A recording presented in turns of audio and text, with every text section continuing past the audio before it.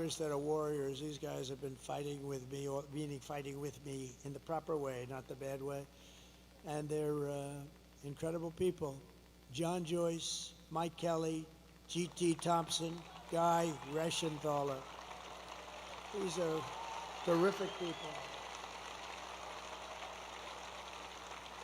And somebody told me that, Guy, you were a terrific wrestler. Is that true? I didn't hear that. So I'm never going to fight him. That's all. You know, when you hear that stuff, don't ever go against the odds, right? That's fantastic. I heard really good. Thank you very much, Guy. I appreciate it. Former Congresswoman and Democratic. What's up, Chad? She was a good candidate too for President of the United States. Tulsi Gabbard, a woman of great common sense. A woman of great common sense. And she just switched over to the Republican Party, so that's good. She was a Democrat. Then she became an independent, and then she became, thank you very much. It's a great honor. She's a fantastic person. I always said, you know, I've watched her for a long time, and I'd say that's a woman of great common sense, because it's all about common sense. We could say conservative, it's common sense, and thank you very much. I appreciate it. A woman that we're very proud of. She started with us in the Oval Office in the White House. She became press secretary, and she then became the governor of Arkansas. Sarah Huckabee Sanders. Sarah, thank you. Beautiful, thank you. She's doing a good job, too. Oh, we have so many great people. So somebody that ran for president, and let me tell you, he was good, he was smart, he was so impressive to me, and he was, I watched the whole thing go on. They said, should you run? I said, listen, I got a 72-point lead over everybody. People want to hire a smart person, not a smart person to be president. When you're leading by 70 or 72 points, why should you go on a debate and have 12 people knock the hell out of you? Because eventually it's got to have a little impact. So I said, I'll sit out the debates, but I watched the debates, and I watched this man, and he was unbelievable. The governor of North Dakota. Let's get it. We got to just show up. Oil experts. That state is doing unbelievable since he's been governor. And he was like me. This man, he made a lot of money, and he wanted to run, and he knew the state. He was in the state, and he ran for governor. He won. He's been one of the best governors in the country. Very smart, and we got to bring him in because he's not going to be running again. How you doing tonight, Devin? Limited or something, but he's not. And we're going to find a good place for this guy. We're not going to let him go. Governor Doug Burgum. Thank you. Thank you very much. And his wife, Catherine. Catherine is phenomenal. The son of one of the greatest baseball players of all time. You think I don't know about Roberto Clemente? Oh. So Roberto Clemente Jr., and I hear he's quite a player also, but I'll tell you, I remember his father in deep right field. I remember the throw. You know, I've seen a lot of baseball, and I've seen a lot of throws. And baseball doesn't seem to be quite what it was. We got to do something about that, you know? Too many stations, too many games, too late at night. They should hire me as commissioner, although I like their commission, I do. Some commissioners I don't like. But, you know, make baseball great. Make baseball great again. But I saw, come up here for a second, wherever you may be. Where is this guy? Because this guy was like, come up here, come on up here. Anybody with that gene, anybody with the blood in him of Roberto Clemente. Puerto Rico, I love Puerto Rico. Come on, come here. Tell them how great was your father.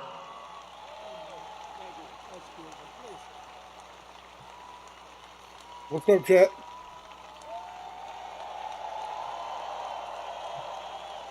Oh, so this is his son.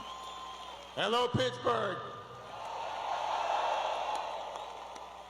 Monica, how you doing tonight? One thing that I can say is that I'm very proud to be here. For the first time, I had to take a step forward. It is very important for me to support this man because I believe tomorrow is a change of time. I'm doing well. You excited for tomorrow?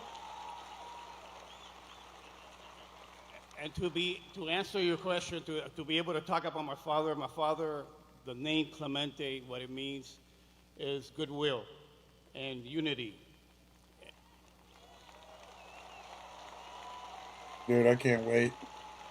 I'm going to be live streaming all night I tomorrow. believe that your team is going to bring it all home. Yeah, I believe in pickle. everything that you stand for Gonna right now, reflect being able the to make a weather's change for our way. family, my 3 kids that are very young, and we live here in Dude, I'm Pennsylvania. so glad Cam's doing better. Reverse flash.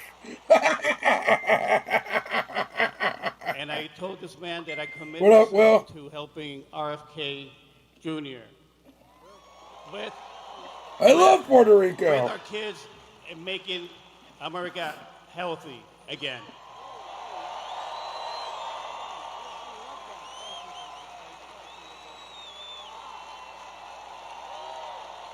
Yeah, I'm so glad Wow. Cam's doing better. Well, Bobby's going to like that. Bobby's great, by the way. He's going to Bobby's work. great, by He's the going way. to work with him, but now he's going to work with Roberto Jr. Bobby Kennedy. You know, he's a credible guy. It's not an easy Windows step. up. You know, they've been Democrats a long time. The Kennedy family. I'm sure they were They thrilled. really but have. Bobby had to do the right thing, and he did. And he's going to be very much involved. You know, he's got a tremendous view on health and pesticides and all the stuff. I And love we're it. really a healthy country. Look at some countries are much healthier than we are, and they don't use all of this stuff. And so Bobby's going to pretty much do what he wants. I want him to do something. Yeah, how's everyone really doing tonight? important for our country? Makes people healthier. We have obesity. We have every problem you can have, and Bobby feels very strongly about it. And he's going to be very much. Does it sound the low to only you thing guys? I told him, though, Bobby, you got to do one thing: do whatever you want. You just go ahead, work on the pesticides, work on making women's health. He's so into women's health, and you know he's really unbelievable. It's such a passion. But I said, Bobby, I don't know if we the can watch that or not, or else I would liquid put that gold on. to me. Don't trample that. Don't trample on our liquid gold because we're going to let Yeah, more than drill, any other baby, country in the drill. world by far. Don't trample on that, Yes, Bobby. Let me just, he at this point in this, let is. me just make our country rich as hell. Listen, So I got to keep him away from that. That could be a problem, did you guys see the meme that they did but I with got to keep him away from that. Elon Musk, and I So forget who that's the so other person exciting was in with it, and it's basically like from The Office, where it's like, so what do you do here, and where they just start firing everybody. That's what they're gonna. I'm telling you, that's what's happening when Trump gets in office. Bro, By he's the way, Roberto symbolic. Clemente, you know, we all see a lot of players and you forget about them. Even for those of us that have very good memories, you forget them, But I remember playing the Mets, the poor Mets. They were playing the Mets, and a ball was hit into the corner of right field. He played right field, and he went over. Rocket was hit. My friend just messaged me and said, I think he's watching, said RFK will cure my And fatness. the players started marching to the plate pretty fast. Yo, And yes. I remember sort of everything. And Roberto Clemente, because he was a great hitter. That was the I most think of him accurate as a hitter, but he 2020. was an incredible Okay. fielder, but he had the best arm, I think, in baseball. We'll see. He I don't threw believe polls. We'll see from the when it's deep all said and corner of done. right field. It was not possible to do this. A ball that never was more than 10 feet off the ground, a strike, and the runner was out. And I said, well, there go my aspirations about being a professional baseball player. It was the greatest throw I've ever seen. I love Jesse Waters. He's So funny. I wanted to. It's funny. He was one of the greatest hitters, but I remember him more for the throw than the hitting even.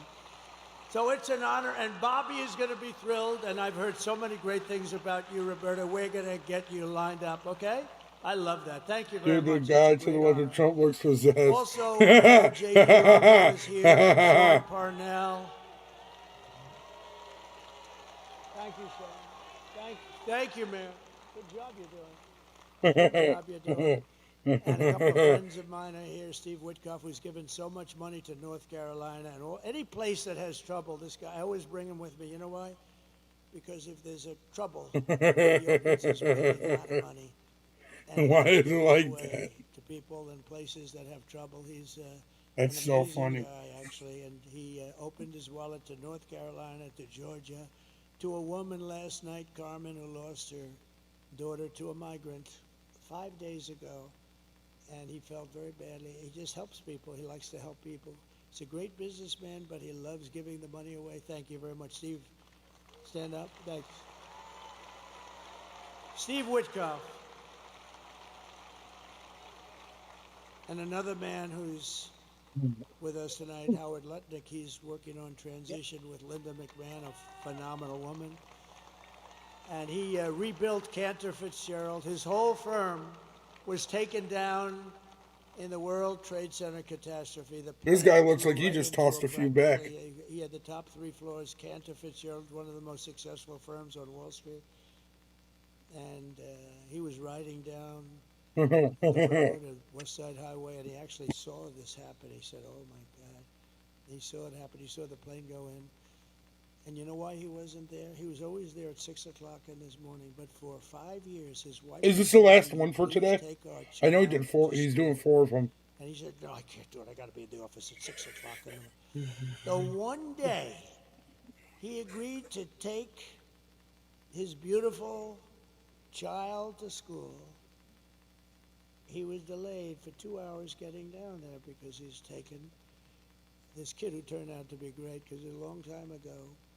I said, when you look at that beautiful for sure that you produced, you thank that person. You thank that person every single day. But he wasn't in probably the only day. Might have been the only day in your life that you weren't in that building at 6 o'clock in the morning, right? But his brother was in the building and hundreds of other people that worked for him. And his firm, outside of a few people in Europe, his firm was wiped out in 1 instant, 1 second. Yeah, he does, Cam. They were actually making phone calls to their families saying, "We're stuck, we can't get out."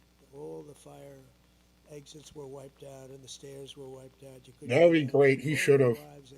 He doesn't want to. He wanted his hair to show. What up, Tyler? The whole story is crazy. And they all died, every one of them, and he had to rebuild. He wanted to rebuild, and he rebuilt the firm bigger, better, and stronger than it ever was. And he gave a chunk of the firm for an extended period of time to the relatives, wives, and family of the people that were killed. Howard Lutnick. It's a great story, actually. That's a great story. He's a great guy. And just one other group is here because this is, we are all inclusive. And if you see what's going on up in a really incredible place, a part of the country that's very incredible, but it's under siege. It's under siege. It's happening in Detroit. It's happening in a lot of other places, but Michigan is really under siege because of what they're doing to the auto business. We're bringing it all back. You see that we're gonna through a series of intelligent tariffs, no taxes, but intelligent tariffs. All those companies are going to be brought back, but we've gotten to know and really understand Muslims for Trump. How about that? Muslims for Trump. And it's become a big movement in Michigan, a beautiful movement. And you know what they want? They want peace. They really do. They don't want to be in wars. They're very smart. And it started off as a little thing, and it's grown and grown and grown. And now we have a much bigger vote than they do. Can you believe that?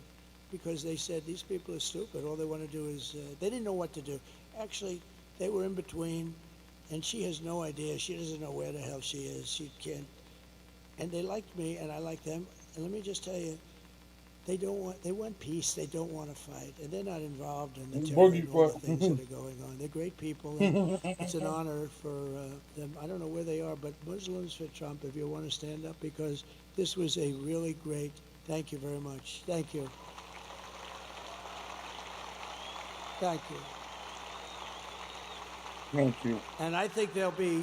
California's for Trump. And I think they may very well be responsible for the kind of numbers we're showing up in Michigan. Michigan is really looking good, just like Pennsylvania's looking good, just like Georgia's looking good, just like Wisconsin is looking good. North Carolina is looking really good. Arizona's looking great. Nevada's looking great. Where else is there? But even Virginia, we had a great meeting. Glenn Youngkin, we had a tremendous crowd it's not a swing state, but we had a tremendous crowd in Virginia. I'm hearing New Hampshire, where, these are states that aren't really in play in theory, but they're in play now.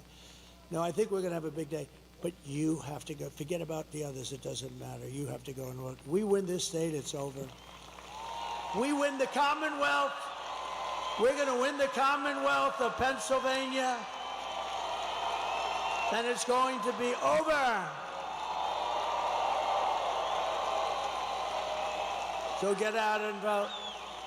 That's all I ask. In conclusion, with your vote tomorrow, we are going to fire Kamala. We're going to save America. We are going to drill, baby, end drill. Inflation, slash your prices, raise your wages, and bring thousands and thousands of factories back to America and back to the Commonwealth of Pennsylvania. We will build American, we will buy American, and we will hire American. I will end the war in Ukraine. Would have never happened if I was president. I will stop the chaos in the Middle East, and I will prevent World War III from... You're very close to World War III. Oh, very close. You're very close, and we have people that are not the right people to handle it. They are grossly incompetent. We will crush violent crime and give our police the support, protection, resources, and respect that they so dearly I like that deserve. one. They know what's going on. They know everything. They know the names of the people that are coming into our country. They know everything about them. All we have to do is let them do their job. We will strengthen and modernize our military. I rebuilt it, but now a lot was given away to Afghanistan. Can you believe? They had a parade last week where they paraded our beautiful equipment down the middle of their boulevard. Yes, I sir. mentioned that. And we should have never let them have Bagram, the big air base that's just literally an hour away from China. We will build a missile defense shield over our country, all made in the USA, and a lot of it made in Pennsylvania. We will rebuild our cities, including our capital in Washington, D.C., making them safe, clean, and beautiful again. We will teach our children to love our country, to honor our history, and to always respect our great American flag. I will get critical race theory and transgender insanity the hell out of our schools. And we will keep men out of women's sports. I will defend religious liberty, I will restore free speech, and I will defend the right to keep and bear arms. Your second Dude, he did 4 today, your Tyler. beautiful Second 4. Amendment, which happens to be under Just siege, today. and for 3 years, yesterday, it 4 was today. fine. After years of building up foreign nations, defending foreign borders, and protecting foreign lands, we are finally going to build up our country, defend our borders, and protect our citizens and our land. Yes. And we will stop illegal immigration once and for all. We will not be invaded. We will not be occupied. We will not be overrun. We will not be conquered. We will be a free and proud nation once again, and it will be soon. Everyone will prosper, every family will thrive, and every day will be filled with opportunity and hope and the American dream. But for that to happen, we must defeat Kamala Harris and stop her radical left agenda, which is a landslide that is too big to rig. We're going to have too big to rig. So you need to get out immediately. We'll talk about it in a minute. Tomorrow. You have to get out tomorrow. And which ones do you think he'll take, though, Tyler? For the past 9 years, we have been fighting against the most sinister and corrupt forces on earth. They're the most sinister. Yeah, tell him, Cam. With your vote in this election, you can show them once and for all that the nation does not belong to them. This nation belongs to you. It belongs to you. Facts. It was hard-working patriots like you who built this country, and tomorrow it's hard-working patriots like you who are going to save our country. After all we have been through together, we stand on the verge of the 4 greatest years in American history.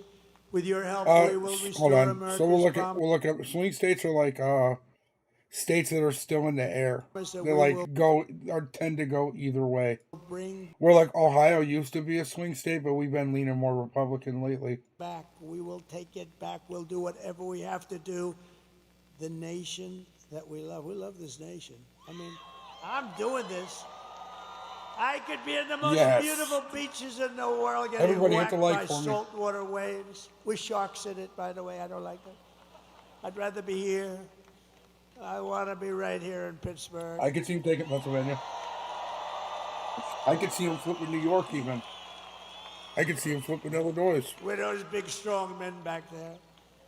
We are one people, one family, and one glorious nation under God. We will never give in. We will never give up. We will never back down. And we will never, ever surrender. Together Did we you will vote, fight, Jose? fight, fight, and win, win, win. November 5th, tomorrow, will be the most important day in the history of our country, and together we will Me too. make Me and my dad and my America neighbors. powerful again. Make America strong Make again. America wealthy again. Yes. We will make America Nice. healthy again. We will make America strong again. We will make America proud again. Yeah. We will make America safe again. And we will make America great again. Thank you, Pittsburgh. God bless you. God bless you all. Thank you. Is this the last one? I think this is the last one. Live. Is he doing one more tonight? Send it, but can you put it on here, Will, so I can click it over? Oh, here, let me see.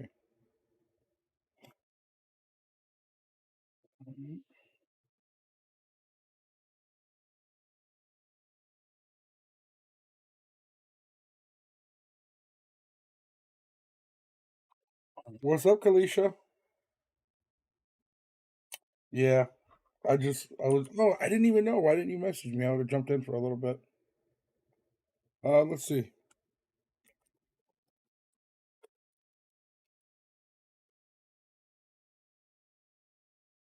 I spelled that wrong.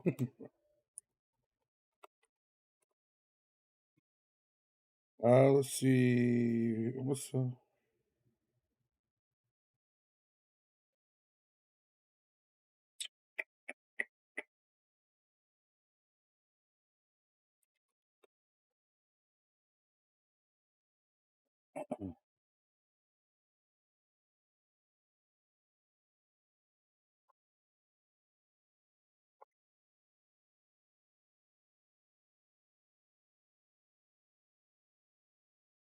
There's this one. We I help think we watched this individuals yesterday, and though. organizations better lead Oh, no, and this is 25 manage minutes change, ago. and now All right, cool. we're excited.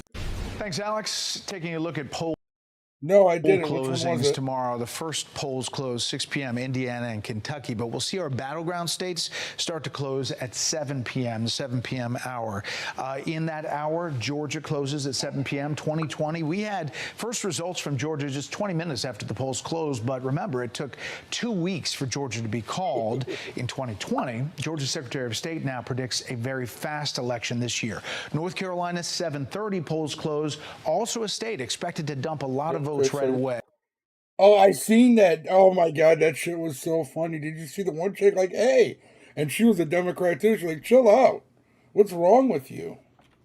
The last vote should be cast in Pennsylvania, barring any changes, at 8 p.m. Most of Michigan, 8 p.m. And Bro, then the yeah, rest I of seen that. Joe Rogan did endorse Trump. Here, we'll watch that really quick. My buddy actually just messaged me and said that 9 p.m. Elon Musk got Joe Rogan to endorse him. Dude, that shit was so funny, Kalisha. Joe Rogan endorsing Donald Trump. This just after Elon Musk made the case for 45 during his 2.5-hour sit-down interview on Rogan's podcast today. So two major endorsements, Megyn Kelly and Joe Rogan, at Monday night, right before the election. Click here to subscribe. A good endorsement. Yeah. In Wisconsin, again, 9 p.m. We expect to see results shortly thereafter, although they start counting on election day. Arizona, the polls close at 9 p.m. So Jose, he had in the past week he's had Donald Trump, J.D. Vance, then he had John Fetterman on, and now he had Elon Musk on today. and Elon Musk got him to endorse Trump. But many of the precincts won't report about 1 hour after close. So we can expect to see first results about 10 p.m. Eastern time. All right, In we'll be Nevada, live around polling 7, places wait to maybe report 8. data until I the don't want to get last on too person in early. line has voted. So technically 10 p.m., but we'll see first results probably around 11:40. At least that's what we saw in 2020. Now, as we head into Election Day, the Real Clear Politics average of polls has Vice President Kamala Harris and former President Donald Trump tied. 48.5% to 48.5%. Imagine that. It's about 2 years running. All the changes we've had, a new nominee with Vice President Harris, and now heading into Election Day, it is tied. All right, let's take a look. I still don't understand how people are voting for her. At the path to 270, the electoral votes needed to win the presidency. It comes to the Electoral College. Pennsylvania has the most electoral votes of all the toss-ups. It's crucial for both nominees, but they have paths to victory without it. Let's start with Vice President Harris. Let's say she wins Pennsylvania. That's a big win for her. She pulls that out. We can also give her the 2nd district in Nebraska. And also 2 states President Joe Biden won by more than 1 percentage point in 2020, and that is Michigan and Nevada. Now, we can give former President Trump in this scenario, this what-if scenario, North Carolina, which he won by more than 1% in 2020. He'd also need to win Georgia and Wisconsin and Arizona, and that could take him to the presidency. He lost in those states to President Biden by less than 1%. Now, let's go back and do it another way. Vice President Harris's path without Pennsylvania. So we'll give the state of Pennsylvania to former President Trump, along with Arizona, which does seem like it's heading Republican just by the early vote and what we see in the polls. We can also give him North Carolina. Now, Harris would need to run the table with the rest here. We'll say Nebraska is going that way, but she would have to win Wisconsin, Michigan, Georgia, and then Nevada would put her over the top to win the presidency. All states Biden won in 2020. It is a path to victory without Pennsylvania, but she really focused on Pennsylvania. In fact, her campaign has spent more than 20 visits there. And Vice President Harris is in Philadelphia tonight. Hey, Sean Hannity here. Hey, click. Okay. One night away from I'm still a election wait and day, see kind of and guy. no one knows what's going to happen. Trump's confident. Kamala claims she's Yeah, confident. And the polls say I'm it's a better. dead heat. Trump and Harris both slugging it out, looking to land one last shot.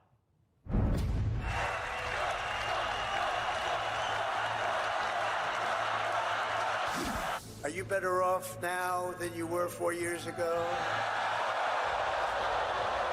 So he's doing one more tonight, Cam. Bro, he's wild. He's fucking wild. We will fight, Jeez. and win. Well, we'll watch that in a minute. Get out the vote. Let's get out the vote. Let's get out the vote. Let's win. I love Gen Z. My plan will be about cutting taxes for workers and middle-class families and small businesses. Kamala talks about fixing the economy, but why doesn't she do it? Kamala broke it, and I will fix it, and fast. We are fighting for a democracy right now. And we love our democracy, and democracy can be a bit complicated sometimes. America will be bigger, better, bolder, richer, safer, and stronger than ever before. Me too.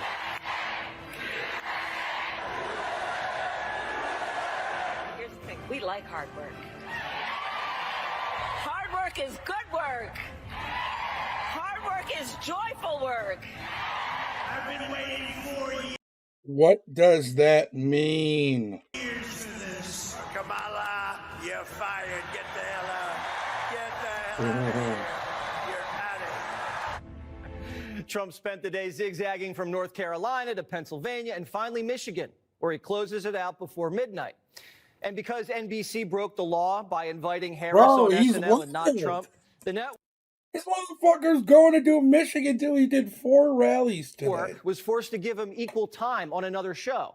And he chose Sunday Night Football. Hello to our great sports fans, and I hope you're having a fantastic time.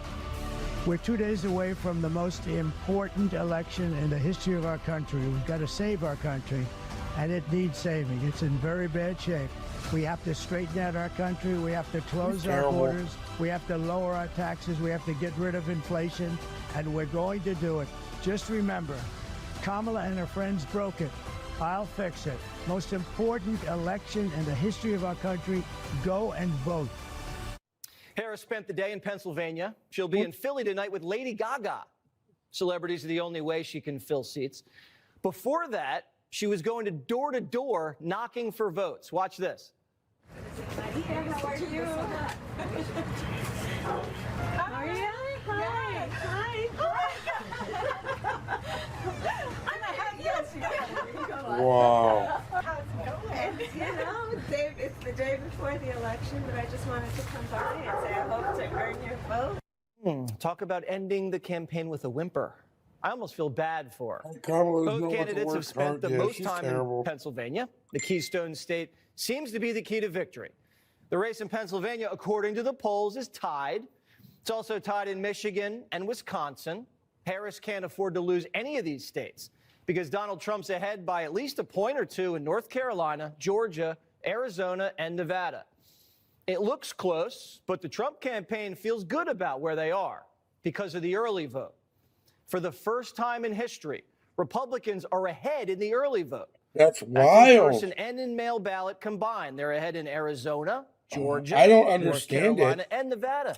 Just like Cardi B last night, Kalisha. This chick is so terrible. She's such a terrible. Like, I don't even care if she can speak well or not. She's a terrible human being.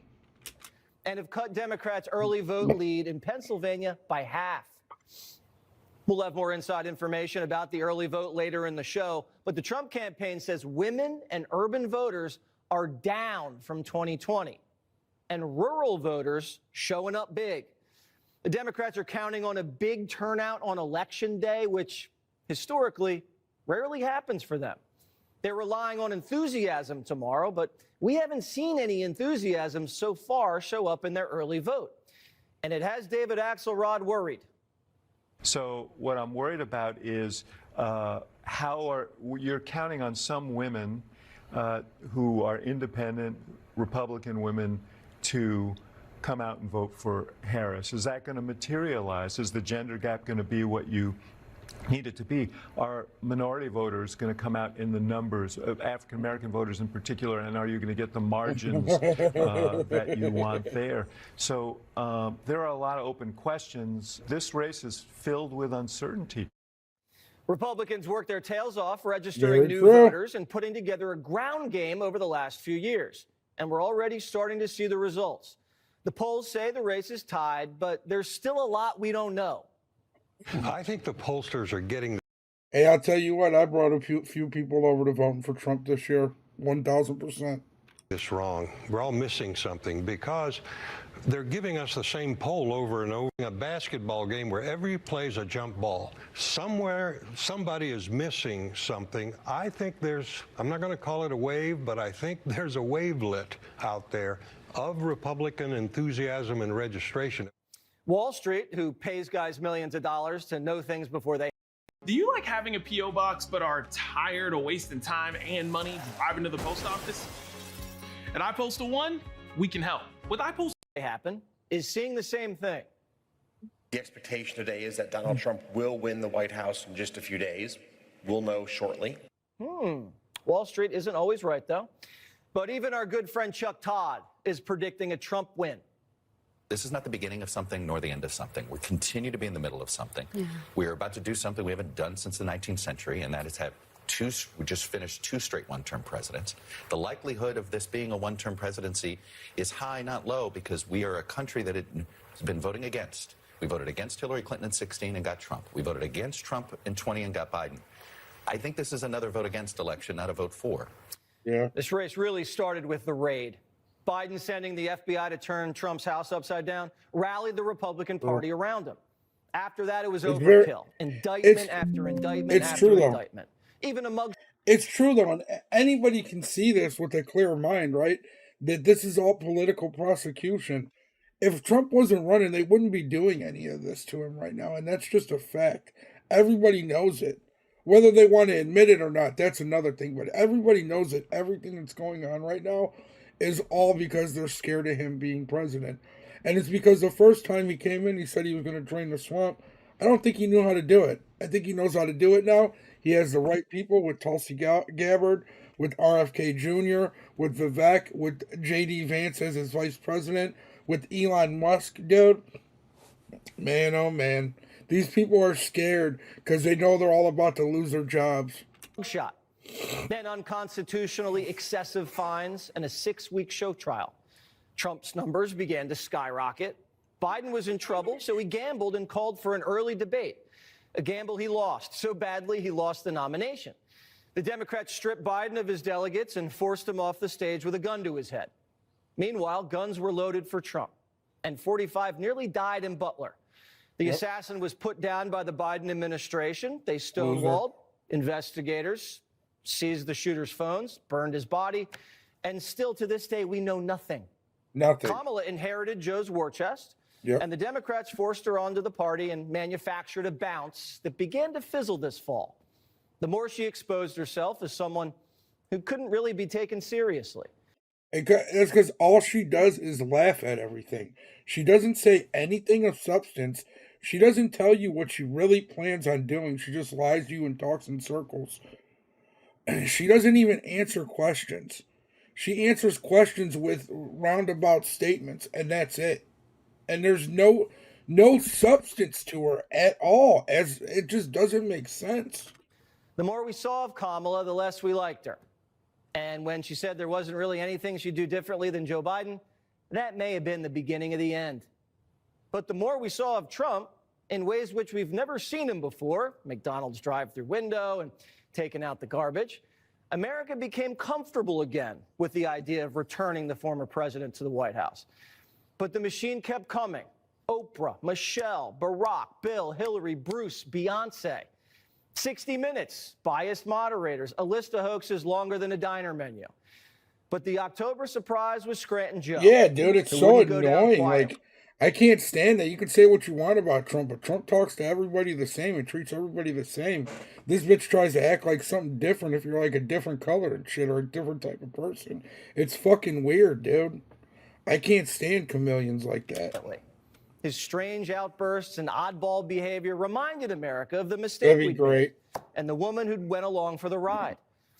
Democrats' frustration boiled over, and the last 2 weeks we saw them insult not just Republican voters, but their own voters. I'm a million. As the machine broke down, they began calling us un-American, fascist garbage who needed to be smacked in the ass.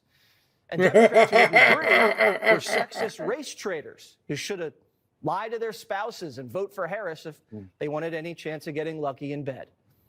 How does this all end? We don't know. It's not over yet. But this may have been the most iconic campaign in American political history. This is definitely one of the wildest fucking elections ever. Legitimately one of the fucking wildest elections that we've ever had this year. The rest of the story hasn't been written. That's up to you. If you didn't vote early, tomorrow's your day. And Joe Biden loves stacking asses, boy. We could know the winner on election night.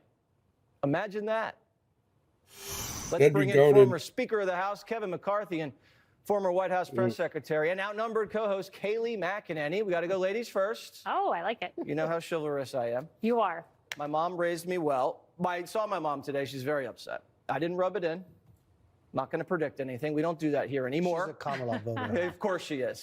Ride or die Kamala Harris. But when you look at how things are now, Kamala's going door to door. Yes. Definitely, bro. What does that Old tell you? enough Yeah, I to saw her pop up at some party. random person's house in Reading, Pennsylvania, and act like she was surprised, and the voter act surprised. Maybe they were, but I'm sure that was a heavily vetted interaction. No campaign would let her do that.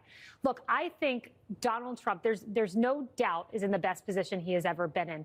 When you look at polls, he has a lead, and 5 of the 7 battleground states, according to the Real Clear Politics average, all within the margin of error. Nate Cohn has affirmatively come out and said, we have every reason to believe that the polling bias against Trump has not been corrected over the last 4 years. And then when I look at the early vote, I just checked the new returns out of Pennsylvania. 412,000 is what the Democrats have now. Most analysts say they would needed 415,000 to feel close, 420,000 to be comfortable. They are short of that. Anything can happen. No one knows what's going to happen tomorrow, but I would rather have Trump's hand of. Hi, my name is Andre, and thanks for checking out Synthosophy here at synthosophy.org. Cards tonight than Kamala Harris. And so would I, but we don't know about women. Women continue to surprise us, Speaker. They came out strong in 2020.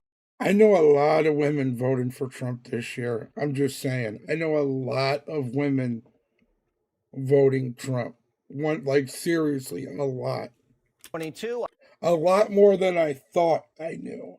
And I'm just being completely honest. I didn't see it coming. I don't usually see things coming when women are involved. But again, it's so unpredictable. There's a chance she. That's just how it's going to be, Jose. You know, there's people that want right and wrong in it.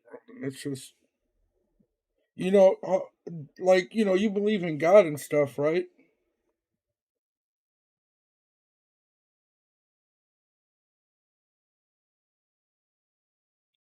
So, you know, there's always been a division between good and evil.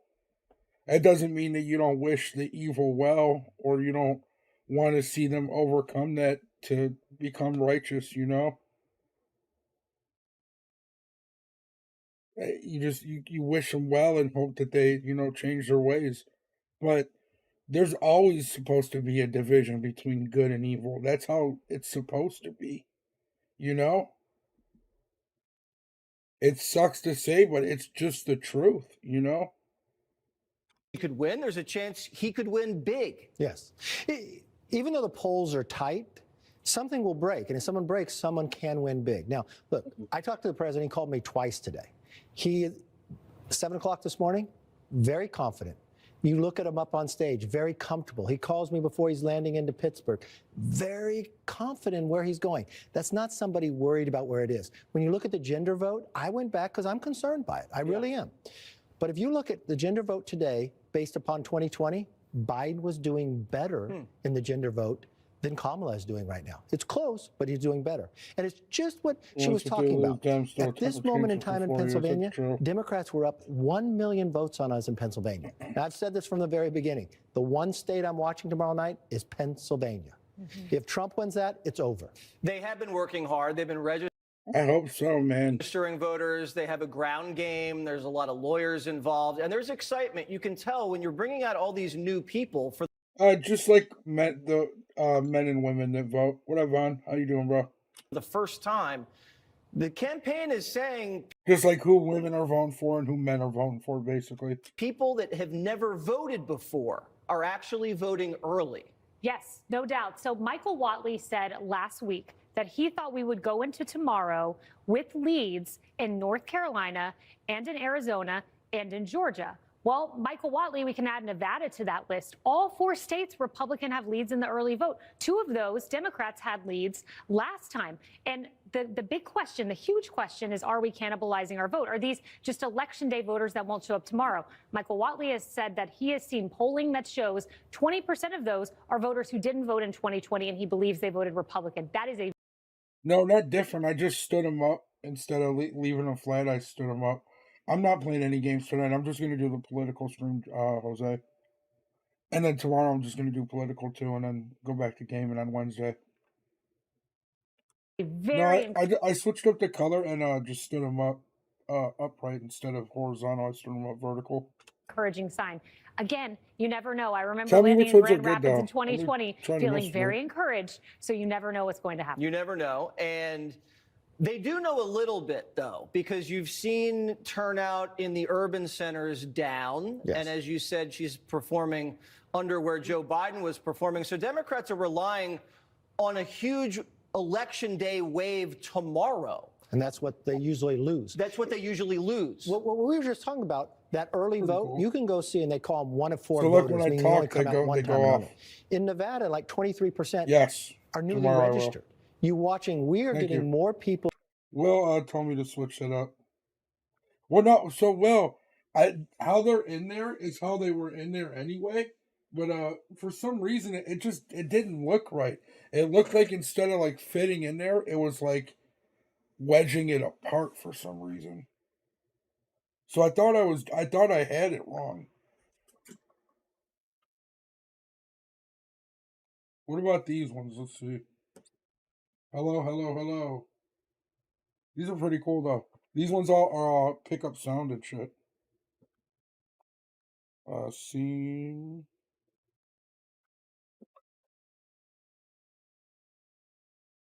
That was pretty sweet. That fire one. People who were low propensity votes to vote early. That's really positive. The other thing you have to think about, in 2020, it's different. That was COVID. Remember, people were changing the election laws, just do what they want. They mailed everybody a ballot in Pennsylvania. And if you look, there are 300,000 Democrats who voted in that presidential election who've never voted again. And now the registration is even tighter. So you've watched Republicans do their job for the last 4 years and improve. Now, is it enough? That will be the question. And I don't think there's an undecided voter. And if you look at Kamala's campaign, remember when she went with Nazis? That was to gin up her base because her base wasn't turning out. So she had to do every shade she can. Say, Trump is evil. He's Hitler. You've got to turn out. And it hasn't materialized. You have Messina, you have Axelrod. They're all complaining right now. And now she's closing with unity. After calling us all fascists. It went from joy to Hitler to unity. Hey, brother, have a good night. Trump Jose. closing with a different message, returning with your to the schoolwork. golden age. Let's listen to a soundbite. My message to Americans tonight is simple. We do not have to live this way. We don't. We don't. We don't. And we won't. We won't. We don't. We do not have to settle for weakness, incompetence, decline, and decay. With your vote tomorrow, we can fix every single problem our country faces and lead America, and indeed the whole world, to new heights of glory. A vote for Trump means your groceries will be cheaper, your paychecks will be higher, your streets will be safer and cleaner. Let's get it. Your communities will be richer. Why did you leave a dislike? This isn't even my gaming page, you fucking... Look at you, you're reverting back to your ways, dude. Be gone. And your future will be brighter than ever before.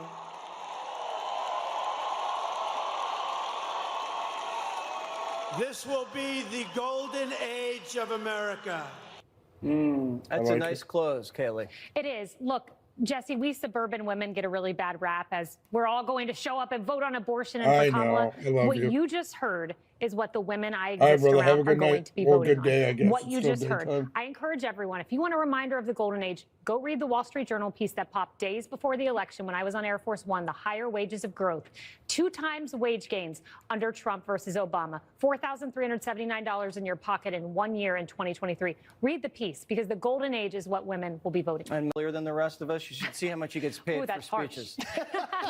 But the best thing that Trump is doing is closing with, Kamala broke it, I'll fix it. Yep. He is so good at, that is the slogan. Great message. Hey, what a great way to end it, though, for real. We got one more rally tonight, too, chat, so we'll be live streaming that. Good. To close out. All right. Coming in hot. Both the Harris and Trump campaigns holding 3 rallies in PA today. Both candidates are hustling, but what's the move? I thought Trump had 2 in PA and one somewhere else and then 1 in Michigan. Maybe I read it wrong. The New York Times. I thought he had 1 in, like, North Carolina today or something. Times says Republicans are cautiously optimistic, while Democrats are stressing out over a potentially embarrassing loss. But the media is giving up the game. I'm worried. Philadelphia is where we've got to run up a big margin. But Philly overall has been trending down, not in terms of going toward the Republicans, just people not getting out to vote. The other thing that has me worried is that the Jewish vote in the suburban areas, Biden won the Jewish vote by 70%, 70-30 last time. Some polls show Kamala at 50-50. That is 70,000 votes we've bled away. That is the margin for victory. Yeah, North Trump's up Carolina, in 2 in Pennsylvania by a PA. hair. But who knows? Although the most accurate pollster in 2020, Atlas Intel, says Trump has a larger lead in the Keystone State. So what does Atlas know that other polls don't? He's the CEO of Atlas Intel. All right, so you pretty much nailed 2020, and you were up against a lot of respectable polling outfits. Right now, you have Trump up 1 in Pennsylvania. That's But what I where thought it is he was. in the rest of the battlegrounds, Andre? Thank you so much for inviting me on your show, Jesse. Since the beginning of this race, Atlas Intel has shown a structural advantage for Trump. So across the board, in the Rust Belt, in the Sun Belt, he's consistently pulled ahead of Kamala Harris. Right. We're showing him within 2 points of Harris in the state of Minnesota. So that's Wow. the Wait, first say time that we're again. releasing You the- have Trump within 2 in Minnesota? Yeah. It's wild. So that really points to a structural advantage, right? I mean, all of these swing states are very competitive. The political machine on both sides is very strong. The amount of money, of resources that's spent on these campaigns is huge, right? So in states where Democrats have traditionally improved, like in North Carolina or in Georgia, structurally they're continuing to improve, but they're sort of battling against large disapproval rates for the current president. And in some of the states where they're leading before, also because of structural changes, like in Nevada, we think that Trump has a good chance of, for example, turning Nevada, and he is pretty close in our numbers in the only poll we released so far in Minnesota. All right, so you say you're going to give Trump Nevada. Now, Clark County, where Vegas is historically corrupt. There's a machine. They have ward bosses. They do what they need to do every election to get the Democrat in there. Why do you think Trump will be able to propel over that Clark County machine this time in Nevada? No, the machine vote is something that polling generally doesn't capture well. So if the machines will have a huge impact, then it means we should expect a result that is perhaps different from our polling. Now, in terms of what the tendencies are in the state of Nevada, and that's actually similar to Arizona as well, you're seeing a very heavy turnout in rural areas, and you're seeing quite depressed turnout in urban areas. Suburbs indicate that more conservative voters are showing up and kind of compensating for progressive voters that aren't. So on the balance, in the early vote, rural areas are really looking really good for Trump. And everyone is sort of wondering about election day cannibalization. Is it the case that these voters, instead of showing up on election day, already voted, and maybe they're a depressed turnout on election day? That is possible, but I don't think all of the voters that didn't show up on the Democrat side so far will show up on election day. So at the end of the day, you have to look it goes both ways. You don't need therapy. It's definitely going to go both tell ways a little myself bit. all the time. Fortunately, now I realize there's absolutely no shame in attitudes on both sides and try to understand on balance what is more relevant. What I would say is that overall, the data so far kind of suggests that the conservative base this time around appears to be more excited about participating in this election cycle, while the progressive base is a bit more demobilized. Okay, well, we'll see how it shakes out. You nailed it last time. Let's see if you can go 2 for 2. Andre, good to talk to you. Thank you so much, Jesse. Let's bring in America First Works. Hayek. Ashley, you've been analyzing the early vote. It's making Republicans confident. Why should Republicans be so confident? Well, look, this is a big math problem. That's how we view this. We've been on the ground doing door-to-door canvassing since late June, early July. And one of the things we've seen is that Republicans are very excited about change. People want change. The number 1 and 2 issues are the economy and the border crisis. And there is no vision from the left. What is absolutely mind-blowing to me is that Kamala Harris, who's supposed to be this historic female trailblazing candidate that the liberal biased media wants us to believe she is. In D.C., liberal cities are boarding up windows like it's the summer of love. Are they worried about Democrats burning down businesses again? Riot fences went up at Kamala's house in D.C. And the White House. And in New York, someone with a MAGA hat had his teeth knocked out by a complete stranger. Things are tense. In 2016, Democrats threatened to flee the country if Trump won. This time, they're taking out insurance policies. One Democrat said that he and about half dozen other lawmakers had taken out legal insurance to pay for lawyers in case Trump tried to sue him or arrest him. The ones that aren't getting insurance are getting guns. Oh, Trump got him scared, boy. Some members are also discussing hiring private security out of concern that their opposition to Trump could make them a target. But not everybody can afford private security. One Democrat put together an insurrectionist getaway costume, complete with tactical pants, tactical boots, and one key part of the disguise that the lawmaker asked the reporter not to disclose. They're playing dress up for an imaginary threat over an election that hasn't even happened yet. If it sounds like they're hitting the bottle, it's because they are. A liquor store in D.C. told the New York Times that sales are up, but bar owners say less people are coming in. That means Democrats are drinking at home alone. But the Super Bowl parties are pretty bleak. These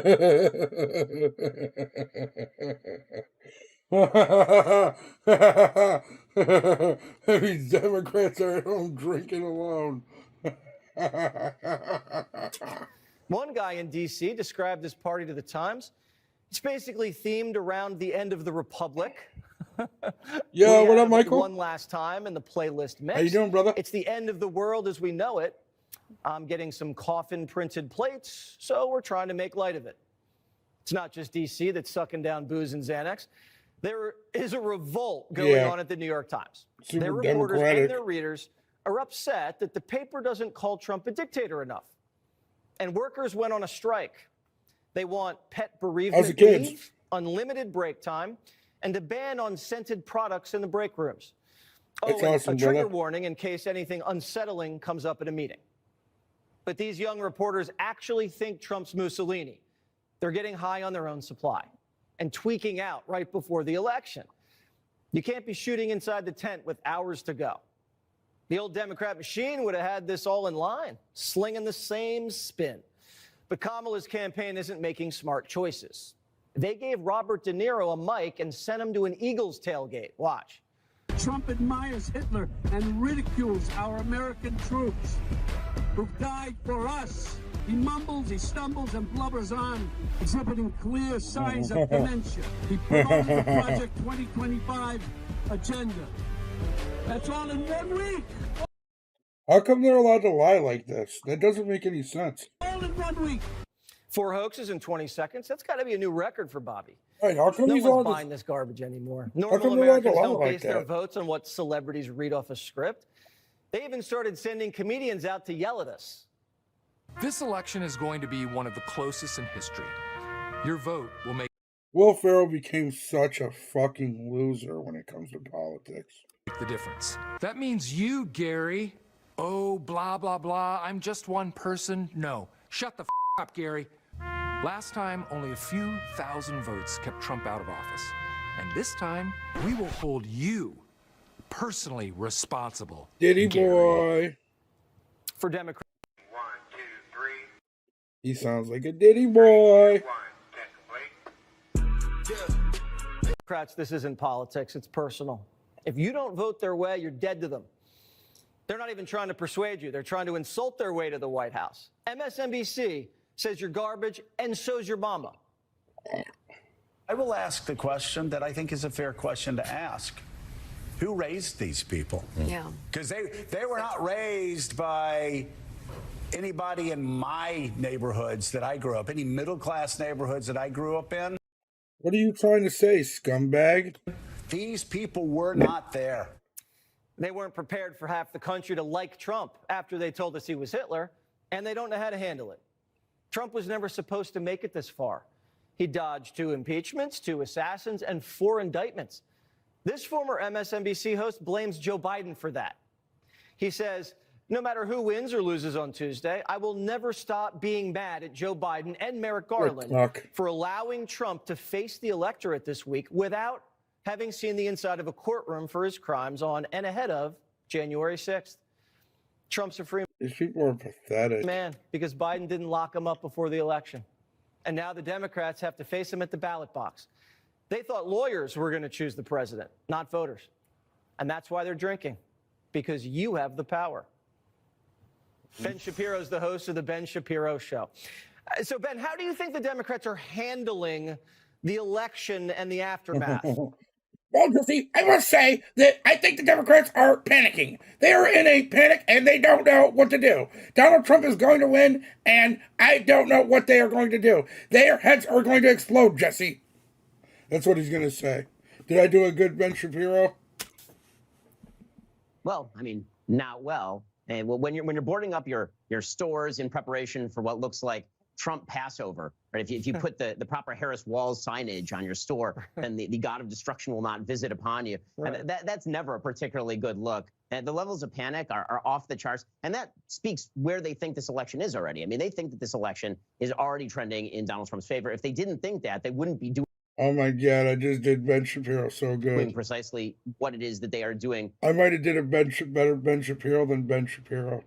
Right now. It's funny. A lot of the headlines right now are all about how they're preparing for Donald Trump rioters. Really, in Washington, D.C., we're back to the Jussie Smollett story now. All these MAGA-hatted voters in Washington, D.C. burning down stores. The panic is palpable, and it's coming largely from one side. Do you think they're prepared for a Trump victory? I sometimes like to believe that maybe they'll coalesce and help the country. No, Jesse, nothing they can do will ever have them prepared for a Trump victory.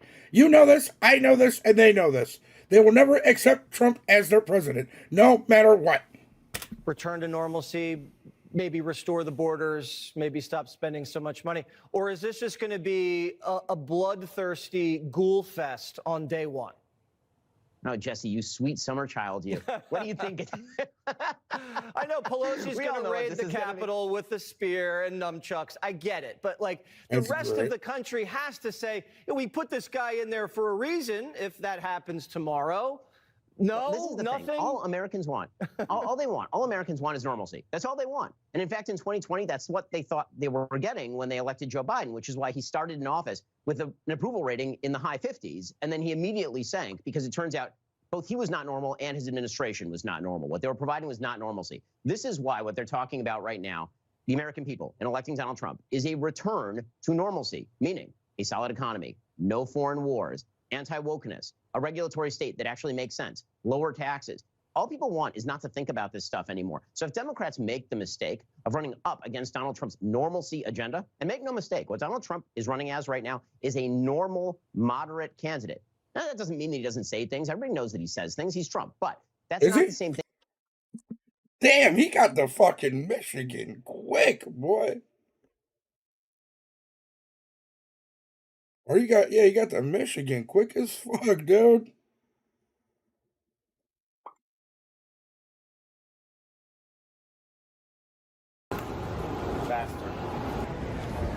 Faster.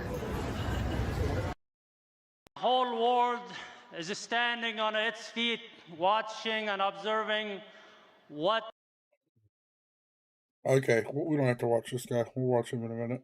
Thing is his agenda. His agenda is what Americans are looking for. I'm going to poll, by the way. I'm a better Ben Shapiro than Ben Shapiro. And so if they stand in the way of that agenda, they're going to pay the price at the ballot box next time, too. He's running as the rich, stern grandfather. And a lot of people respect that. When you see the narcissism of people taking out insurance policies, Democrats, because they might have to lawyer up because Trump's going to throw them in Gitmo, or I don't know, the lengths they're going to insult people, their own voters, Ben, psychologically, what does that tell you? I mean, it tells me they think that they're losing.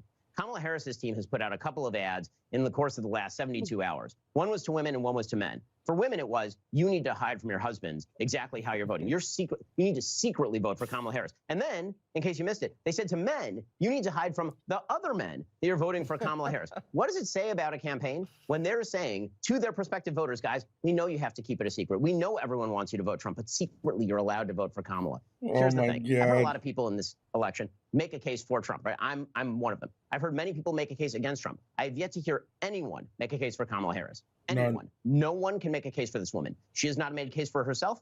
Tim Walz has not made a case for her. Joe Biden will not make a case for her. There is no case for Kamala Harris. There's just pro-Trump. Did I do a good job? Did you hear my Ben Shapiro Von or no? And anti-Trump. And I really wonder whether anti-Trump gets you all the way across the finish line with a candidate on the other side like Kamala Harris. Well, she can't make a case for herself. Why should other people? And she doesn't even talk about the last 4 years. She doesn't talk about the next 4 years, the last 4 years. She just talks about Donald Trump. Do you get a sense? We can't say anything because she doesn't even know who she is. In the last 4 years, she couldn't tell anybody who she is. She literally said that she would do everything that Biden does. I don't get it. She will not win. She cannot win. Trump will win. Sometimes, and we talked about what this up, right Trump? after the coup, that this was just to stop the bleeding down ballot. This was maybe to save the House, maybe stop the bleeding in the Senate, and just... That means that's the end of that video.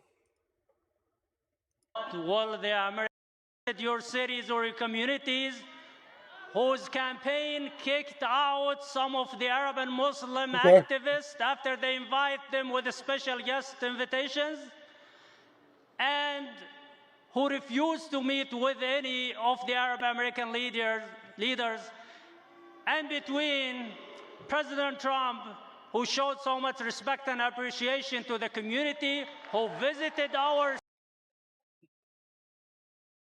I'm pretty sure that means it's the end of the video. But we can find something else. Your movie is really funny. It's really funny. By myself, laughing out loud hysterically today. Let's vote. Let's get out the vote. Let's get out the vote. Let's get out the vote. Let's get out the vote. Let's get out the vote. Let's get out the vote. Let's win. Was amazing. I'm listening. Kamala closing her campaign with a heaping, serving a cringe as the Veep and Donald Trump make their final push to win over undecided voters in swing states, Jesse. Right now, this race is tighter than the hairpiece that's glued to Jesse's scalp. Trump is closing like a madman with 4 rallies across 3 swing states, while Harris is sticking to one place, the Commonwealth of PA. We stand on the verge of the 4 greatest years in American history. With your help, we will restore America's promise and we will take back the nation that we all love so much. It's about the win, and it is about more.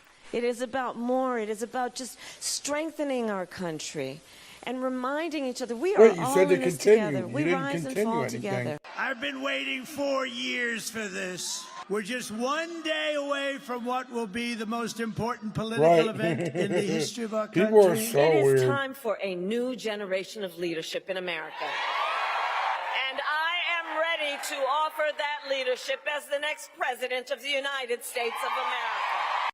But that's just a warm-up to Kamala's star-studded finale in Philly, featuring Joker Something 2-star about Lady a picture I Gaga, posted. I forget exactly. Latin sensation Rick Martin, and talk show queen Oprah. It was like... Never heard of her. But Van Jones is worried that about the celeb estimated bonanza job finale growth could and then the backfire. actual between... Only people understand. Working like what they people guessed sometimes have to at choose. and what Am I going to there go to the actually big was. cool concert this week and pay for babysitting for that?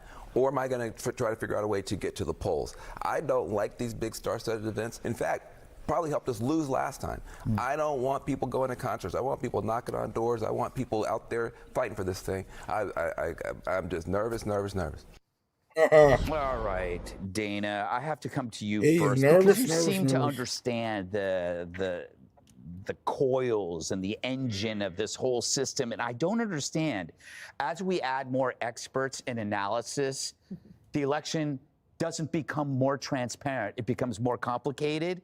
It's like we turned the election into a phone plan or a cable provider where there's like, I don't even know what I'm listening to. Britt Hume said something this morning in Newsroom that I thought was true. You know, sometimes you get frustrated with your phone and you just want to go back to a paper calendar. Yes. Because that's when you knew, like, everything was there.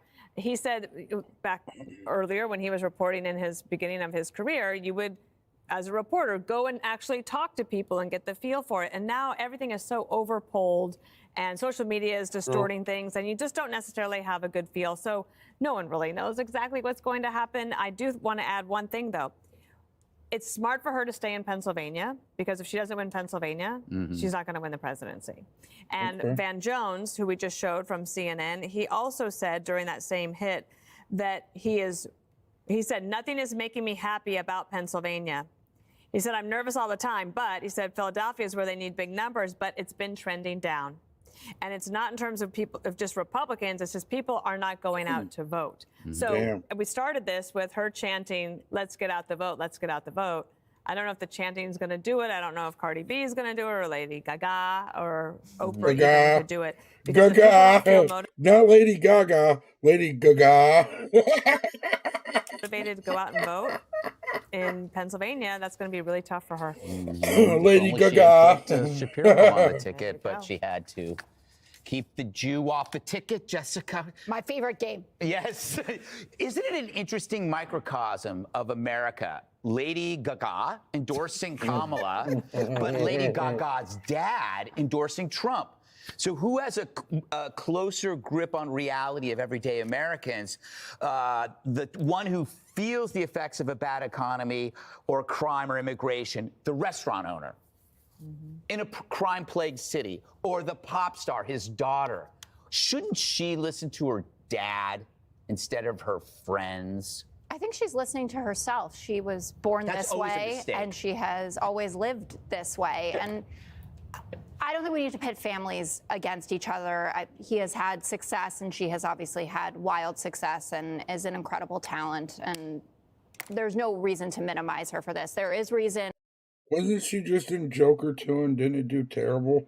To consider if there will be someone who sees this as the final night is just about stars and it's not about Kamala Harris making her pitch. She will, I'm sure, give her same stump speech that she has been giving, which has been wildly effective. Now, in every survey, the late breakers are going for Kamala by double-digit margins, and Trump used to be leading in that category of people who were deciding closer to the end from 4 to 6 weeks out. But the last 2 weeks, it's been about her. But, you know, Van Jones says, I want people knocking on doors. They're having to send home canvassers because they have so many. And on Saturday, this was incredible. The Harris campaign was knocking on 2,000 doors a minute across Pennsylvania. 2,000 a minute, you say? A minute. A minute. My goodness. Yeah, and you just don't hear those kinds of stories from the Trump campaign. Now, that's not to say that they don't exist. They're not lies. I mean, my mom is right now in Scranton knocking on doors. Really? Oh. What? You got something against my mom? Nothing. Oh, you said Really it. nothing to argue No, we about. all said wow. Wow. Oh, okay. Anyway. Trump wins, or we'll say if Trump wins, I don't want to be cocky about it. If Trump wins, you're going to argue, I'm going to argue with you about how right I was. That's what. The closing message. And if Kamala wins, I'm going to argue with you about how wrong you were. Differential is so stark, though, and you are seeing the effect of this on people who are making these late decisions and just the conversations about how it's ending. So Donald Trump has had to be in North Carolina, which I'm sure he's not thrilled about. So that's the only battleground state that he actually won. He had to go back there. And this rally that he gave yesterday morning, the first one, the morning in Pennsylvania, where he did everything from saying, you know, he shouldn't have left in 2020 to that weird comment about, you know, shooting the media, that they'd have to shoot through the fake news. And I don't mind that so much. So his spokesperson had to come out and clarify that. Now, if you want to say everything about Trump taken out of context, it doesn't matter. He only has a finite amount of time left to tell the American public that their lives will be better under another Trump administration than under a Kamala Harris administration. And she's the one that's actually making those connections. She's the one that's convincing people that she'd be as good on the economy. She's completely erased his lead there. No, It is.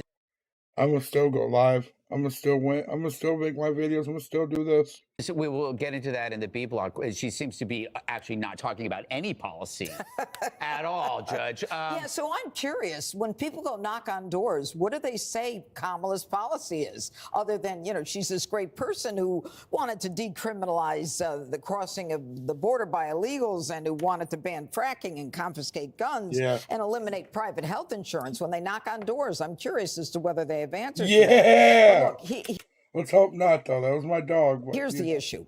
She's in Pennsylvania 4 times tomorrow, okay? She's doing that because she needs to do that. Had she chosen Josh Shapiro, if she ends up losing this race over Pennsylvania, it will be on her totally for not picking a guy because he was Jewish, for Oh, not it's picking dead. a guy because he would Look, I had the lantern. I could have fucking held it, but it's dead. I just got to change the batteries in it. outshine her. Now, there are 300,000 Jewish votes in Pennsylvania. 80% of them are Democrat. So the smart thing to do would have been to allow Shapiro to carry the weight on that. But she wasn't smart enough to do that. So now she's got to be in Pennsylvania all day tomorrow. Let's talk about this over-polling. I'm sick and tired of the polls. The one thing I do know is that Democrats are 16 times more likely to pick up a phone and get involved in polling. That's number one. Number two, 70% of America thinks that we're going in the wrong direction. All right, number three, 65% of Americans are living paycheck to paycheck. So it's not like everybody's like, I don't believe any polls. She would take yeah, him. let's keep going with the Biden administration because she. Is that what we got to do, Vaughn, to get you on our side? Just give you fucking Judge Jean? Can't think of one thing she would do differently. And in the end, the Kamala camp is worried because they keep telling women, I don't know how good their polling is, it's okay if you don't tell your husband that you're voting for Kamala. And then she says to the bros, hey, bros, it's okay if you don't tell your men friends you're voting for Kamala. She's worried about that shy Kamala vote. So I think she's got a lot more to worry about. And in the end, his message is a positive one. We're going to have a golden era. He's good with the economy. It was better when he was there. And that he has done it before, and she can't even articulate it. Jesse, I saved the Jesse for last. Can you respond to Jessica's optimism about Kamala? And also, what do you make of the polls, the shy voter phenomenon, and my new shirt? I'm not a fan of the shirt. Okay. For Supreme Court. All right, no Trump yet, but they did start the rally already. It's a little too urban for me. But it looks good on you, Greg. Thank you. You can tell you did chess this morning. Jessica keeps talking about all this door knocking. Well, it's not working because the Democrat machine in Pennsylvania has gone kaput. The early vote is way down for Democrats. Female votes down, urban votes down, and the rural vote is way up. So you can knock on as many doors as you want. The Republicans have sliced the early vote lead in half, and that's why they're terrified. You talk about these late breakers are going to Kamala Harris. What survey is that? I haven't seen that survey. The Democrats keep talking about this mysterious survey. It's in Marist. No it's in the Univision poll. Well, no one's seen anything I like literally that. just told you where because it is. if it's actually happening, it would show up in the early vote. And across the board in every single battleground, the Republicans are either winning the early vote or they've actually just destroyed the Democrats' cannibalizing your election day vote, potentially. You think it's cannibalized. But if you look at the data, it's low propensity voters that they're turning out. And Republicans always show up on election day. So what the Democrats, Greg, are deciding to do or relying on, they are now relying on this avalanche of enthusiasm on election day that has never happened before for Democrats. Democrats never produce huge avalanches of voter turnout on election day. They have to have that with Black Americans, Hispanic Americans. Damn. They're hitting me with a warning again. I don't understand why I can't watch Fox News.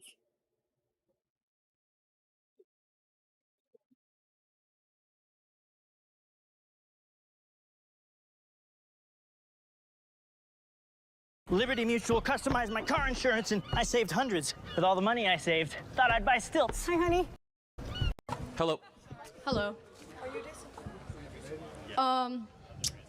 I just kind of had a few questions, and I'm coming to you, like, respectfully, because I have no intention of being rude or anything, despite what you may think. I will be voting for the Democrats. Yeah, but they're giving me warnings. Like, I've always watched, like, you know, CNN, NBC, anything. Let's get it, Morbid. We got to do it, bro. You just got to show up tomorrow. Democratic Party. Hold your booze. Hold your booze. I was, You kind of invited them, honestly. Yeah, probably, Just get them out, guys. Get it out. Yeah, but it's okay. I don't really All right, care. now enough. Stop it.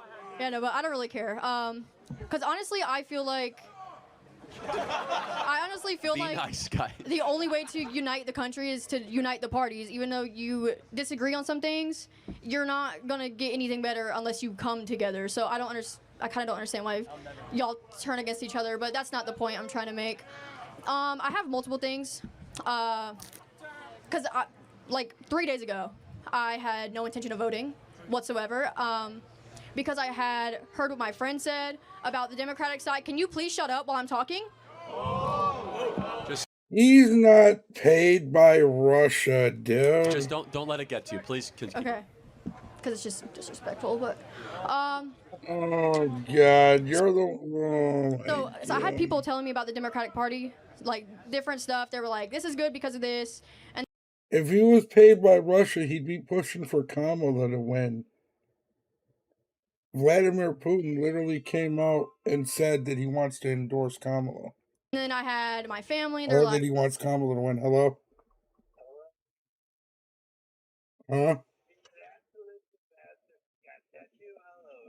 Yeah, are you watching it? Talk in the chat.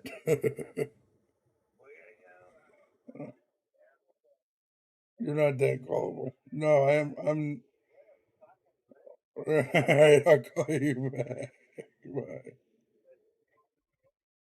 What do you mean he's not a Russian asset? well, Trump's good. Putin literally came out and said he wants Kamala to win because he wants the war to keep going.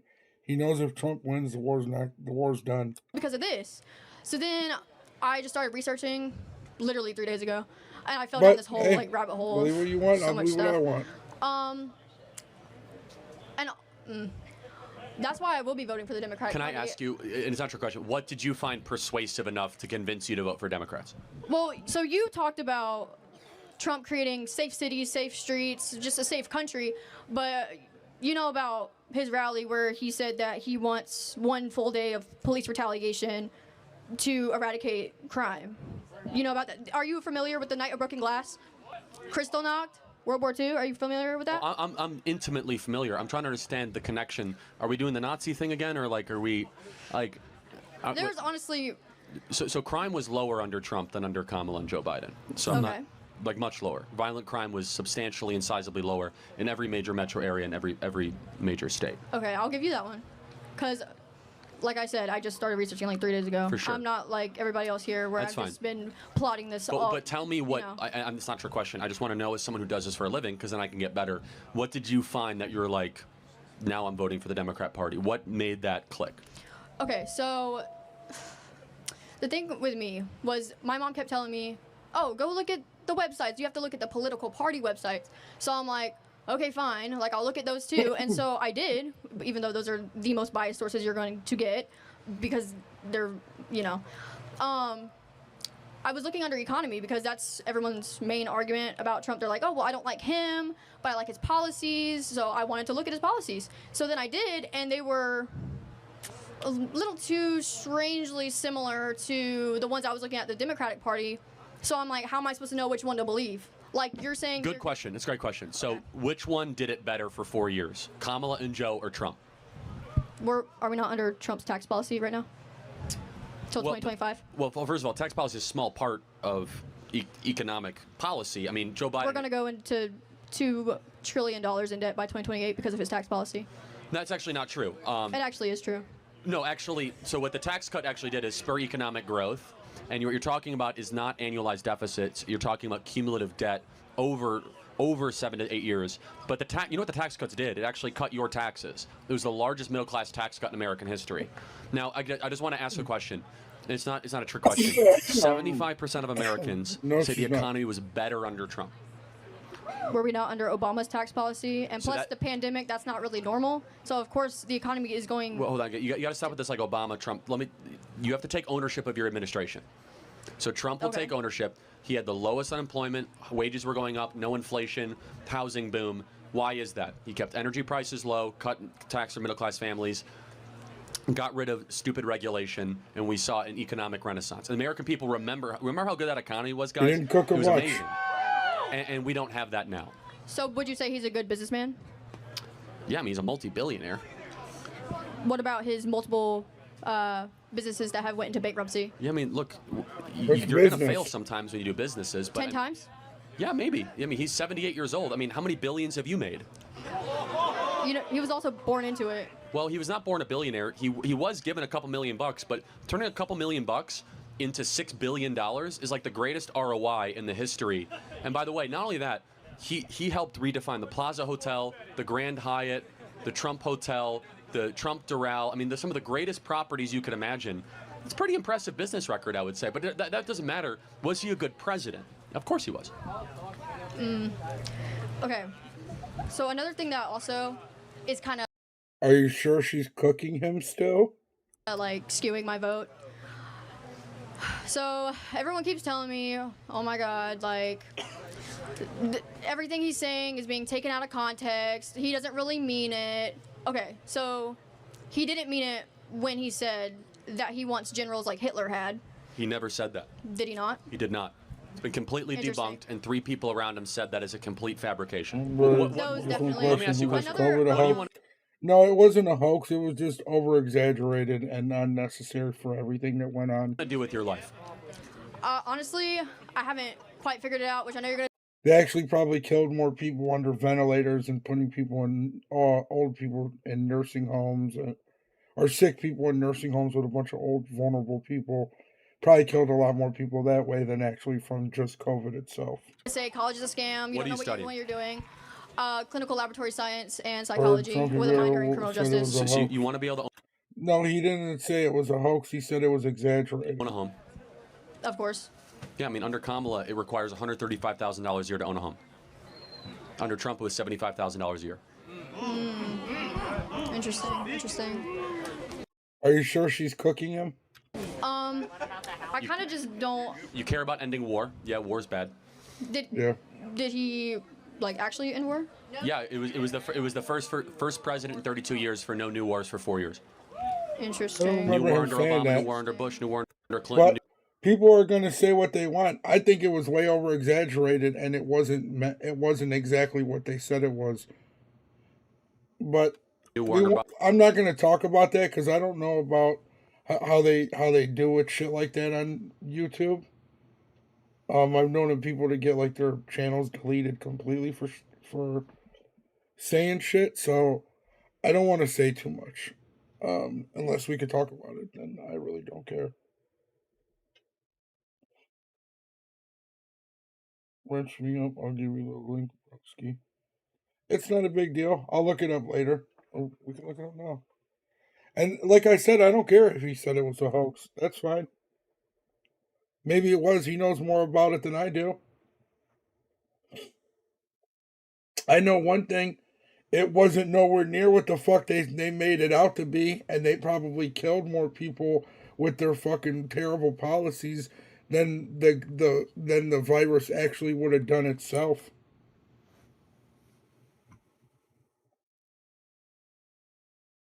Oh shit. You guys are like 612. You care about ending war? Yeah, war's bad. Did he? He doesn't like know actually anything. end war? Okay. Yeah, it was the first president in 32 years for no new wars for 4 years. Interesting. New war under Obama, new war under Bush, new war under Clinton, new war under Biden. No new wars under Donald Trump. 4 years. Right. New wars under Biden. He said Biden. So hold on. I had another point. I had a lot. I've been. Let me ask you this: what would change your vote for Trump, if anything? Probably a lot.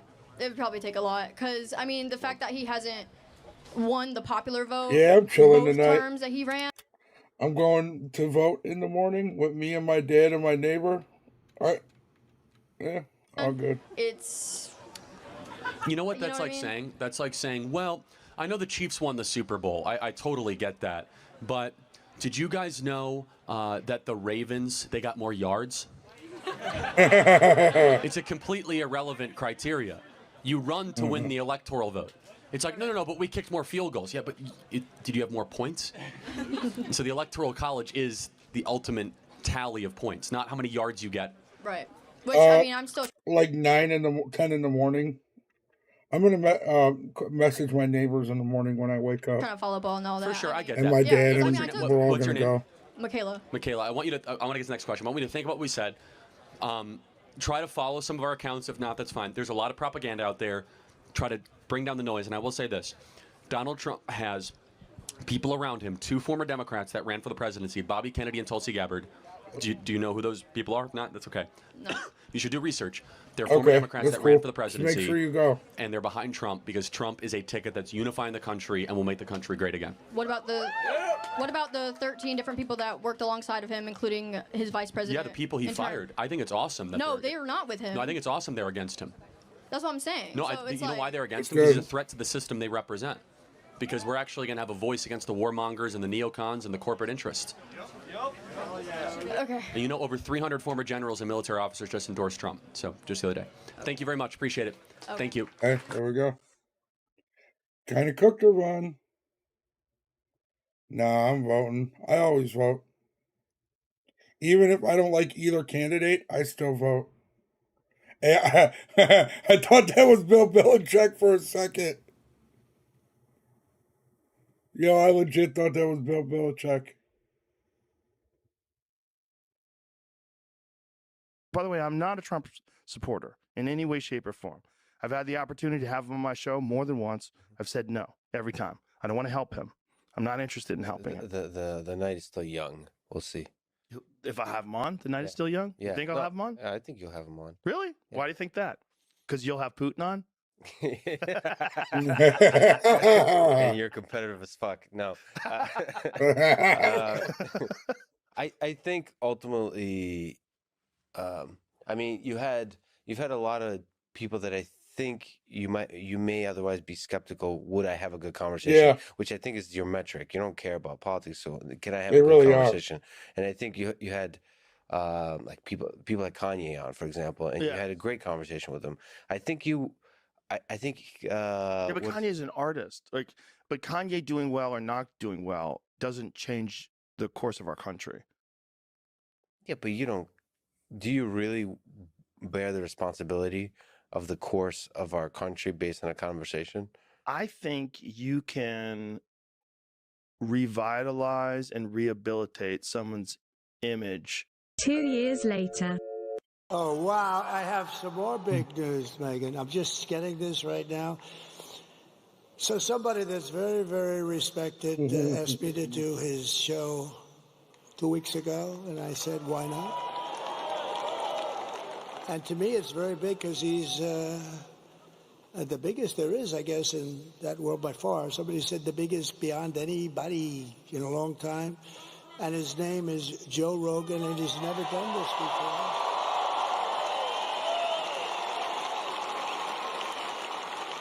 And it just came over the wires that Joe Rogan just endorsed me. Is that right? Yeah.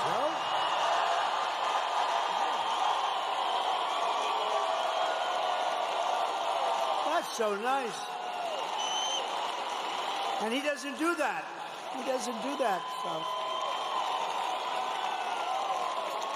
That's And good. he tends to be a little bit more liberal than some of the people in this room. No, I had a lot of fun, and he was amazing, and it was a 3-hour interview. In fact, I was 2 hours late for a rally that we had. I had explained that a little bit, and it was cold out that night.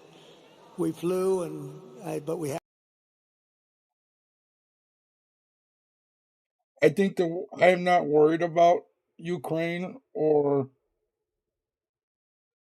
Russia or Palestine or Israel or China or Taiwan or anywhere else.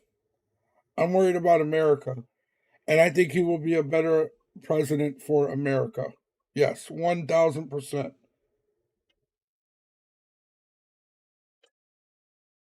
Whether he what goes on with Ukraine and Russia, we should have never started funding Ukraine in the first place. So whatever happens between them is between them. We should have never got involved. And I wish everybody well, but we can't put a Band-Aid on the rest of the world.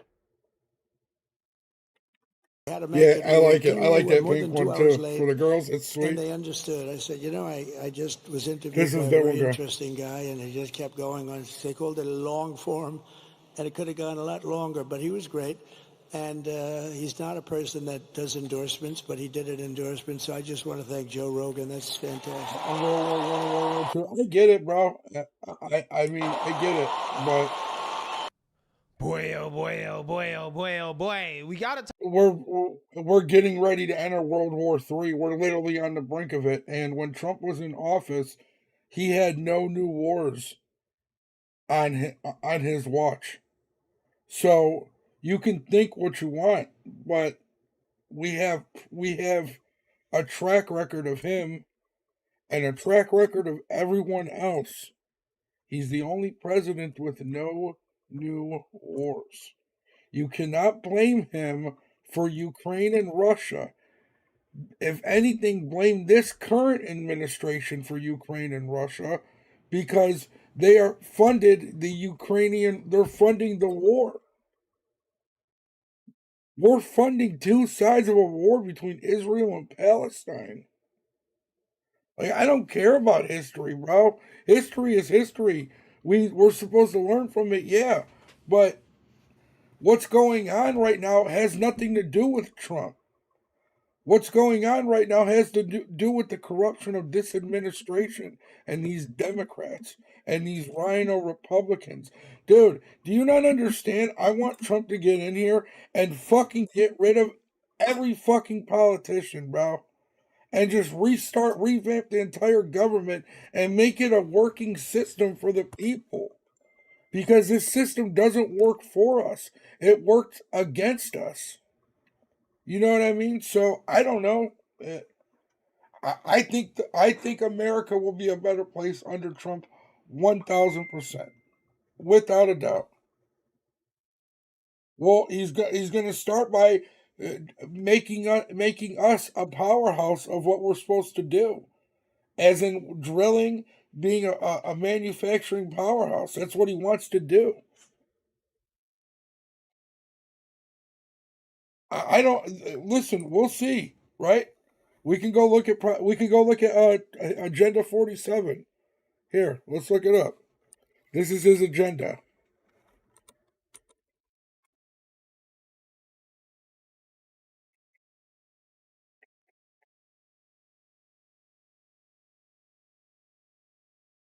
Here we go. Exactly, bro. How powerhouse? How the same way we were before. All right. Seal the border and stop the migrant invasion. Right. 1,000% want him to do. Carry out the largest deportation operation in American history. 1,000% want him to do. End inflation and make America affordable again. He's done it before. He's done it. Make America the dominant energy producer in the world by far. By drilling, fracking, everything. Right? Stop outsourcing, turn the United States into a manufacturing superpower. Large tax cuts for workers and no tax on tips. How do you not like that? That's not for the people? Listen, and when you say this is all money, blah, blah, blah, yeah, a lot of people aren't gonna have jobs anymore, hopefully, when he's president. Get rid of all these worthless scumbag, do-nothing fucking Democrats and fucking do-nothing rhinos. talk about President Trump getting what I believe is probably one of his most important endorsements of the presidential campaign season, which is from Joe Rogan. Okay, the day before the election, Joe Rogan went from, well, I really don't like Trump that much, I don't want him on my podcast, to having Trump on his podcast and now endorsing Trump, giving a full-throated endorsement to President Trump after. But here's my thing, Von. If when he was in office the first time and he pretty much was a man of his word about pretty much everything, you got to give him the benefit of the doubt then, because we have 4 years of him, 4 years of them. And like I said before, We could just take the COVID years out of what was that, 2020 and 2021. We don't have to count that. So we'll do 2016, 2019, 2022 to 2024. 1,000% better. This podcast interview Like, there's with no Elon comparison. Musk, in which Elon Musk made a compelling but very simple case to Joe Rogan in regards to why is it that Trump must be elected, because if he's not elected, then we are effed. Well, I'll say it again, man. I think this is the last election. If Trump doesn't win, this is the last election. I think you're right. Yeah. I think you're right. I think people, and a lot of people, are waking up and realize that. No, that's not true at all, Vaughn. So I got back the most I've ever got back on my taxes under Trump. More than ever. I've gotten back taxes more than ever under Trump. I was able to refinance my house from a 7% to a 3.8% the first year he was in office. Within the first 6 months of him making that a thing, I was able to lower my interest rate in my house. Yeah, all presidents make empty promises, but he's been a man of his word for most of his shit. That have been I'll take lifelong it. Democrats. Guys like Bill Ackman, guys like Chamath. exactly. Tulsi Gabbard switched over to the Republicans. Like, there's a lot of people who their whole life they've been left wing, and they realize, like, I can't do this anymore. You and I used to be Democrats. Yeah. So. Yeah. Yeah. It's nuts. It's nuts, man. And if the Dems win this election, they will legalize enough illegals to turn the swing states, and everywhere will be like California. There will be no escape. That is so insane. This is the final. This is it. This is the last chance. Has anybody tried And to I push just want to, back? like, go out and vote. Vote like your life depends on it. Vote like your future depends on it, because it does. This is the last chance, man. This is what we're hoping for with this election. This is what we're hoping for with the future, is that people can see we are on a bad path, and something can be done right now, and it might be the only moment in history where this is possible. We're watching Because if Joe they Rogan and do, lock the Elon country talk right down now. and make it so that voting He is really kind is of bullshit. You're serious. only voting for primaries, and Exactly. the people that they put in the primaries, they're controlling that in Alright, the first I'll talk place. to You don't really have democracy anymore. You don't really have choice. Exactly. You don't really have freedom. He is worried. That's right. He thinks that they're going to throw him in jail and kill him, I think. For real. Yeah, I think freedom is fundamentally at stake in the election tomorrow, and we'll know. I think we'll know by the end of the day tomorrow. I don't think it's going to take. It's not going to be like days after the election. I think we'll know tomorrow. I don't Are you think so optimistic? I'm Yep. currently I optimistic. mean, it's but, just common sense, bro. The biggest factor here is that men need to vote. That is the biggest issue.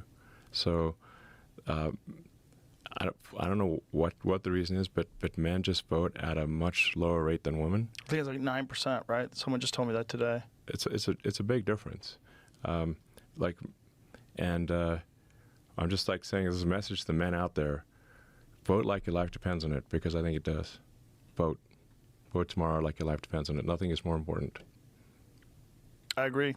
Yeah, so that is a powerful endorsement from Joe Rogan. And I think a lot of that has to do with Elon Musk. I think a lot of it has to do with these guys that Joe Rogan probably knows pretty well. Okay. I mean, they talked about guys like Chamath and David Sachs and also Tulsi Gabbard. A lot of people who have decided that, you know what, I'm going to come over to the Republican side because of Trump, because Republicans, at least right now, we're on the right side of history, right? I mean, this election really is about freedom, right? It really is. And we're not talking about it in an exaggerated way like Democrats are talking about. It's going to be the end of democracy if Trump wins. Okay, again, that is a complete and total exaggeration.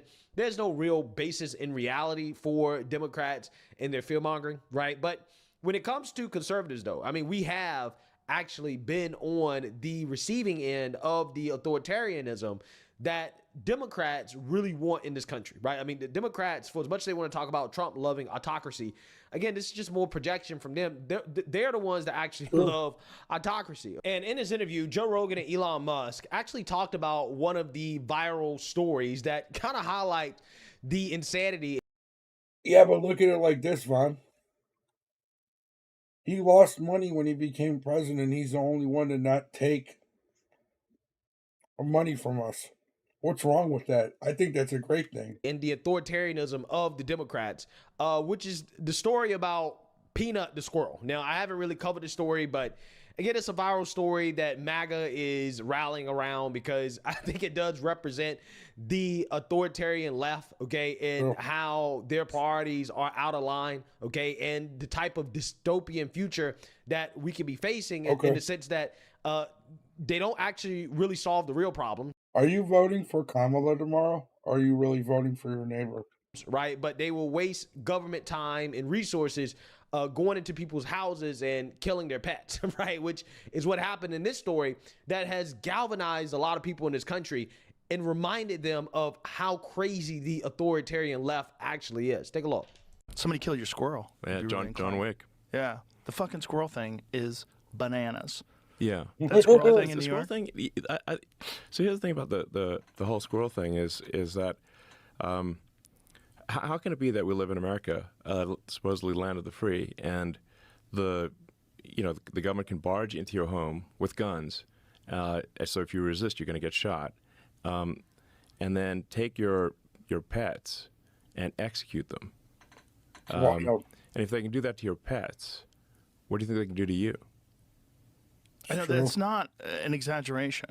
Absolutely. It sounds like you're oh, that's so crazy. How can you make that connection? But why would you kill that cute little squirrel that was obviously a pet and trained from the time it was a baby? Yes. If you see the interaction that guy has with that squirrel, it was wonderful. It was really cute. Yes, absolutely. It was just obviously it was a beloved pet squirrel, and a raccoon too, and doing no harm, and the government comes in, barges into the guy's house, takes his pets, and kills them.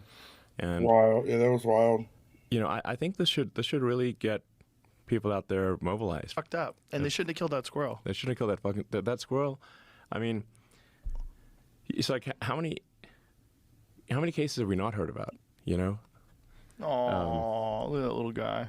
And that squirrel clearly had a love relationship with that guy. He would hop all over him and climb on him.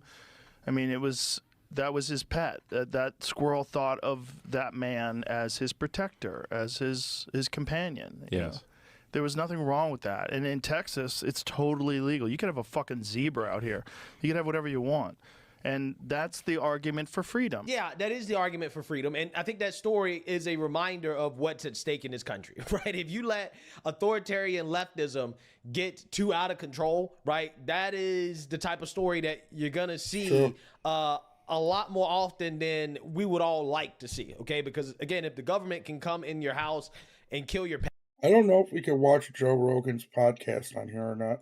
I doubt we with can. Guns out.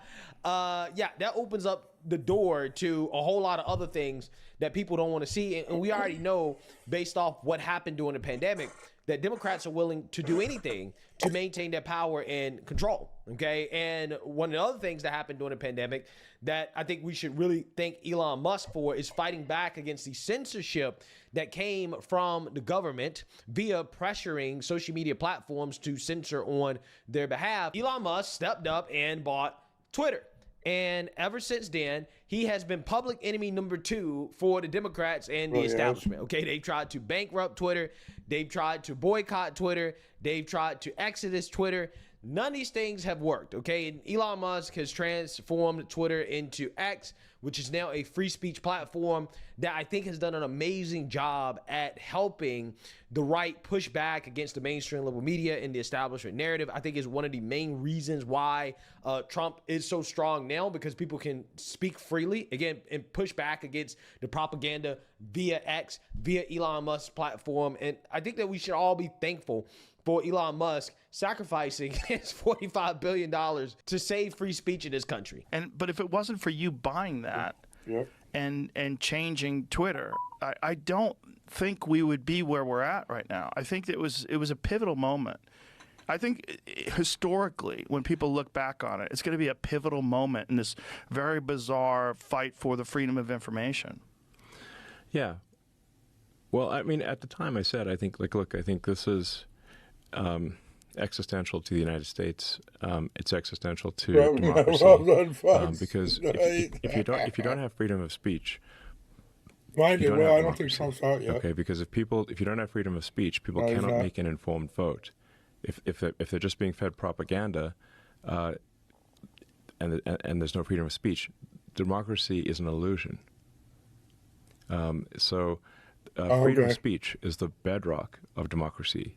That's why Wait, we freedom can't of watch speech it is the anyway. First They Amendment. don't let me watch it. Once you lose freedom of speech, you lose democracy. Game over. That's why I bought Twitter. Yeah, and that is why the Democrats are against free speech, is because they hate democracy, right? That's the honest to God truth.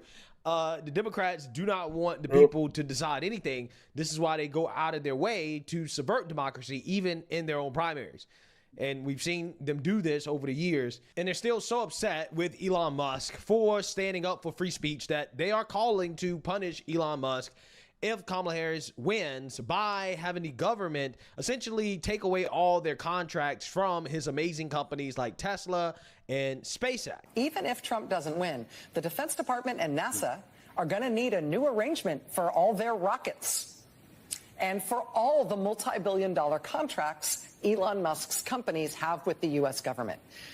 The U.S. government is going to have to either, unwind from all of those contracts. What is she talking Elon about? Musk's companies. What is this dingbat talking about? I don't understand why she's saying this. So what, if Trump loses, he loses his company? Are going to have to unwind. I don't know. They started hitting me with copyrights. From him. This is an untenable reality in national security terms. Now that we know what we know about Elon Musk. And I think, again, it's time to really show the Democrats that their authoritarian regime will not be tolerated in this country, and that people are going to stand up and push back against this. And I think that's what this election really is about more than anything. Okay, reining in the excesses of the left, whether it be the authoritarianism or the identity politics or out of control spending or these foreign wars, the left with lunacy when it comes to their assault on crime policies, which have allowed destruction and chaos in these liberal cities, the border being wide open, things like that. Again, that is what this election really is about. Okay, it's about common sense and sane people versus people who don't have common sense and aren't very rational or sane, right? I mean, that's what this election comes down to. And, I think, as Elon Musk said, it's going to take men. Men are going to have to step up and to vote in droves tomorrow on election day, especially young men, in order to take our country back. That is what has to happen, right? It has to happen in order to win. And that's why this endorsement from Joe Rogan is so important. I know it's late in the game. I wish he would have done this earlier. However, better late than never. However, never late is better, right? We still have election day. Hopefully, young men are inspired by Joe Rogan to go out there and to vote for Trump. If they weren't already inspired to do so, hopefully this gets them out off the couch. I'm not sure how much of an effect this will have, but regardless, I do appreciate Joe Rogan and his endorsement. I am just hoping and praying that the greatest American comeback story in American history ends the right way, which is with men stepping up and saving this country and helping President Trump take back the White House. So let me know what you guys think. Make sure you like, comment, and subscribe. Most importantly, share a Black conservative perspective. No, it's definitely a game changer.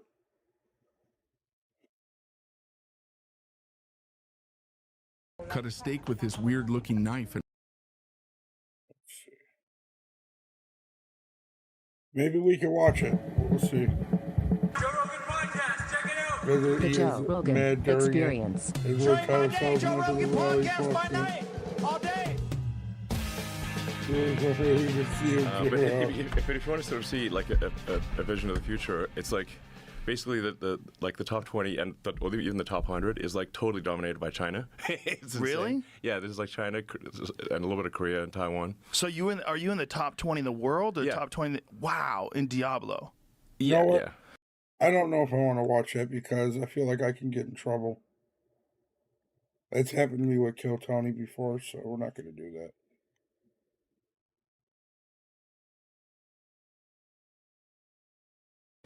Then you're not paying attention right now. No. Right now, we are with. I'm going to get you put in jail for saying bad things about Trump. You're fucking out of here, Vaughn.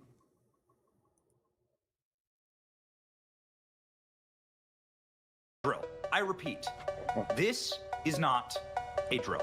I think this is the last election. If Trump doesn't win, this is the last election. I think you're right. Yeah. I think you're right. I think people, and a lot of people are waking up and realize that have been lifelong Democrats. Guys like Bill Ackman, guys like Chamath. Yeah, exactly. Tulsi Gabbard switched over to the Republicans. Like, there's a lot of people who their whole life they've been left-wing, and they realize, like, I can't do this anymore. You and I used to be Democrats. Yeah. So. Yeah. Yeah. It's nuts. Joe Rogan My page. posted on X.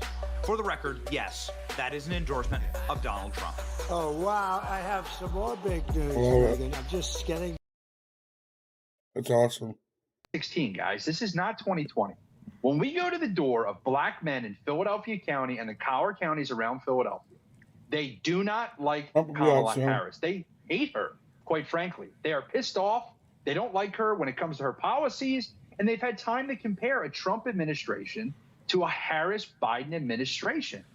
And so the enthusiasm's there, but it's not just enthusiasm for Trump. It's enthusiasm against Harris. So my rationale is that a lot of the black men are the reason these numbers are getting pulled down so much, specifically in Philly County. And once again, Harris can't win PA if she doesn't dominate Philadelphia. And she's lagging tremendously. So yeah, I mean, it's interesting too. You think about black community, black urban core from Chicago to Philly to Atlanta. I mean, the immigration, I think, is an underappreciated element here. I mean, black Americans definitely feel like they've been put second to the illegal immigrant surge. And then inflation. I mean, it's just straight up people, black Americans respect Donald Trump, the businessman, and what he can do for them economically. I think that's completely true. I have one follow-up question, but Tyler, you've got an explanation on this. Well, and we're seeing this in Philly. We're seeing this in Detroit. We're seeing this in Nevada.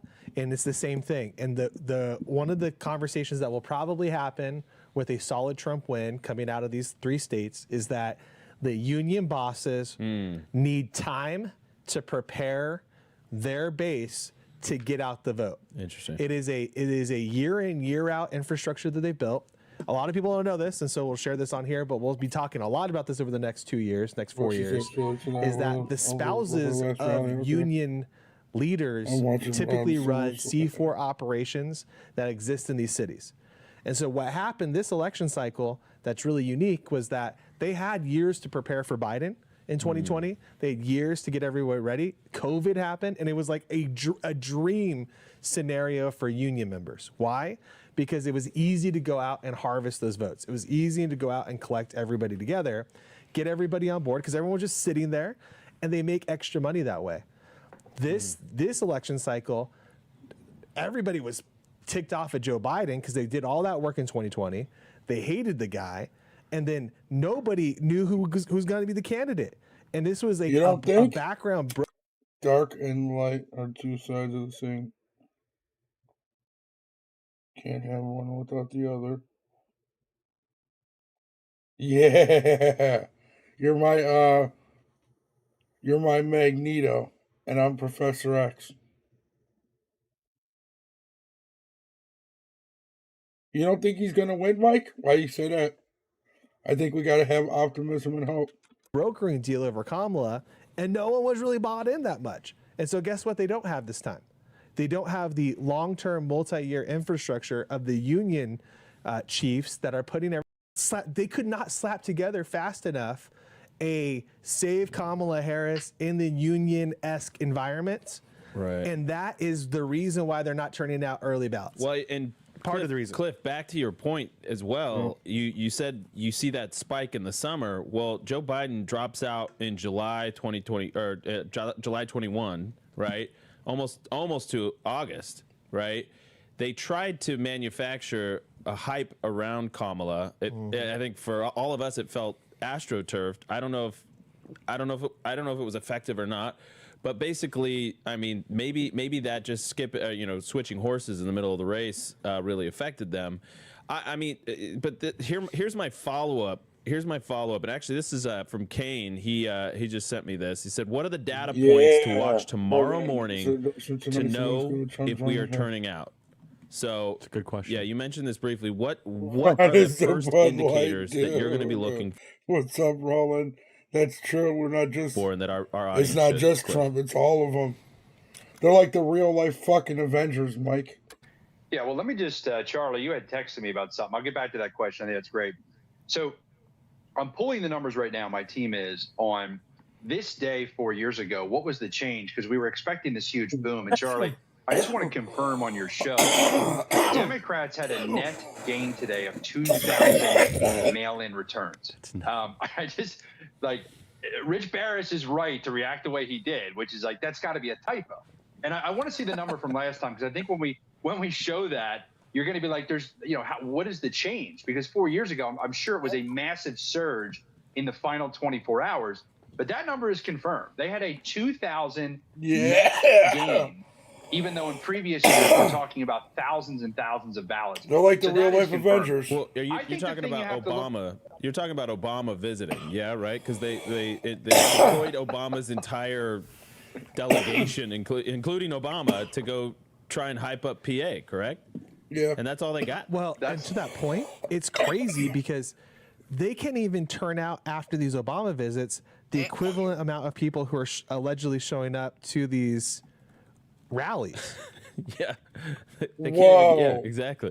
It's mind-numbing. Yeah, we'll call that the Michelle Obama bump. But now, listen, I think things to look for immediately are going to be, no one's ever you seen know, it. what are we looking like in a lot of these strong red counties and a lot of None these. of it. We were going to watch it on here, but I've been hit with warnings and shit before, and I just didn't want to risk it. Bellwether counties, right? Luzerne County is going to be crucial. Erie County is going to be crucial. Bucks, Berks. I mean, all of these. Charlie, I'm going to keep pointing to Center County. You know, if we start to see some trends in some of these counties that are not supposed to go our way or not supposed to go our way significantly, I didn't see that, but when it comes to Trump's doing one more rally when tonight, it comes Mike. to election Here day in a little voters, bit. well, then I'm going to feel very confident. For him to get there. If Philadelphia is through the roof, we got a problem, right? And so I think we're going to have to monitor each of these, see where the Democrat strongholds are, see where the Republican strongholds are. And I think that's going to dictate it. But look, I don't want to Arizona my Pennsylvania. No offense to you guys, but they need to be prepared. The same way they did this to you guys in 2022 with the super long lines, the ballots being misprinted. I mean, this is the fear, and this is what I worry about when we do focus so heavily on election day, right? As you run into those problems. And so my push and my demand and my challenge to every single patriot that's going to be voting tomorrow morning is to make sure you don't just show up at 6 o'clock, because these lines are going to be crazy. Tomorrow is election day. Whatever it takes for you to take off work, actually dedicate time. I'm expecting 3 to 5 hour lines at some of these places. I think we're going to set records for turnout. That's scary though, Cliff. I don't like that. I don't like that. Line. I don't like that. That's It's scary. reality. Stay in line, though. That's again, this is what we've tried to do at Arizona. We've tried to narrow down the lines, and we have 80% of our votes in, right, Tyler? 80% of our voters have voted. Historically, that's what happens. Yep. We don't know because Maricopa's out to lunch right now. We have buses that are literally going to be going from one polling center. If it gets too long, it gets too out of control, busing them to a smaller line elsewhere, which is I know, Tyler's. but Cliff, what portion of your electorate has voted? 40%? Less. You don't really know. I'd have to pull the numbers. I think it's closer to 30. I mean, I have to pull it to that's see. insane. So just to be clear, well, actually, let me. Yeah, go ahead. Let me do the math on the spot. You figure there's 1 million Democrats have returned, roughly 600,000 Republicans. That's 1.6. And in 2024, you figure we had 6.7 million people vote. I mean, so do the math. 1.6. Wait, Elon Musk is really suing them, Mike? Out of, I think it's going to be higher. So let's say somewhere between 6.8 and 7 million. I'm a former math teacher. I should be able to do that on the spot. But I mean, there are plenty of votes that are expected to come in on election day. And remember, Trump won election day in 2020 by 1.3 million. We couldn't beat Biden's 1.4 million advantage. But that is a cultural problem that, yes, we're working to fix. You know, we are. I wish we were at the point that you guys are, where the cultural, it's almost like Florida level, where Republicans are becoming comfortable. We've definitely cut into their margins. We can't be comfortable. But we need a massive turnout tomorrow from every Trump supporter in PA. Yep. Does anyone have a thought there to follow up? I mean, that's the same thing. I mean, I was just telling you in our office before. the way you lose this election tomorrow, if you're Trump, is if you have a significant decline in our own turnout. Yeah, so that's true. This is the same thing that we've been saying over and over and over again. We have to have everyone turn out. You cannot have anyone get comfortable. Right. It doesn't matter how bad you think this is. And this is what's scary a little bit for us is, just because Pennsylvania goes our way early too, that can't be an indicator to the rest of the westward states to stay at home. We have this consistent conversation every of calling election year. Eastern states, right? Calling the Eastern states. North Carolina and Pennsylvania go Trump's way. It's still not over till the fat lady sings here. Yep. So we've still got everybody within the sound of the. Dude, that's wild. I want to see that. Hold on.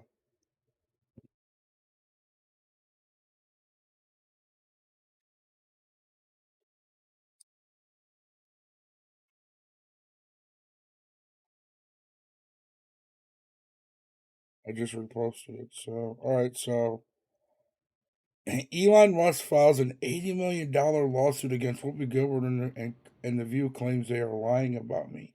Dude, that is awesome. I'm so glad he did that.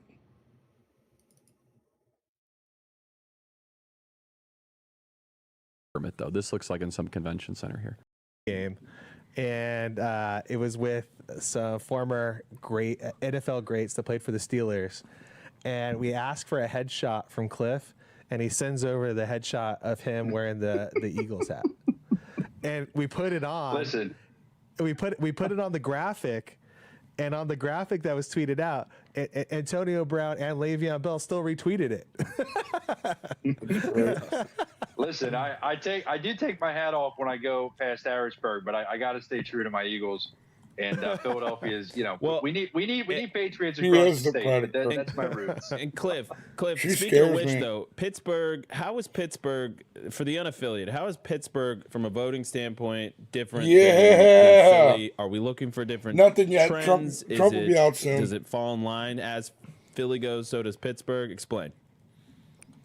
Yeah, I mean, obviously the population's much smaller just in general, right? And the Pittsburgh suburbs, I'm not going to say they're going the opposite direction, depending on how far out you look, but they're very different from Philly's collar counties. Now, obviously, we're making tremendous gains since 2020, but the mass chunk of votes that comes from Philadelphia, Bucks, Chester, Delco, Montco, there's just such a population there that Democrats have really honed in on that as, hey, if we're going to win, we have to run up the score. Now, in the past, they've been able to count on Allegheny County.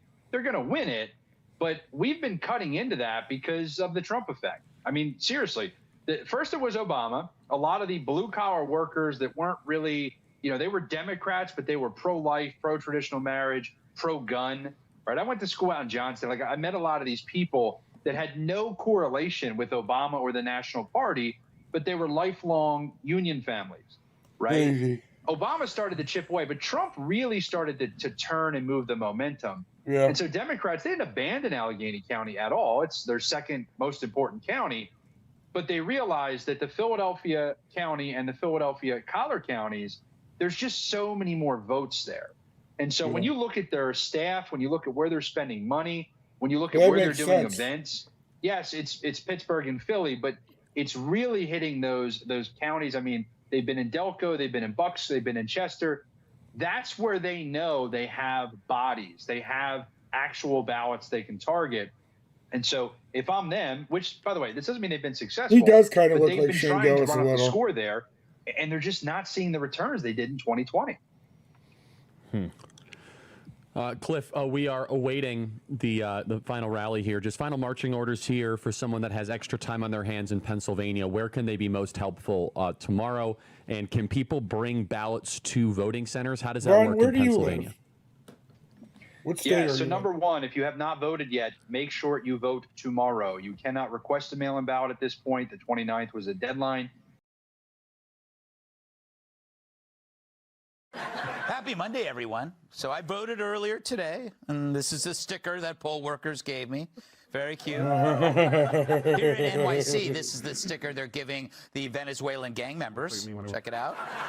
I voted illegally today. And down in Washington, they made a special sticker for President Biden. If you can see that, I voted today, and I'm dead. And it's nice to see that Doug Emhoff is supporting his wife Kamala with this voting sticker. I voted. Yeah. After nailing the nanny. How could you applaud that? But Drew, tomorrow is election day. It's the day I play my favorite game called Looking for a Poll Worker Under the Age of 90. But things look so good for Trump. Democrats have already impeached. Do you think Trump could flip Illinois, Vaughn? Impeached him. Meanwhile, our current president plans on voting, but only after he finishes his breakfast. Yeah, see, I'm getting warnings for this, Will.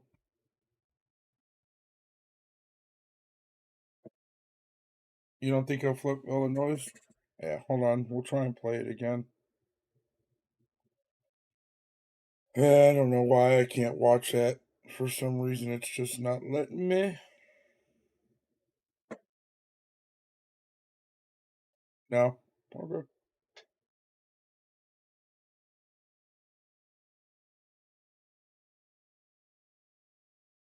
Hold on, guys. I gotta just leave this alone for a minute while the warning goes away.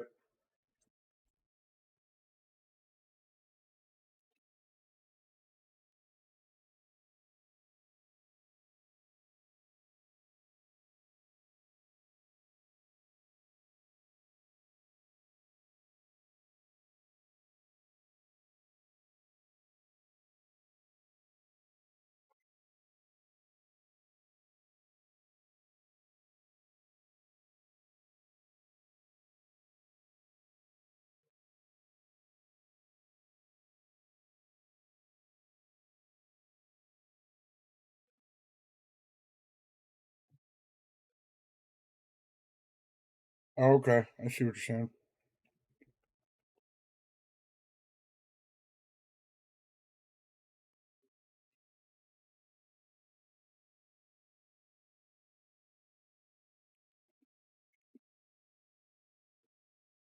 Maybe if I like turn it down or put a filter over it or something. I don't know. I'm thinking around 7 or 8 o'clock. We'll see. I'm gonna see what time like they start counting ballots and everything.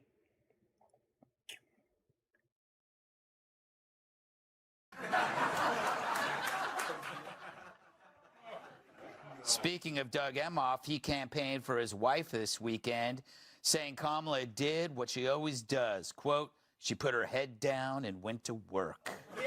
Yeah, that's what a good wife's supposed to do.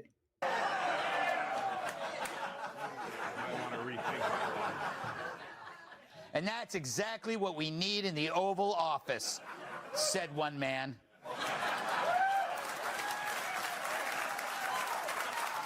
Little Yes. Look at him, Big Billy, baby. action. The New York City Marathon took place yesterday. No surprise, of the more than 50,000 runners, half are still missing. Oh, that's messed up. Coldplay's Chris Martin fell through a trap door during a performance in Melbourne. More bad news, he's fine. Later this month, the McRib will return to select McDonald's restaurants. And that's the power of prayer, said one man.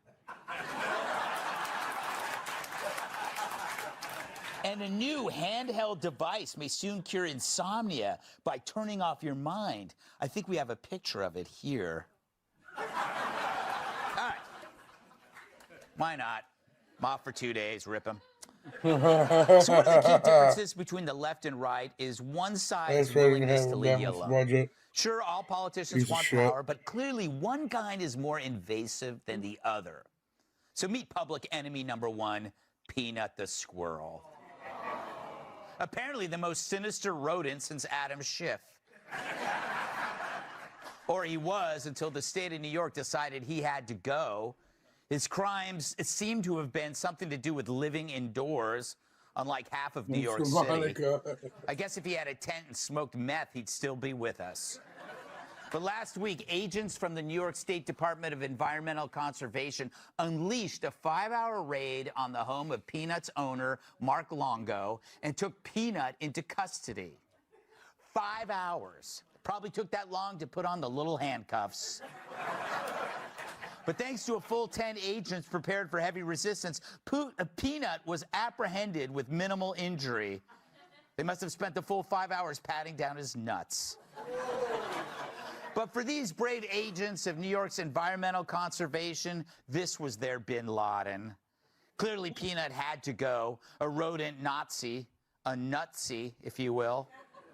Because in New York, they don't want squirrels taking your nuts, just the pediatricians. Oh my gosh.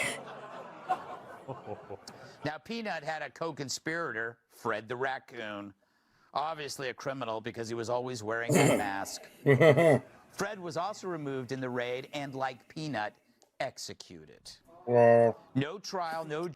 Dude, I keep getting warnings.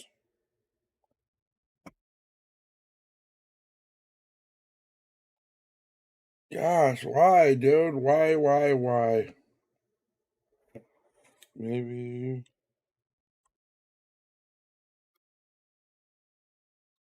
If I do this, maybe make it smaller.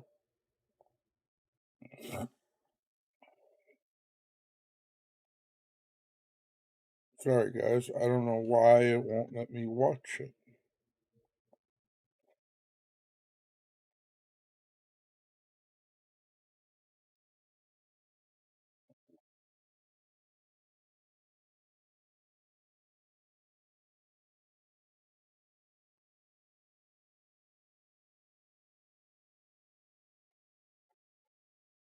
I don't know why it does this all of a sudden. It, like, just keeps giving me warnings. But then once I put the video to live, it's fine. I don't get it. I really don't.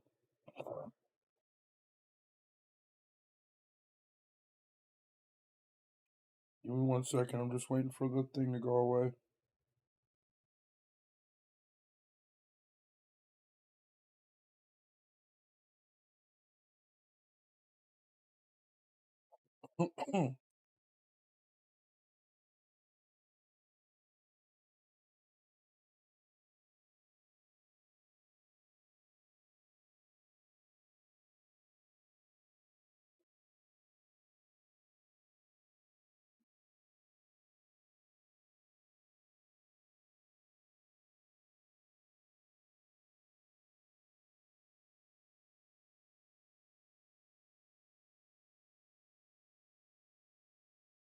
All right, there we go. Now let's try it. Jury, no due process, nothing. It's as if they were at the Capitol on January 6th. Maybe they were the ones who crapped on Pelosi's desk. Now, the state claims they had to euthanize both animals so that they could be tested for rabies after Peanut bit one of the officials. Yes, a bite that occurred during the raid, meaning the state claims they solved the problem that they themselves caused. Right. They raided a house, antagonized a terrified squirrel, and when it bit them, put it down. Case closed. The city is now safe from one adorable rodent. As for the owner, he and his wife think someone ratted them out. Turns out they have an OnlyFans page where they post porn, and that page helped them rake in hundreds of thousands of dollars, which they used to buy their 350-acre property. Now, as a New York State resident, I can't tell you how much I appreciate the Fake state's alien commitment invasion to the incoming. What up, Dave? You know, I was starting to think that with all this crime and... Yeah, they're not letting me watch Fox News stuff for some reason. That's all right.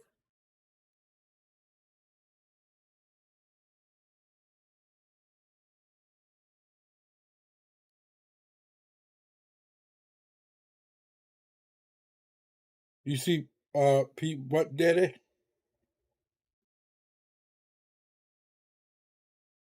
If you shave your head every 1 to 3 days, you need this. Look at that line. Yep, I've seen it, bro. I love it. I can't seem to watch Fox News stuff. Like, it keeps giving me, like, warnings and shit. I don't know why.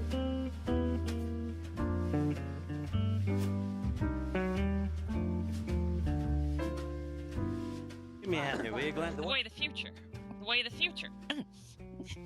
The way of the future. The way of the future. The way of the future. It's the way the future. No, because it did it when I was trying to watch the thing. It's just picking up. It's still picking up audio of Fox News. That's why it's doing it. Future. It's all good though. The way the future.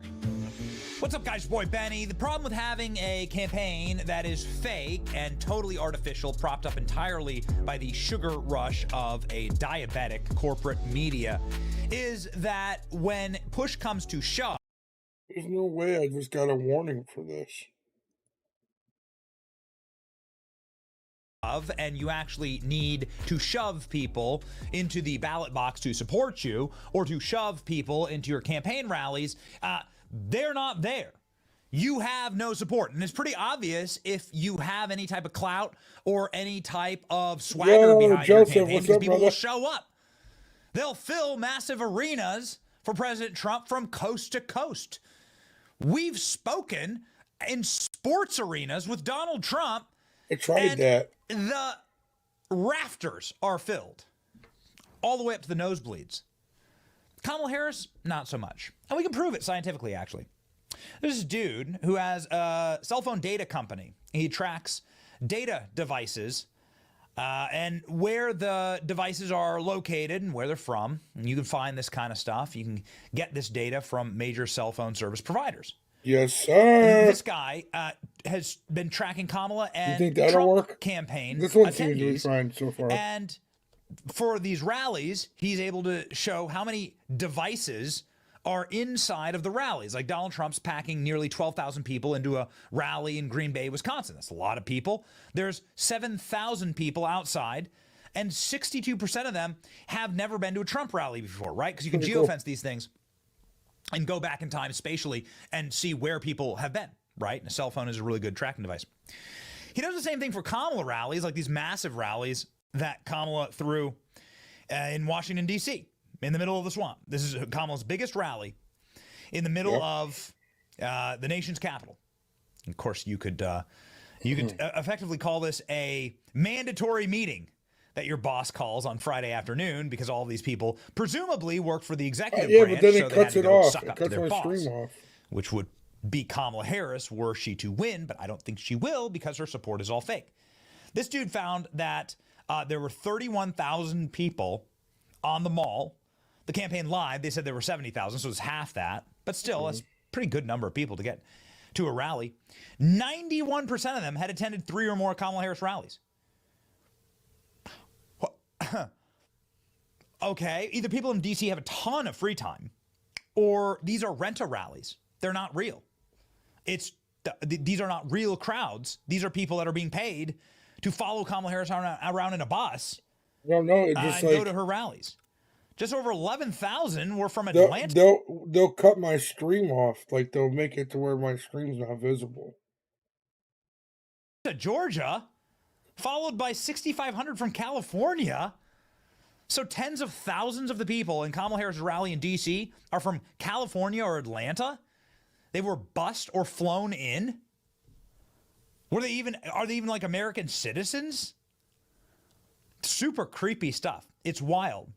Anyway, it goes to show you who has authentic support, like Donald Trump in Madison Square Garden with 100,000 mobile devices around Madison. This video's not getting picked up. Square Garden, 20,000 inside of the venue itself. 1.25. 47% had never been to a Trump rally. This is the show of like actual authenticity on your campaign. This is the opposite of that. Jack Posobiec is right now inside of a Kamala Harris campaign rally, if you can call it that, in Pennsylvania. And Kamala can't even fill up a high school gym. It looks like this. Look at all the empty bleachers inside of half a high school gymnasium. That probably was filled for the women's volleyball. You can see people cheering and people. Boricuas! Please let me join your guild. I want to be a part of a team. Todos! We're not going back. We're not. You know this one. We're not going back. Oh, yeah, you are. It's not up to you. Yeah. About Donald Trump. So Jack also caught a bunch of people being bussed into this rally. Just like they say, it's fake. It's all fake. It's fake support. Eventually, the Ponzi scheme collapses in on itself. And this is what's happening right here. Here's another shot of a bus dropping off Kamala supporters at an Allentown rally that's half the size of where Trump spoke just yesterday. So when you get rent-a rallies and you get these people that are in a room, they're not authentic individuals. They don't actually think they're being paid to be there, right? We know that Kamala Harris pays influencers. We know that she pays podcasters. She pays people to have her on their programs. She tried to pay the biggest streamer on earth, Kai Cenat, to have her on. Crazy. They don't behave naturally. And the crisis point comes when you have a Kamala Harris candidate who also doesn't behave naturally and doesn't know how to interact with fake people. So there's fake supporters in the rally and then a fake candidate on stage. And you get moments like this. Holy cringe, says Tim Pool. Kamala fails again to get a chant going again. Jeez. Here's Kamala Harris trying to get a chant going inside of her event. This is her event. And the people are chanting for Kamala Harris. And, normally that would be a good thing. But Kamala Harris, doesn't have a soul in her body, has never apparently ever engaged with another human being. And all of her rallies are fake. So she doesn't really know how to react. And it ends so horribly. Thank you. Let's vote. Let's get out the vote. Let's get out the vote. Let's get out the vote. Let's get out the vote. Let's get out the vote. Let's get out the vote. Let's win. All right, let's get to work. 24 hours to go. Dude, this is like criminal levels of cringe and malfeasance. It's political malpractice, actually. Kamala Harris can't even lead a chant. Let's get out the vote. Let's get out the vote. Let's get out the vote. She just did this last week at another rally. Watch this. So let me break this down. So in both clips, the crowds that are probably rent-a-mob, right, that have been bussed in here have been instructed by their handlers. You won't get your free Chick-fil-A sandwich and your pack of cigarettes, and your free condoms, unless you chant Kamala Harris. Okay, so everyone's there, everyone's getting paid. They're all chanting Kamala Harris because they've been told to by their masters. And then Kamala Harris does the single dumbest thing that you can possibly do. I mean, if you're going to spend all this time and all this money and all these resources and all these Chick-fil-A sandwiches on getting people, into the stands, at the very least, when they're fake chanting for you, roll with it. Grab that energy. Don't kill the vibe, but watch what Kamala does again.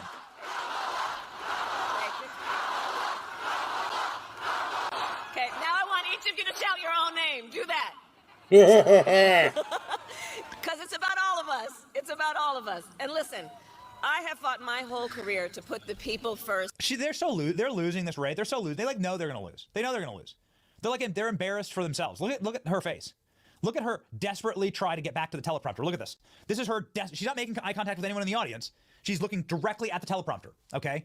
She's so desperate. She's so inauthentic.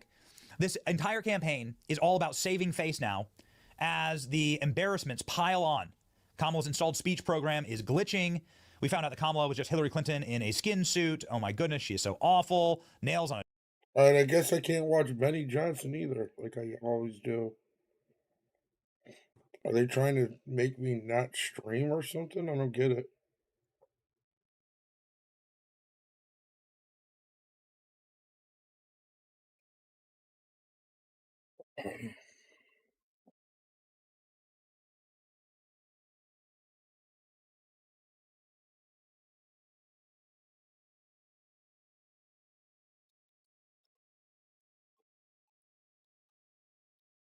Let's see if we can find that.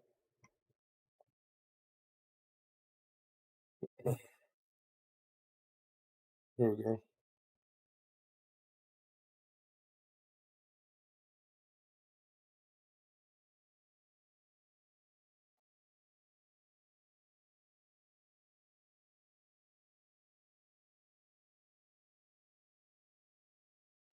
We're going to wait till the warning goes away. I don't know why I keep getting that.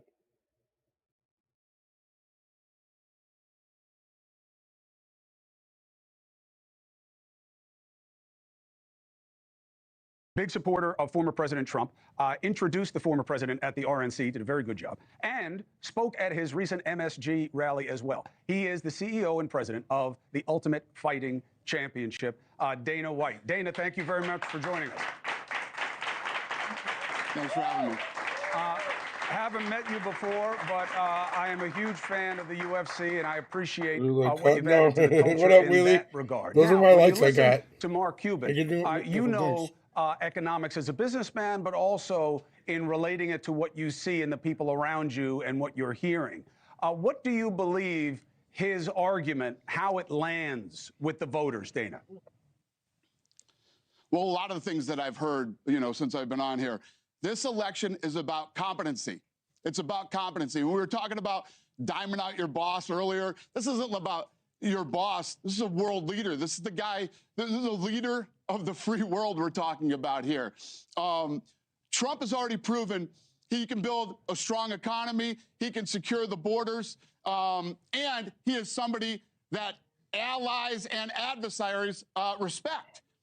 Those are all very important things. She has never, what has she proven? What has she done over the last 4 years? And you cannot make the excuse that she was the vice president and she wasn't in charge of anything. I think that's ridiculous. She is the sitting vice president of the United States right now. She's proven nothing. She's done nothing. I think she's in over her head. She knows she's in over her head, and nobody who is intelligent like Mark Cuban, Stephen A., or any of these other guys can tell me they truly believe that she is the better candidate. I'm going to have Mark get in. I'm going to have Mark get in, but Dana, just clarify. Dana, clarify something, and then I'll have Mark Cuban respond if he wants, which I'm sure he does. Dana, can you tell me of a vice president you've ever heard of who did something remarkable on their watch? Not that they did anything. Let me tell you this. So go ahead. Think about this. Right leading up to the debate, everybody was talking about that he's never been sharper. He's on top of his game. I was just in a meeting with the other day. They do the debate ends, and they figure out he's unfit to run, right? He's the sitting president of the United States. He's unfit to run. So now they slide her in, right? Nobody voted her there. Nobody voted Kamala Harris. If she went up against other Democrats, she would not be in the position she's in right now. Fact. Okay? Well, it's not a fact. They slide her in there. Really? How did she do last time? How did she do last time? She was Biden's running mate, and they got 85 million votes. But I hear you. The process was a problem. Let Mark Cuban get in. Talk to your friend Dana. Dana, I love you. You're so wrong. Trump, inflation was up 25% over the Obama economy he inherited. Ask him about Yemen, where he decided not to take action and allowed 100,000 people to keep on dying in Yemen. Talk to him about his tariffs. What worked with his tariffs? He had 4 years to make tariffs work with China. China kicked his ass. China took him to court, right? Because he didn't know how tariffs worked, and it hurt the economy. The economy was rolling along, and it got so hit by the tariffs that his appointment to the Federal Reserve, Jerome Powell, had to come back in and cut interest rates 3 times. And then we get to the real point of reckoning, the pandemic. And what does he do? He says, if we don't test people, the viruses didn't really happen. He holds back on resources, except for Vladimir Putin, to keep people from getting healthy. That is not an accomplished president, Dana. He has not done anything. What he got, he inherited. Hey, thanks for watching. Go to wanted to see joinnn.com to find new. Where's the rest of it?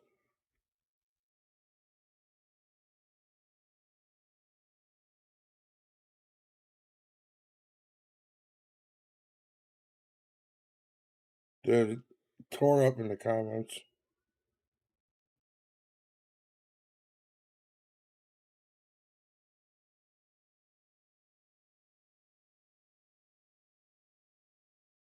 Chris Cuomo is a disappointment.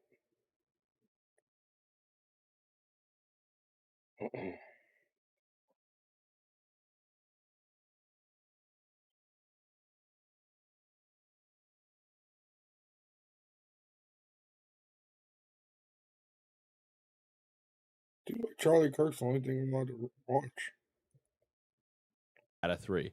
Yep. And they're doing great, by the way. They're hitting crazy goals. Yeah, well, it was fantastic. I've seen some of that. But so the question, though, is with no tax on tips, with we got a Republican governor, Joe Lombardo, over the finish line in 2022, and you've got this union fatigue with the Democrats, right, nationwide, where unions are starting to break a little bit. You've got guys like Steve Wynn, you've got the Carano family, you've got the Fertitta family. Like, there is some big time Vegas casino muscle that's backing the conservative side. By the way, and Clark County is not that D heavy. No, it's like, not. It can't be. It's like 70% of the state. no. What I'm saying is, it's like what? What is it? Registration event D6. Yeah, but it's changed in recent. The non-party affiliate has spiked. Right. So like and that's exactly where I was getting to. So it's like we're seeing trends across the board that the indie votes are getting more red. Maybe just slightly. Maybe that won't hold out on election day. But on election day, I got to believe it's going to be even more red. So as we get closer. So I'm just saying, I think Ralston is, maybe somebody's told him that the jig is up and the fix is in Nevada, and he's sort of just going with that because he knows he's going to be right, and the numbers don't. But everybody's pointing out that there's not a real defense of his numbers unless you get this deluge of 200,000 more vote by mail to really make up the deficit, and those just aren't there in the numbers. So do you on the ground vibe, you think Nevada's going to go for Trump? I mean, I will say the rurals have roared, and that's been big, because I always thought we could squeeze another like 5 to 10% of turnout out of the rurals, and that seems to be the case this year. And I would say that it's a working class. It's the perfect makeup of a state that would love Trump. It really is. Like, not a huge college-educated population, a lot of muscular class, a lot of working class, and I mean, it's always been the Reid machine with the union that has kept that state blue in recent decades. But I will tell you that from a vibe standpoint on the ground, that state is super pro-Trump. But Vegas, they call Vegas Los Angeles East now. You know what I mean? So it's definitely a changing. I will tell you this again. I'll go back to what we were just talking about just a few minutes ago. I think if you have a North Carolina solid win, you have by Trump. If you have a Pennsylvania, it looks like Trump is doing really well. I think that's going to have some influence, and it's going to get some excitement going in Nevada. Definitely, because Pennsylvania has a lot of electoral votes. The folks that are in Nevada, we had just a great event that was there. There was a ton of energy that we had in that room that was with us. I'm surprised. The people on the ground in Trump's not even out yet, bro. It's getting late. In Clark County are saying that they want this really bad. Mm-hmm. They have been working. They've been turning out. They've been doing some of the program. And I want to point to Mojave County real quickly for you, because this is really interesting. Bullhead City, Laughlin, adjacent. So Mojave County, which is in the outskirts of Las Vegas, it's in Arizona, we have had a huge influx of low propensity voters that have turned out. Yep, one more. Again, Arizona has way more of a history and a culture of early. He's really trying to flip Michigan for real. He's really trying to. Voting by mail. You don't have that same thing in Nevada. However, you have the same type of people that exist in the outskirts of Las Vegas as you have in Mojave County. Mojave County is on pace to have a record turnout for a presidential. They had a Hi, I'm Maria from TMG Industrial, here to visit Kevin in Langley, BC to take a look at how he used his 16 by 24 voting happening, because there's more excitement happening in the rurals of Las Vegas. You have to assume that you're looking at Mesquite, you're looking at some of these other places that have Elko, like and really, I mean, the outskirts of Las Vegas, more of southern Nevada, where there's actually a lot of people on CD3, right? That's that whole stretch. That's a lot of rural Nevada. We'll see, man. That people are going to be very excited. Gotta have we could optimism. see some of that reflected turnout tomorrow, which would really help Trump. I want to thank our members, members.charliekirk.com, members.charliekirk.com. Just to remember, yard signs do not win elections. Some people say, Charlie, there's so many Harris Wall signs in Salt Lake City. Is she going to win Utah? She will not win Utah. Right, Tyler? She will not win Utah. She will not. Even Governor Cox isn't endorsing her. And so that's your sign. She will not win Utah. When Spencer Cox doesn't endorse Kamala Harris after Mitt Romney if Kamala demands wins Utah, I will eat my shoe. All right. Members.charliekirk.com. Members.charliekirk.com. I want to thank you guys. Daisy is sending us. By the way, we're waiting for the last MAGA rally. Donald Trump has landed. Somebody emailed us. They said, Charlie, I want to see Oprah at the MAGA rally. No. I had to be more clear. Oprah is at the Kamala rally. Okay? Oprah is not at the MAGA rally. Yeah. I know you might be confused because Trump and Oprah used to be friends, but no. And just to remind everybody, this is what our night tomorrow is going to be like. God willing, we'll be celebrating at this time tomorrow night, but don't get your hopes up. But maybe we will. It's going to take some time. Maybe. I think it's going to take. I think it's going to take some. It's either going to be a very late night. Or I think it's going to be some shovel work, or some early morning. Or if we pop, if it goes long, I am ready to go till 10 a.m. tomorrow, and then I'll pass out and like tag team. You mean out the to- next? You mean Wednesday? Wednesday. Yeah, whatever. It's like flying home from Tokyo. It's like you lose what day it is. Yeah, it's been 4 years. What's another? I want to thank Jim, Suzanne, David, Jaslyn, Margaret, Walter. You guys get a signed hat. Members.charliekirk.com. Can we have the picture-in-picture of even just the room feed if we can, guys? And by the way, Jack is landing soon. Donald Trump has landed in Grand Rapids, Michigan. He is on the ground in Grand Rapids, Michigan. Donald Trump is. This is the final rally, guys. This is it. The final MAGA rally happening live on Real America's Voice. Wow. Yes, it's the last MAGA rally because after this, America will be great. It'll be Keep America Great. CAGA rallies. I mean, what if there is an actual, and I know I'm not trying to put any cart before the horse here. I really am not. Do not get complacent. But if there is, listen, Chad, just remember this. Now, when they say, "Well, when was America so great?" 2016 to 2019. That's what we tell them. And then go vote for Trump. A distinct, definitive win.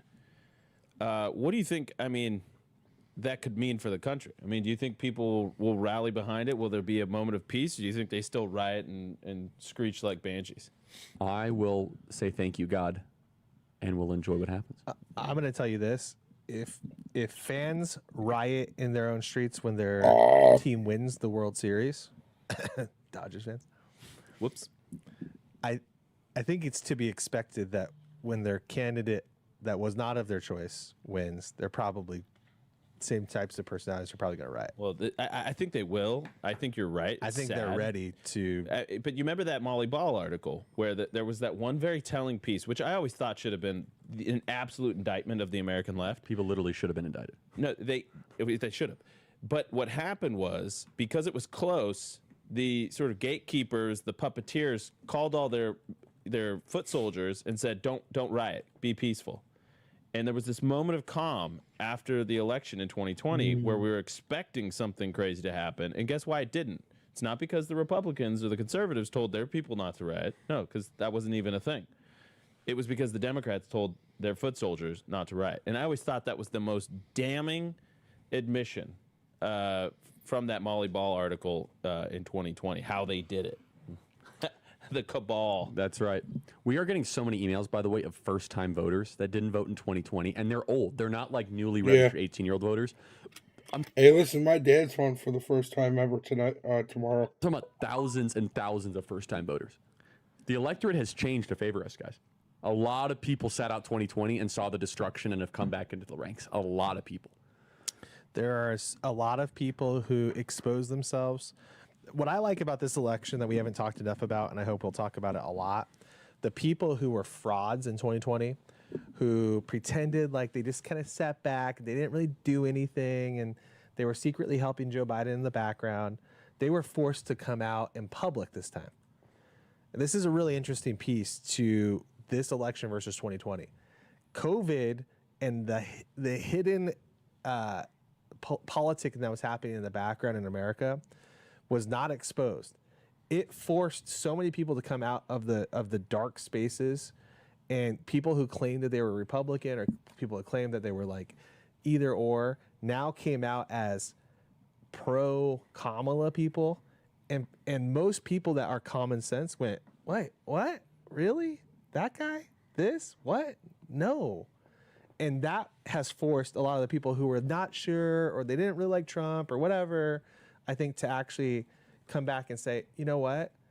I was so focused and so hung up on personality. I didn't realize the personality of all these people who were talking was bad. And it's really leveled the playing field quite a bit, because you now have people who are claiming to be Republicans now exposed as Democrats. You now have people who thought they were Democrats or moderate or independents going, I'm more Republican. And tomorrow will be the judgment day where we determine who wins. Is it the elitists who are trying to control you that were pretending to be something that they were not?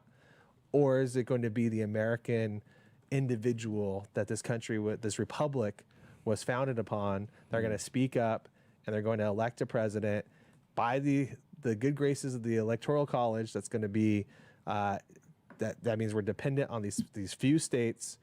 That's going to usher in a people's president. And I think that that's what Trump really is the people's president. I'll never forget during the Bobby Kennedy endorsement rally, which we produced. Game changer. It was a huge game changer. That'll go down, man. A lot of fun. It was one of the coolest things. Yeah, very, very cool to be a part of that. And to see it so up close. But Charlie, you went up there and you said, this is a question about whether or not, we are going to fulfill the founders' vision for this country. And you said, because in America, it's a simple deal. What the people want, the people get. Yes. And if that ceases to be the case, then we're in real trouble. And I do think that is really on the ballot. And I think, you go to this Joe Rogan endorsement of Donald Trump tonight. I genuinely think one of the main... You shake my nerves and you rattle.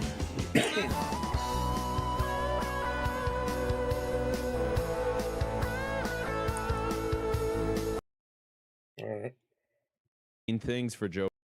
Great story. Can I tell you what? Now that we're doing story time, we're waiting for the rally here. Tyler knows who made the swoosh. Our good friend Paul Romanowski, he killed himself, unfortunately. Passed, yeah. But I remember when he first did. So we were sitting with Bill Montgomery, also may he rest in peace, in the Lamont office. And he was like, okay, what do you want? I said, well, because he was super creative, right? He was an actual artist. Tyler loved him. Oh yeah. Tyler saw his talent way more than I did. He wanted to move out to Arizona. He was. Oh man, he would have been so good. And it pains me every day. He should still be alive. That we didn't bring him out here faster. It's an awful story. However, his legacy, and this is literally what he told me, because he wasn't just a graphic designer. He would capture your vision, and he's an artist. He was an actual artist. And I was like, I don't know, man. I want it to be like we're in one direction. We want to take a right turn. And we want to go from like blue to red. He's like, okay. And so he comes up with this. And I think it's fair to say this is one of the most recognized political symbols in the country, is it not? Now it is, yeah. And he told me, like, before he killed himself, like months beforehand, he was like, early vote man, because the numbers it's are... one of the coolest things I've ever done in my life. I hope it gets seen by like all of humanity. And it has. Isn't that the cool? And like that. So just want to say, Paul, and if anyone knows who Paul is or his family, he was super loved and appreciated. That we think of him every day.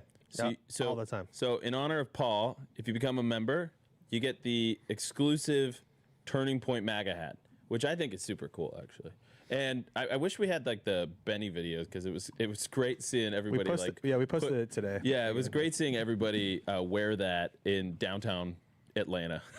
It's like the MAGA hat with the Turning Point swoosh. Can we call it a swoosh?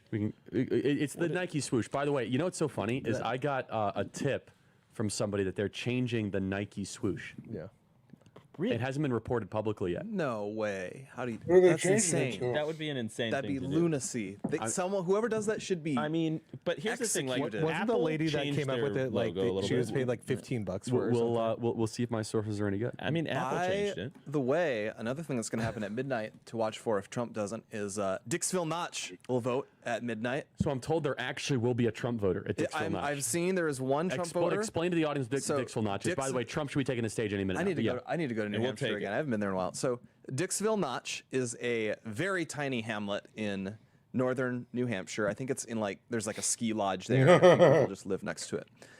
And by tradition in Dixville Notch, that's a great town name by the way, is they've cultivated this tradition that the handful of residents in the village meet at midnight on election day and immediately cast their ballots so that they can be the first place in the nation to vote. And they do it for both the primary and the general election. So some context, in 2016, there were 8 voters there, and they voted 4 for Hillary, 2 for Trump, 1 for Gary Johnson, and 1 for Willard Mitt Romney. In 2020, there were only 5 voters. There were 5 votes. That's wild. wild. 2016. How'd it go in 2016? In 2016, it was Hillary for 4, Okay, got it. Trump I'm sorry. 2, Got it. Johnson, yeah. and then Romney still got one. And Obama and Mitt split 5-5 in the general in 2012. That's crazy. 2020 though, they went 5 for Biden, 0 for Trump. So if we have at least one Trump voter, he's going to do a press. That is, yeah. This is such a narcissist. That's great. This That guy's is going to gonna do like a whole. He's going to take questions. They had 6 people vote in the GOP primary. All of them voted for Nikki Haley. You know, it gives you a little idea of the demographic at Dixville Notch. Is it Dixville, right? Dixville Notch. Yeah. it's It a means terrible absolutely. name It of means a absolutely place. nothing for the record. Quiet. It means everything if we win this. Watch Trump win every single. What's really interesting is they had 20 people there in 1984. Now they're down to like 4 or there's some. It's sad. It's people the, 6. It's the decline. In 1992, 1992 they had 15 people vote for George H.W., 8 for Ross Perot, 5 for Andre Maru, a person I have never heard of, and only 2 for Bill Clinton. Man, old time New Hampshire was the greatest. Yeah. Comeback kid. Wait. Oh, I'm sorry. I misread that. 1984, they had 29 people and one that voted for Reagan and 1 for Mondale. It's crazy. They had 30 people. That town was 29. bumping. Yeah, well, 29 for Reagan and 1 for Dixville was Mondale is off just the hook. that actually just reflects the actual national voting numbers. I know, but they had 30 that people. election. Now they have 6. What's going on there? They're just people buying, consolidating properties or They're something? eating each other. They're eating the neighbors. It's a cannibalization. Cannibalization. They're cannibalizing their election day vote. That's why Trump is speaking out so frequently about Cannibalization. Hannibal Lecter. Okay, so we have eyes on the last MAGA rally here. Email us as always, freedom@charliekirk.com, and subscribe to our podcast. Open up your podcast application and type in Charlie Kirk Show. That's We have a wild. great program for Imagine you guys all day being in a tomorrow. town with only 6 We are going to people. be doing our 3-hour show, a couple-hour break, and then boom, around like 5-ish, 5:30 Eastern. Hey, Blake, why don't you break down when do polls close tomorrow? Just remind people. All right. You've done all this research, right? Yeah, so of course. you Yeah, can- let's. I'll bring up the map too. But so there's a few states that close really early. The first ones you'll see places in Indiana and places in Kentucky. Like a lot 6 of the Eastern or polls will 7 show. Eastern? Like 5 Eastern. What? I know. It's really. I'm just gonna bring up the map so I don't screw any of them up. It's not 5 Eastern. No, there we just are went through definitely this the 5 other day. Eastern. No, we talked about it. There's places like 6 Eastern. Sorry, sorry. We did this You're whole just rig- so judgy on me, Charlie. We did this whole because I We've been hold you to a doing this higher long? standard, okay, Blake? Okay. 6 Eastern. You know you're gonna have every Roman closures, emperor, okay? You but should I know when guess- polls okay, close. Yeah. So they'll have some closures in Indiana. They'll have and some closures in Eastern Kentucky, and so. That's where you'll see the first Wait, places, so and the you'll last- see the, yeah, the press dude, will come 6 on, and people, they'll that's call wild. Indiana and Kentucky for Trump immediately, and it'll be great. And New then- York closes the same time Arizona does. Yeah, exactly. It's bizarre. It's and so then stupid. the first real important closures, 7 p.m. Eastern, Florida, Georgia, Virginia. Okay, so let's go through Georgia. Hold on one second. How is Georgia counting their votes this year differently than other years? They say they have the Floridification. They said they Floridified their elections. I don't know They're using full fingers. details on Meaning this. that they but- have to count their. Are they pre-canvassing early votes? What they're doing, Tyler? I believe so. I unfortunately do not have the inside track, but we will tomorrow be happy to bring in Who won the game? our election pros from Georgia. I want Josh Baker to McCoon, win a our championship. staff, and Josh McCoon, who Just to spike we're on hoping his has way a to great day Cleveland. tomorrow. Josh is optimistic. Josh is texting me some great figures. He likes what he's seeing. He is definitely optimistic. Okay, I've got it. So in 2021, that Georgia law that they lost the All-Star game for because it ended democracy and turned them into a Then they went totalitarian to, police went state. to Denver. Yeah, Yeah, so they and went from so a- all of that, the police the state whitest law that city they in New passed, Hampshire. the police state law that they passed, so they're allowed. They made the law explicit that they can begin processing their mail ballots 2 weeks before Election Day. Yeah. And I think they were allowed to do it by emergency in 2020, but a lot of places didn't. So it's more actually developed codified. now. It's codified. Yeah, that's cool. And then I believe, are they also allowed to count through the night more consistently? Yeah, now? so Georgia Yes. did. So Georgia did pass the similar. Georgia should be law there soon. to They said he Arizona, landed a little bit which is ago. that they must keep counting. So Georgia and Arizona, because they both had Republican-held legislatures, unlike some other places in the country where we I saw think he's this, going to come out to the counting Undertaker. stopped. So remember, Pennsylvania. I don't want to give everyone PTSD that's listening right now, but we remember that the counting stopped. They did pass laws in Georgia and Arizona, both saying that you must keep counting. You cannot stop. I'm looking here. Michigan has the most changes of like the swing states in terms of not for the good. So jurisdictions with more than 5,000 people can now begin processing their mail ballots up to 8 days before election day. I think So that Baker's would legit. possibly speed it up. I want to see him win a Let's championship. see. Looking through this, they have expanded And I don't in-person even early watch voting, which football might anymore. have turned out to help us, hopefully.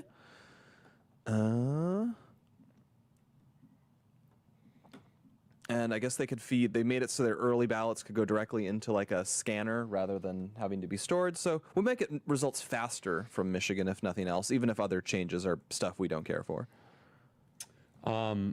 So, one sec. Yeah, let's just do it. Members.charliekirk.com. That is members.charliekirk.com. So it's fair to say, by the way, we're waiting for the Trump to take the stage. It's fair to say that we will get the final verdict in Georgia by like 10 Eastern. Will be pretty close. And then Pennsylvania, I didn't understand what Cliff was saying very much, and I was dealing with some other issues. They don't pre-canvass. They do pre-canvass.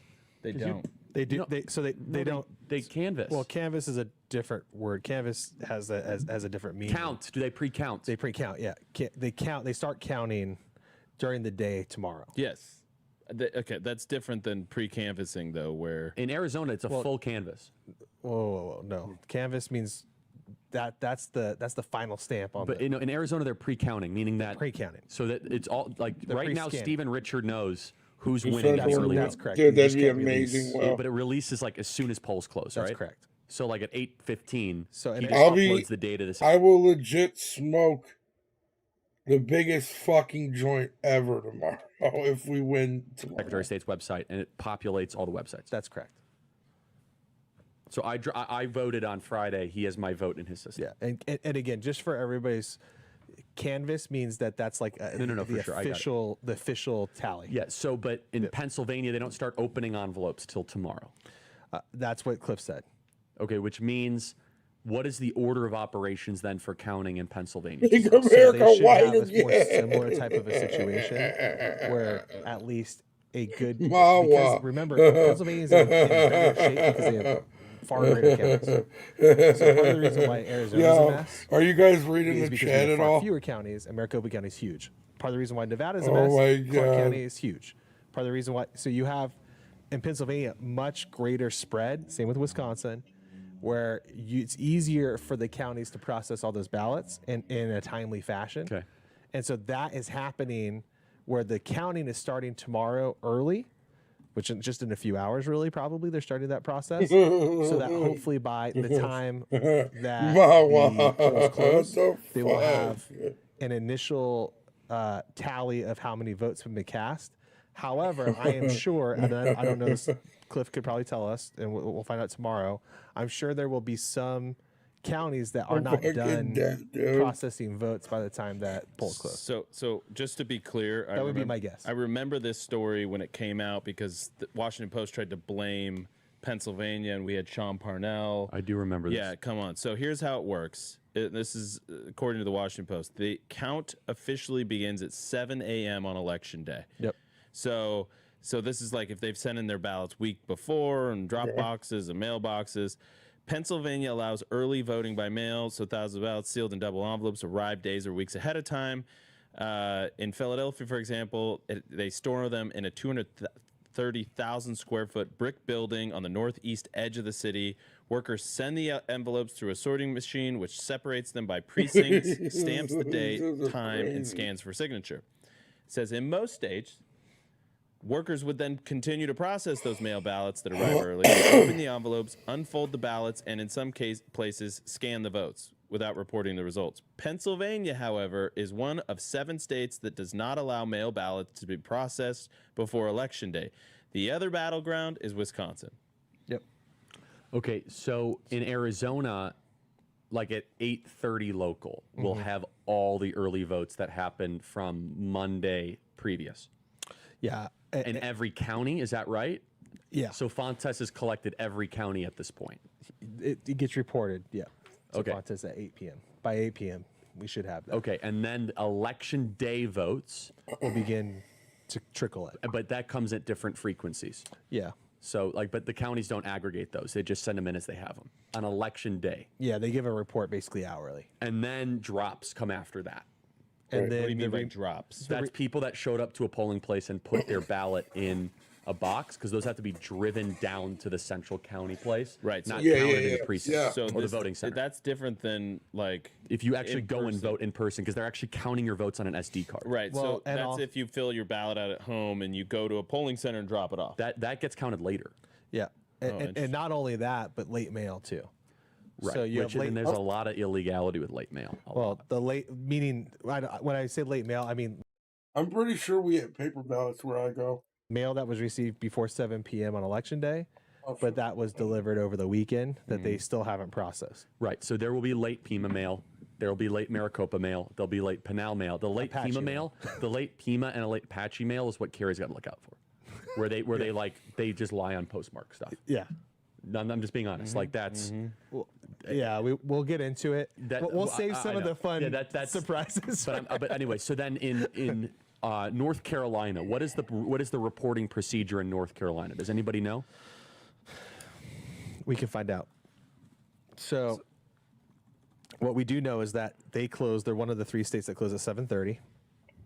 7:30 Eastern. So they close at a half hour.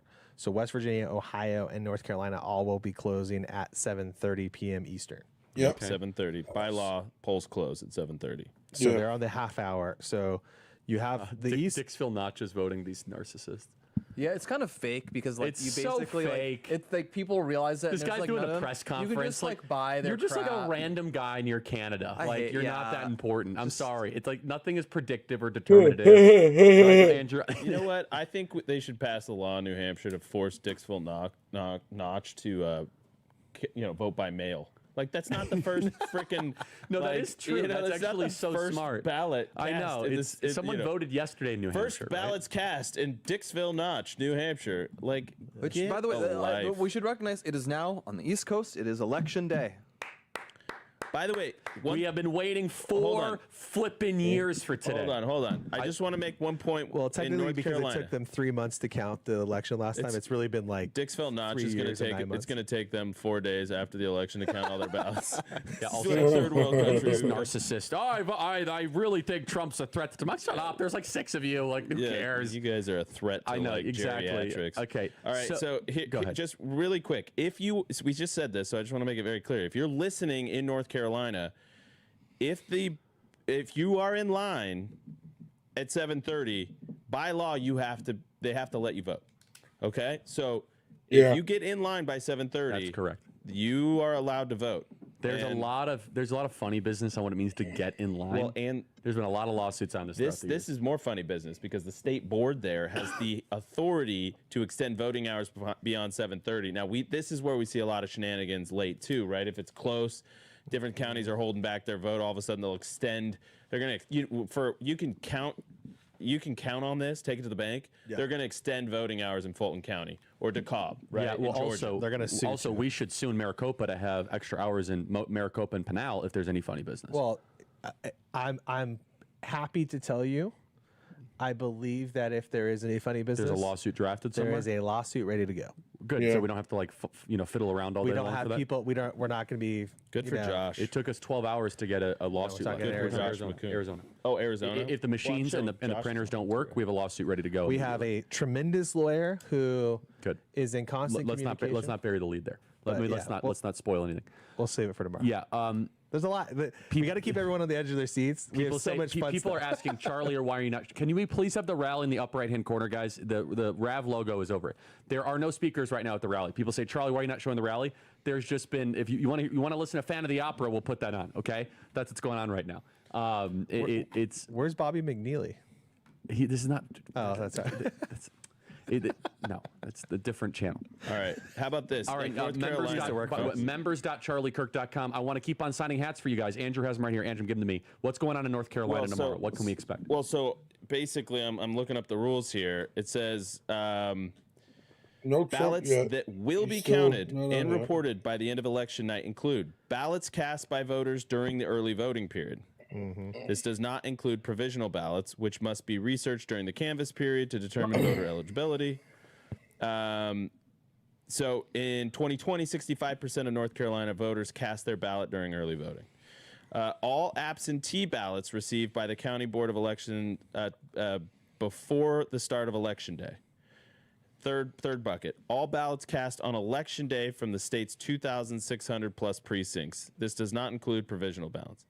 So what ballots will not be counted on Election Day? They basically say 98% of North Carolina is going to be counted, and every tally that night will be technically unofficial, but we should have an idea who's going to win it. Absentee ballots received on Election Day will not be counted. Military and overseas citizen absentee ballots that arrive by mail at County Board of Election offices from Election Day through 5 p.m. on November 14th. Those are the only people. We're going to have, and this is November 14th.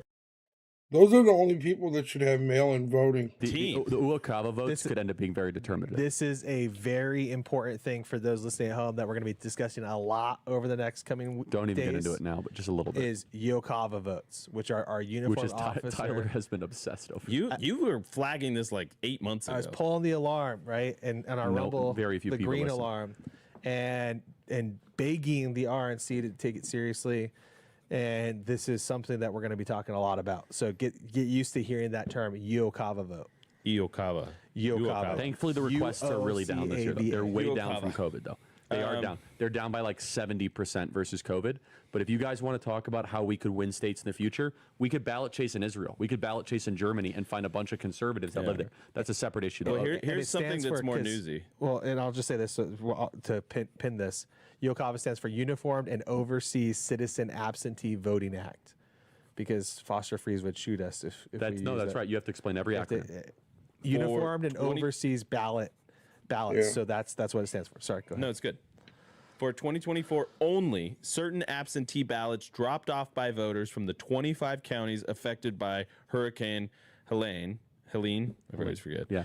By the way, at election offices. still impacting Western North Carolina Yeah, turnout. exactly. That's why I bring it up. It's a problem. Or early voting sites outside the voters' home counties as permitted by NC Session Law 2024-51. Must have just been passed. All provisional ballots will not be counted. So basically, we're looking at a timeline of 8:30 p.m. to 1 a.m. Counties report Election Day precinct results, the election results dashboard. By 9:30 p.m. Eastern, precinct poll workers hand-deliver Election Day results to County Board of Election offices.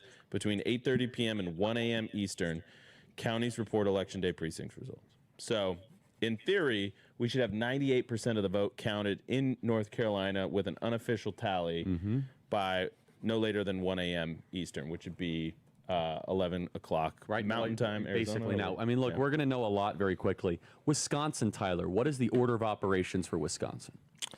So Wisconsin has, just as was mentioned before, they have a similar process to Pennsylvania, which again, and it's actually really interesting because Wisconsin and Pennsylvania share something very similar, not only from a Midwestern standpoint, but also from the fact that it's a large population spread, not concentrated in one place. And Charlie brought this up. Pennsylvania is the same. We have they have far fewer absentee ballots that have been. They're showing some kind of thing.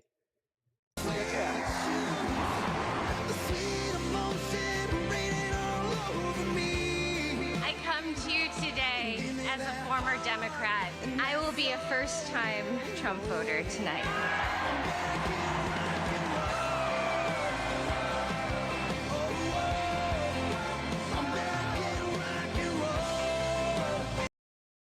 All right, I probably shouldn't play that right now.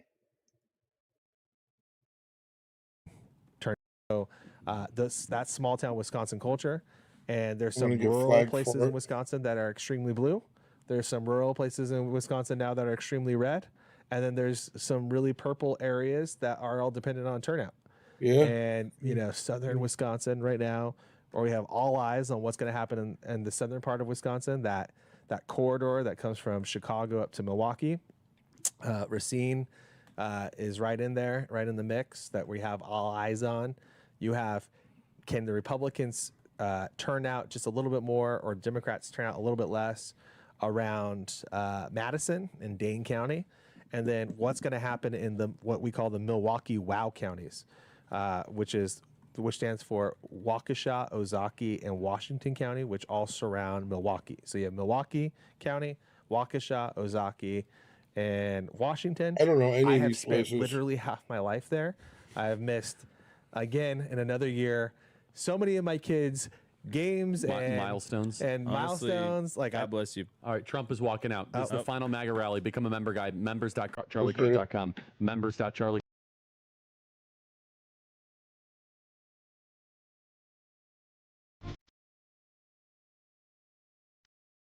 I thought he was gonna come out the Undertaker. LA. Here's where we came out.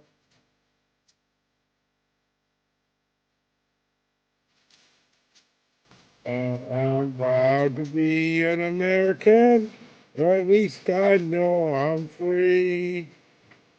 Forget the man who died and gave their life for me. Stand up next to you.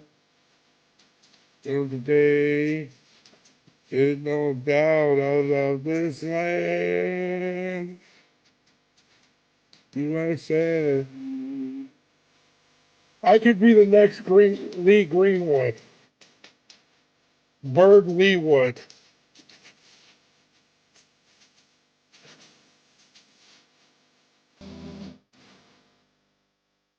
They gave their life to me.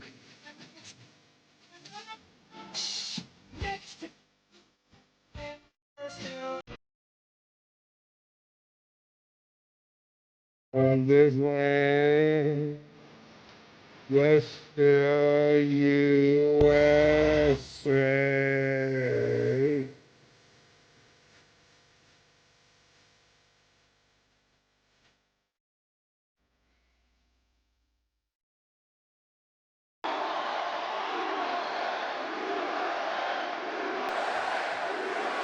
Final fucking rally. Oh, this is crazy.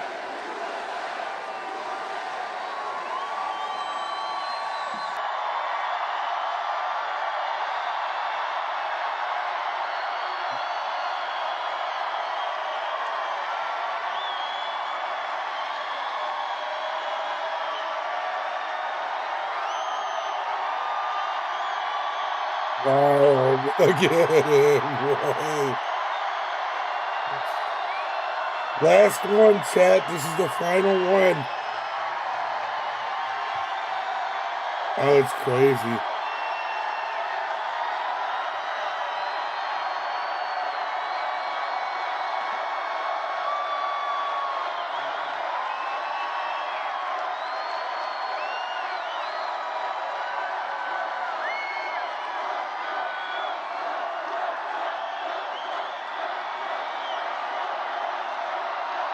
Wow.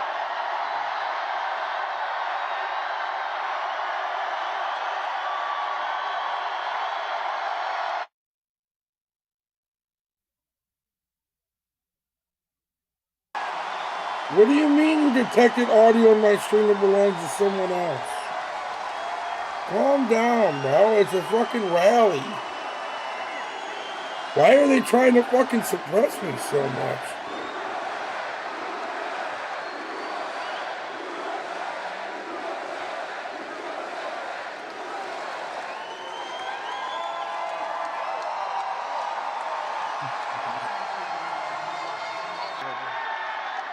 It's unbelievable. Think of it. This is it. This is the last one that we're going to have to do.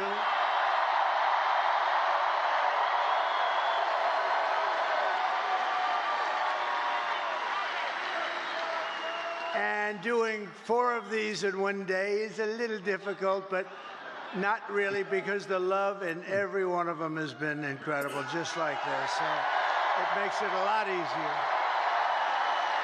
And I want to say a very special hello to Grand Rapids. It's been a special place. Remember, 2016, we were...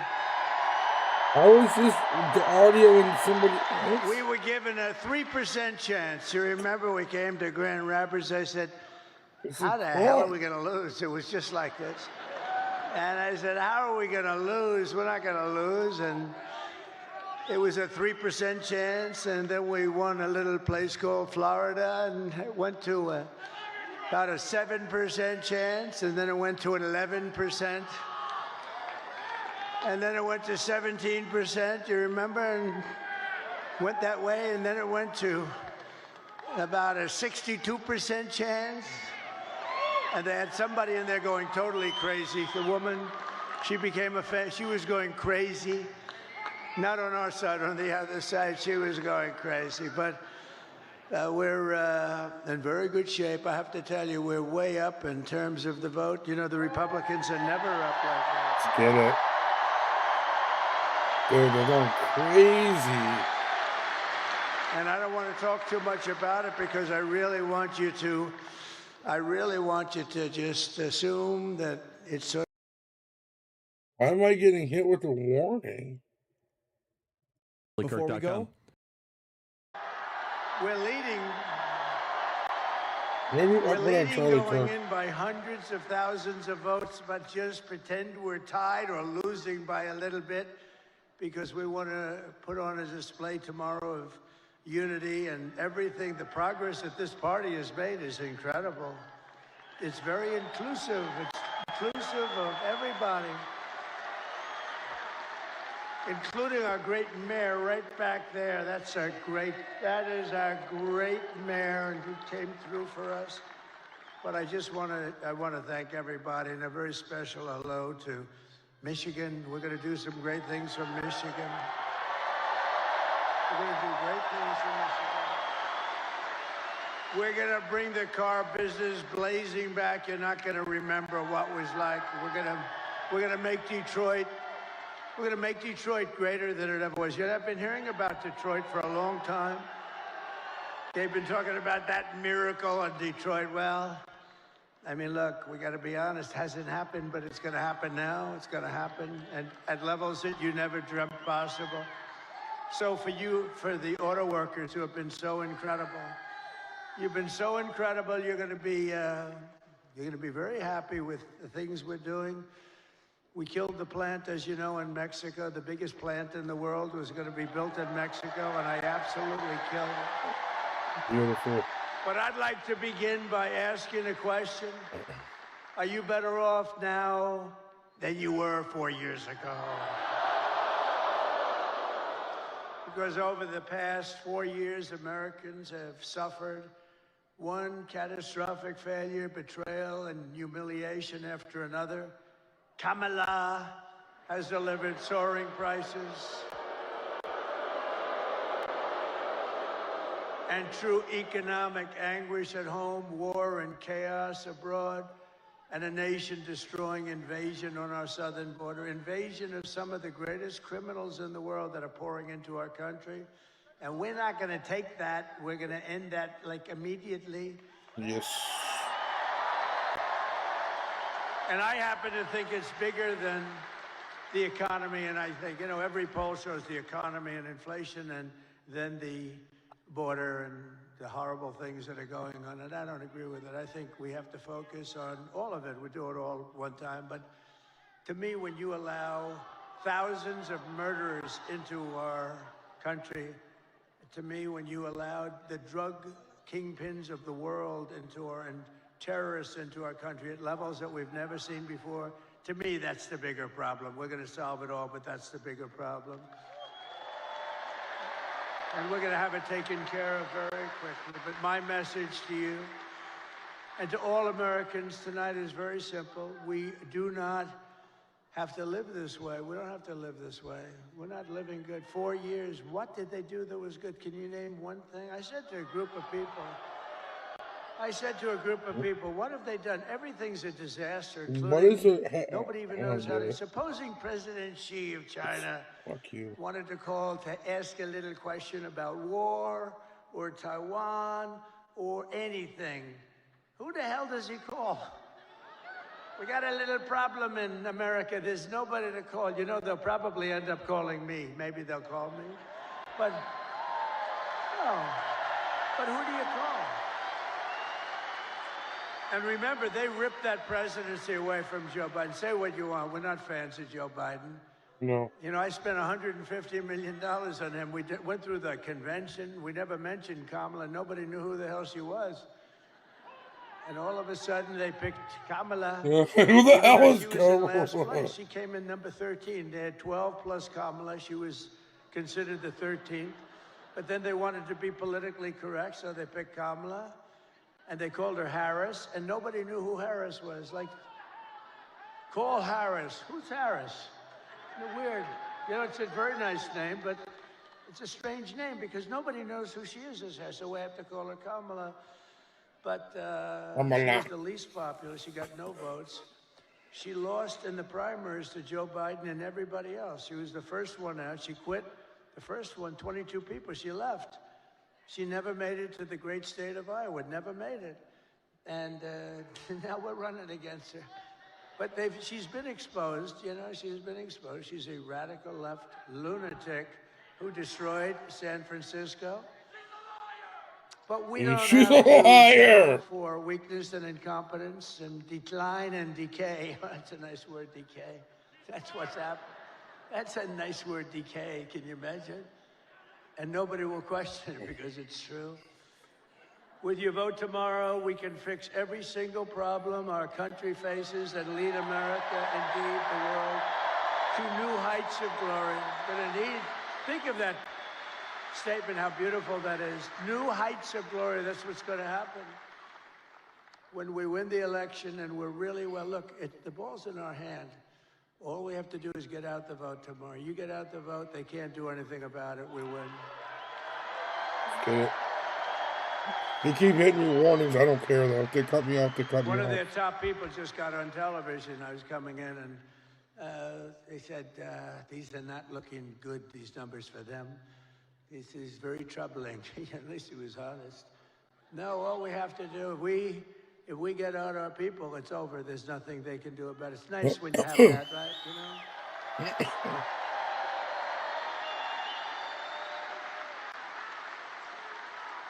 In other words, to make you feel a little guilty, we would only have you to blame. But we put ourselves in an unusual position. Never happened where we're leading by hundreds of thousands of votes in the early stage vote. That's never happened before. We've always been losing by sometimes millions of votes, and you know, you keep catching them on Tuesday, but Tuesday comes along and you make it, or you don't quite make it, you're a little short, and then they cheat, and it makes it a little tougher. Because when you have open borders, transgender everything, high taxes, very high taxes, they're campaigning on the fact that they're going to raise everybody's taxes, and you have men playing in women's sports.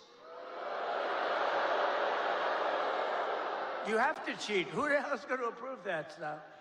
Who's going to approve open borders with criminals pouring into our country by the millions? No, they have to cheat. They have to cheat, and they do it very well, actually. They do. But I think we're in very good shape. We just have to show up, and you're going to have the biggest victory. You know what? This will be the single greatest victory, politically speaking, in the history of our country.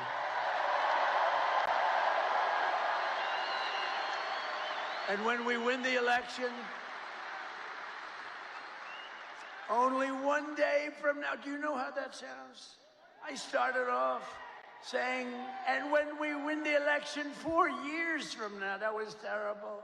That was so depressing. When we win the election 4 years from now. Then I said 3 years and 2 years and 1 year. Then I said 6 months, and I said, ooh, that's starting to get a little close. And then I said 5, 4, 3, 2, 1 month. And then about 3 weeks ago, when we win the election in 21 days, it just seemed very far away. And now I say when we win the election tomorrow, can you believe it? Yes. Can you believe it? Wow.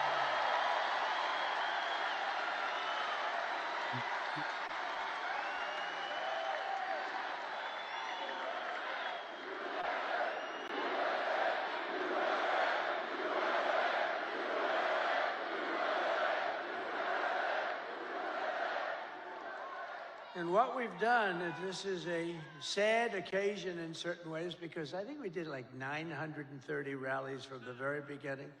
That's a lot of rallies, and you know, and remember, if you make one slip up, and you know, I'm a person, as you probably noticed, I have this beautiful speech. I haven't really even gotten to it yet.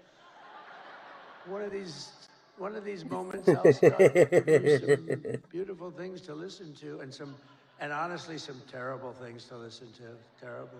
What's happened, what they've done to our country is horrible. Horrible. And by the way, don't you like a president that doesn't need to use a teleprompter? Isn't there something refreshing?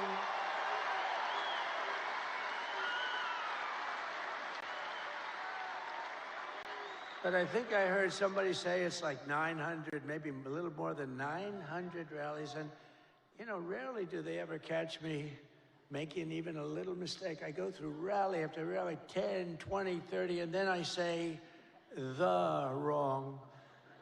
They say, he's cognitively impaired. No, we're not. I'll let you know when that time happens. It could happen, but hopefully it's not going to be for a long time. He pronounced the word. He slurred the word. And I hate to go back, you know. A lot of guys, they'll be talking and they'll make a mistake. Excuse me, let me go back. When you do that, it's over for a good speech. You can't do that. You just have to blaze through it and hope that they didn't hear the mistake. But when Winston Churchill, who's a great speaker, he was actually a stutterer, a tremendous stutterer, and he became one of the greatest orators. But when Winston Churchill made a mistake, he didn't go, excuse me, and go back. He just blazed through it. But if I do it, they say, he's cognitively impaired. There's something wrong with him. These people are sick. Those people, look at them. Ooh, that's a lot. That's a lot of people. That's a lot of people. But this has been an incredible journey, and it's very sad in a way, because, you know, we've done all these, and this is the last one. I'm fucking dead. All we were doing That's a lot of them. ourselves in a position to win, which we can do tomorrow very easily if we show up. All right, if you are watching So on you know, YouTube, please switch over to Rumble. My tech team tells me that Trump has meandered into an untouchable topic, so we're going to kill the YouTube feed. We apologize, and we are. But check it out on Rumble; it's still going there. Thanks so much. We'll be back after the rally for analysis. And she was screaming, "We're gonna win! We're gonna." Okay.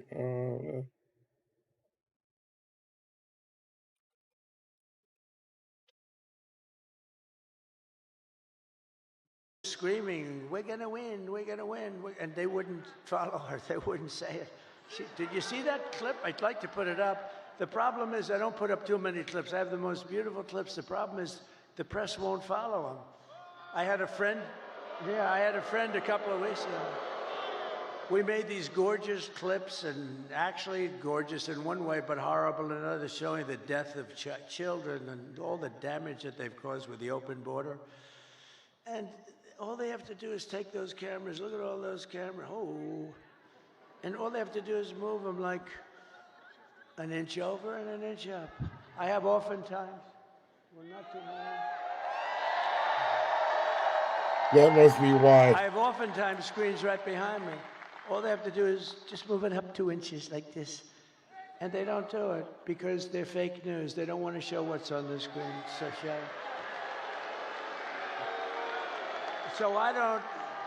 So I'm having a modestly good hair day. Look at that, look. Modestly good. Not the best. I'm not thrilled, but it is what it is. No, it's great. But what I do see behind me are beautiful people, great workers, people that are proud and they love our country. That's what I really see. Nice, beautiful. So it puts us, assuming we can win tomorrow, which I think we should be able to do pretty easily. It's in our hands, right? It's in our hands. It's totally in our hands. Oh, it's today. Oh, it's today. Oh.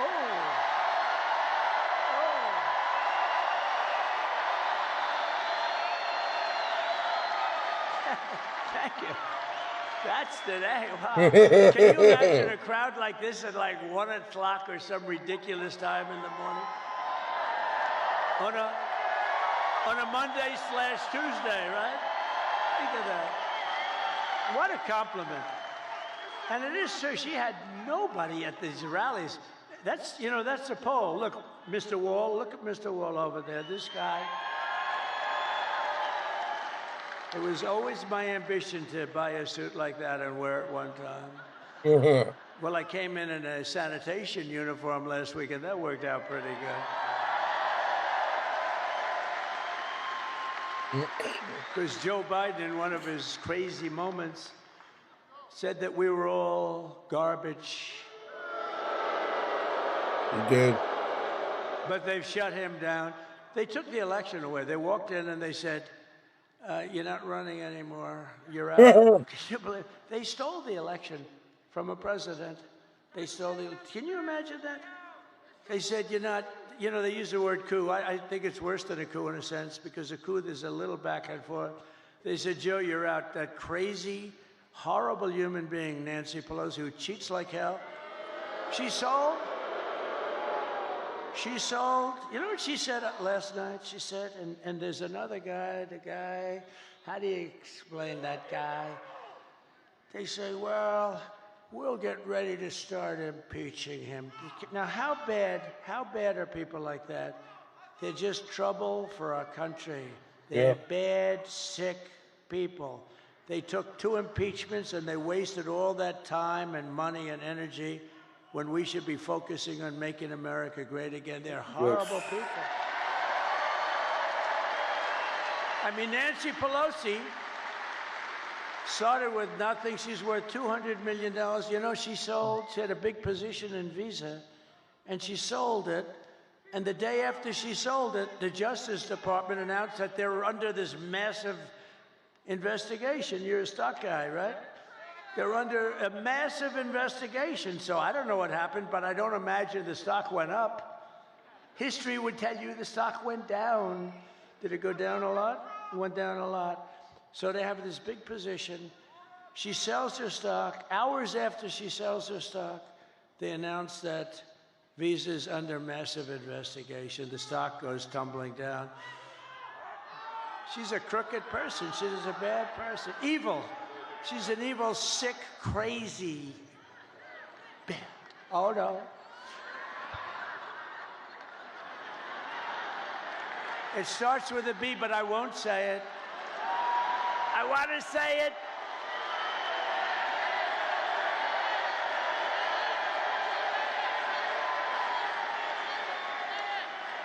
I want to say it, but Franklin Graham said, sir, I love your speaking ability and I love your storytelling, but honestly, it would be even better if you wouldn't use foul language. And I don't use much, every once in a while. And it's never a real bad word. It's, it's like never bad. So I try to adhere, but he's wrong about one thing. It is a little better when you use the foul language, because there's more emphasis. No, but these are bad people. These are bad. Adam Shifty Schiff. Yeah. I call him pencil neck. He's got the smallest neck I've ever seen. He's got about a 4. And he's got the biggest head. So I don't know how the neck can hold the head. He's an unattractive guy, both inside and out. And this guy can end up being a senator. But don't worry, we've been beating him for 8 years. We've been beating these people. Ron Trump is We've been beating him. They impeach me, we win. They send me down the Records Act, and we won in Florida. We win. But we have to take a lot of time, a lot of money, which is what they want. A lot of time, a lot of money. This way we can stop the one guy we don't want to fight is Trump. We can stop him from getting the Republican nomination. And I got the Republican nomination in record time. Record time. And let's keep going, and maybe we can stop him from winning the presidency. But That's looking pretty good tomorrow, I'll tell you. They give us probably a 95. What do you think, a 95% or something like that? But don't believe it. Don't believe it. Go out and vote. Remember the story of Hillary. Just remember, that's why I told you the story. She was in bad shape when she called me up that night. And by the way, she called up and conceded, and then spent 7 years on saying how she was a good sport. Oh, she's a lovely person, Crooked Hillary. But you know what? She's smart. But she wasn't like, she lied a lot. I mean, a lot. But nobody lies like this Kamala. Kamala, he will not ever frack in Pennsylvania. My whole case is fracking, and he will open the borders immediately. No, no, no. I'm going to close the borders. However, if people want to come in, they can come in legally. They have to come in through a process. We need people.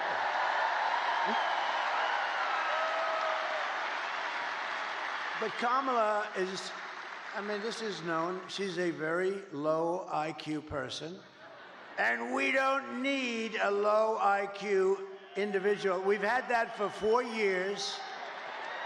And our country's going down the drain. We're going to turn our country around. I will end inflation very quickly. You know how we're going to end it? By drilling and drilling and drill. Energy is going to bring everything down. Energy is going to bring it down. And I will stop the invasion of criminals coming across our border. I will strengthen our military. I will restore peace in the world. And I will rescue the American dream. We're going to have the American dream back soon. Together, we will begin the 4 greatest years in the history of our country, and we will launch the most extraordinary economic boom the world has ever seen. If you vote for Lion Kamala, you will have 4 more years of misery, failure, and disaster our country may never recover from. I don't believe that our country can take any more of this without just gone. I don't believe it can take any more. It's going to be, can't take this. This is abnormal abuse,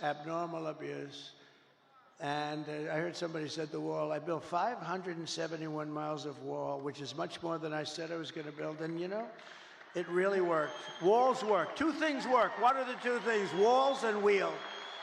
They're the only 2 things that never get obsolete, right? Walls and wheels. A wall and a wheel. It's always going to be around. Other things, they have the beautiful computers. You know, you buy a computer. Oh, this is the greatest. 2 weeks later, it's obsolete. That goes on. I don't know how people do it. We have the king of computers. We have the king of everything endorsed me, Elon Musk. The king of everything. Let's go. And he brought that rocket ship down 2 weeks ago. I never said 22 stories. It's like monster. You don't know, is it big or small? It's a monster. 22 stories. And you know that story. I've told it a couple of times. I love the story because really the best part is I'm talking to one of the most important guys in the world, and I say, wait a minute, could I just watch something? And I see something on I have the television muted, right? I'm looking at this crazy rocket. And I saw it leaving a little while before, and it was all beautiful white. Now it's absolutely burned to a crisp. You know, it goes 10,000 miles an hour. The heat is at levels that nobody can experience. So it's a little, you know, rough. It's a little rough on the paint job. And it's coming in, and I'm watching, and I'm holding this very important person, one of the most important people. But, you know, when you were the president, and now it's very possible, like maybe 95% that you're going to be the president again, they hold. No, let's get it. So I say, do you mind holding for a minute? I have to see this. And I put the phone down. That guy was holding like for an hour and a half. He never got off the phone. I wish he would have hung up. I would have felt better. Because I picked up the phone later. I said, oh, wow. Hello? Hello? He goes, hello. Anyway, but it was so exciting. So I'm watching it. And this monstrous thing is going down, right? And it's coming down. It's first of all, it's doing all sorts of flips up in the air. I would not want to be on that sucker. I don't care how good Elon is. I said, Elon, That's you wouldn't so get funny. me in that ship under any circumstances. But it's coming down. It's a little rough, and now all of a sudden it starts to slow down as it gets to the ground. Then it starts to move over. Then it gets a little bit out of control. It looks like a little out of, and the left part of the bottom is going to just rip that big gantry. That's this, whatever the hell it is that holds it. And it's coming in. Oh, and I didn't know it was Elon's. I just assumed, he loves this stuff. He's in a class.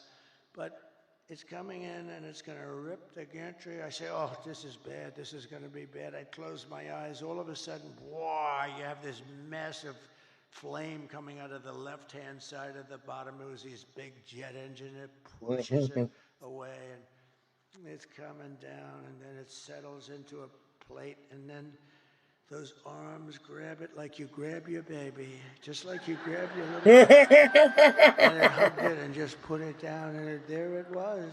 That's so funny. And I called Elon. I said, was that you? He said, yes. And he said, and by the way, he said this.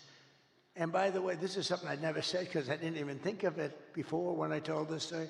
He said, and by the way, I'm heading up to Pennsylvania to campaign for you. That was 2 weeks ago. He's still there. That's about it. Hey, Monica. Welcome back. How you guys doing because tonight? He considers the election more important than rockets, more important than anything. He helped us out a lot in North Carolina and parts of Georgia where they desperately needed the Starlink. I had no idea what Starlink. They called me up. Yeah. They called me up in Georgia. Elon's incredible. He has Starlink. He's got everything has to do with stars and stuff. Very complex stuff. No, he's amazing. But, sir, I know that you know Elon Musk because I read your endorsement. He says the most important endorsement he'll ever make. It was such a nice thing. And he said he wants to help. And I didn't know he was going to help to this extent. He went up. He won the big case today, too. Very, he won very the well. case. Huh? Because I don't know, he did something that I don't know what he was doing, but he did something with lotteries, and he's in a different. He's amazing. I'm going to do lotteries and this and that and make your life fun, and he's having a good time. He usually is in a lab, and he's happy there. All of a sudden, he's escaped the lab.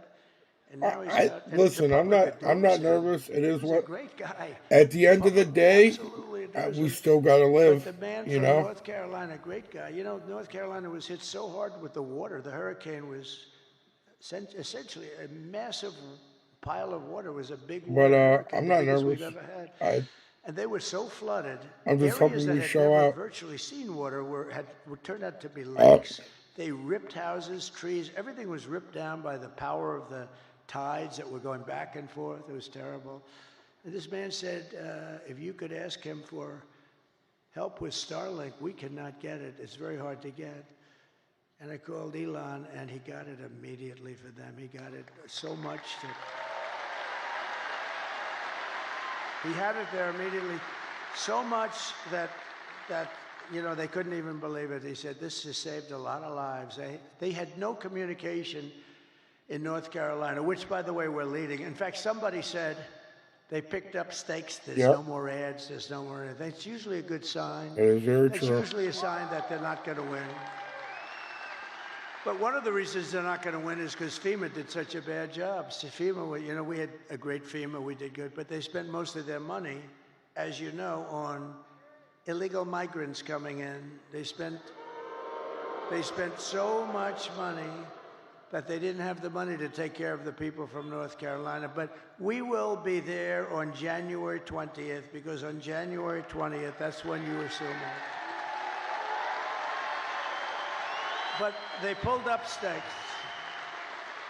Historically, when you pull up stakes and stop advertising and leave, historically, you're in pretty good shape in this state. Is that correct politically? Because I haven't done this as long as some of the, as well and as long as, well, I think I've done it better, actually, because I ended up being president, so I probably, But some of our great politicians have done this for a lot longer than me. So let me ask you, all of these senators, when you pull up stakes and leave, historically, Doug Burgum was so incredible. He really is, isn't he? Is he a class act? His wife is much better. She blows him away, right? Catherine is much better. But Doug, when you pull up stakes and you stop advertising, doesn't that generally mean that it's over, right? It's over. Doug is cautious. He doesn't want to. He thinks it's a trick question. It means it's over. And I think it's over in a lot of places. I think we're going to see some incredible stuff tomorrow. But it won't matter. You have to get out and vote. It won't matter as long as you go out and vote. Nothing's going to matter because it's in our. You know the expression, the ball is in their hands, the ball is in our hands. They can't do a thing about it. And now you're going to go out there later today. Yes. And you're going to show us something. And vote for me, and I will deliver rising wages, soaring incomes, and a colossal surge of jobs. We're going to use things. What's the most beautiful word in the dictionary? We're going to create wealth, opportunity for Americans of every race, religion, color, and creed. But I have to tell you one quick story, because I'm so proud.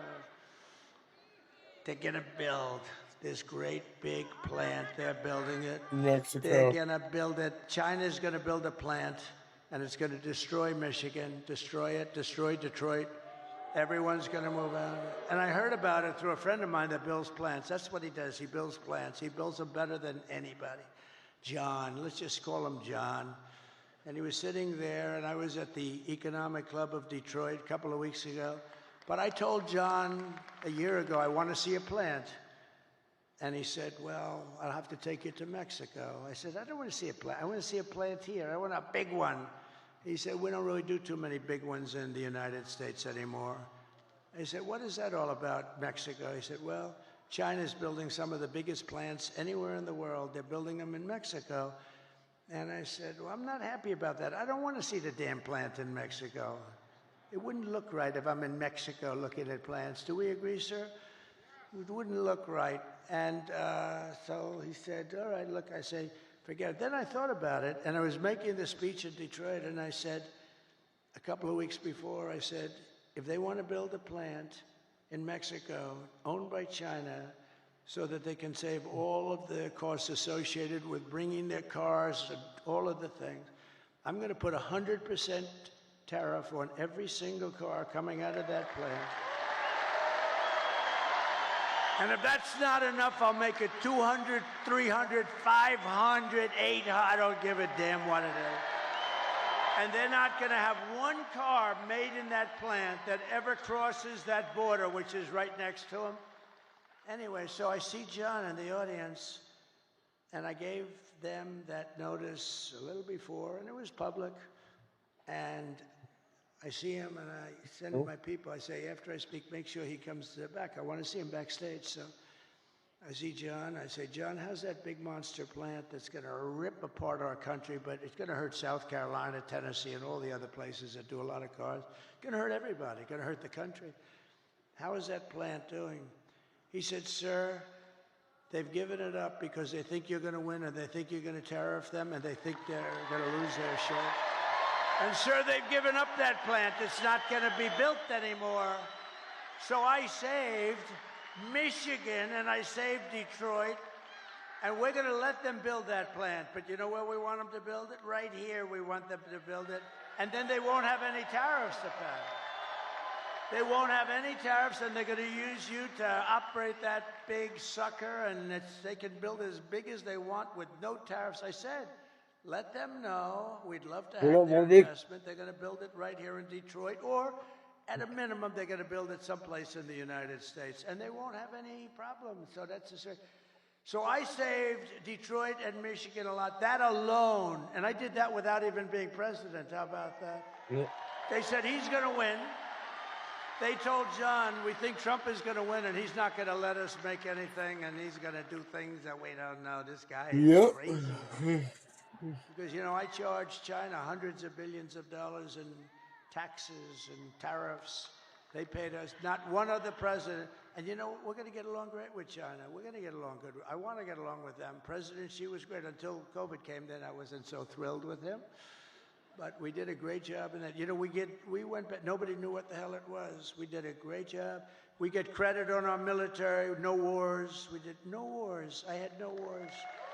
Remember when crooked Hillary Clinton? Remember when crooked Hillary was screaming during a debate, he's going to charge wars, he's going to have wars, he's going to prosecute wars all over the place. Look at him, he's a very volatile person. I'm actually not. I'm a very calm person. She's the one that's volatile. But he's a very volatile person. He'll start. No, I stopped the wars with my being volatile. Nobody had a war. We didn't have any wars, except that we finished a war that we had. We beat ISIS. 100% of the ISIS caliphate was taken down. And it was done in a matter of weeks. When our stupid generals, our terrible generals, you know, the guys up top like Milley, like Kelly, real losers. Kelly was dumb as a rock. I'll never do that again. I let people, I say, give me a letter of resignation. Yes, sir. I'd like to say. I said, just give me. You know, Biden never fired anybody. That's why he never had a bad book written about him. No, and also, number two, nobody cared. When I fire somebody, every major publisher in the world, will you say something bad? I had one person who was so complimentary. Sir, you're the greatest president that ever lived, blah, blah, blah. Then she gets a show, but they only want to hire her if she's, I have all these letters, there's never been a better president. She goes in the show, I didn't like him, he was terrible. What a terrible human being. These people are sick, but you know what? All we can do is keep winning. That's all. Win, win, win.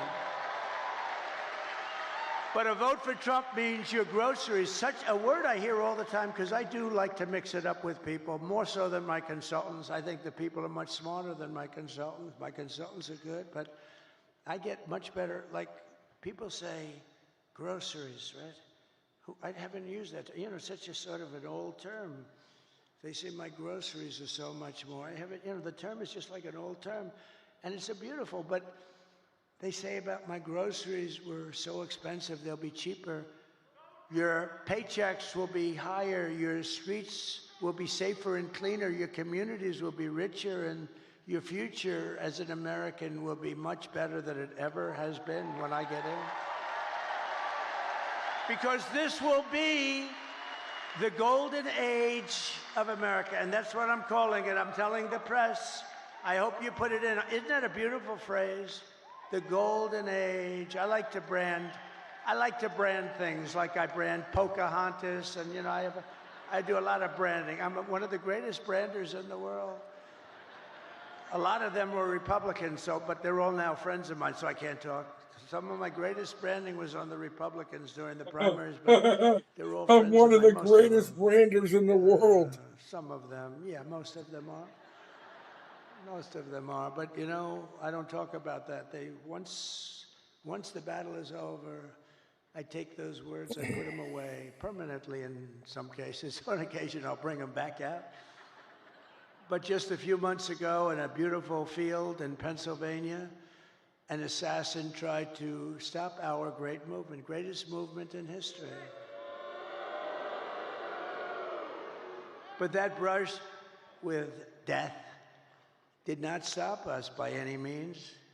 It only made us more determined to finish the job that we had only just started.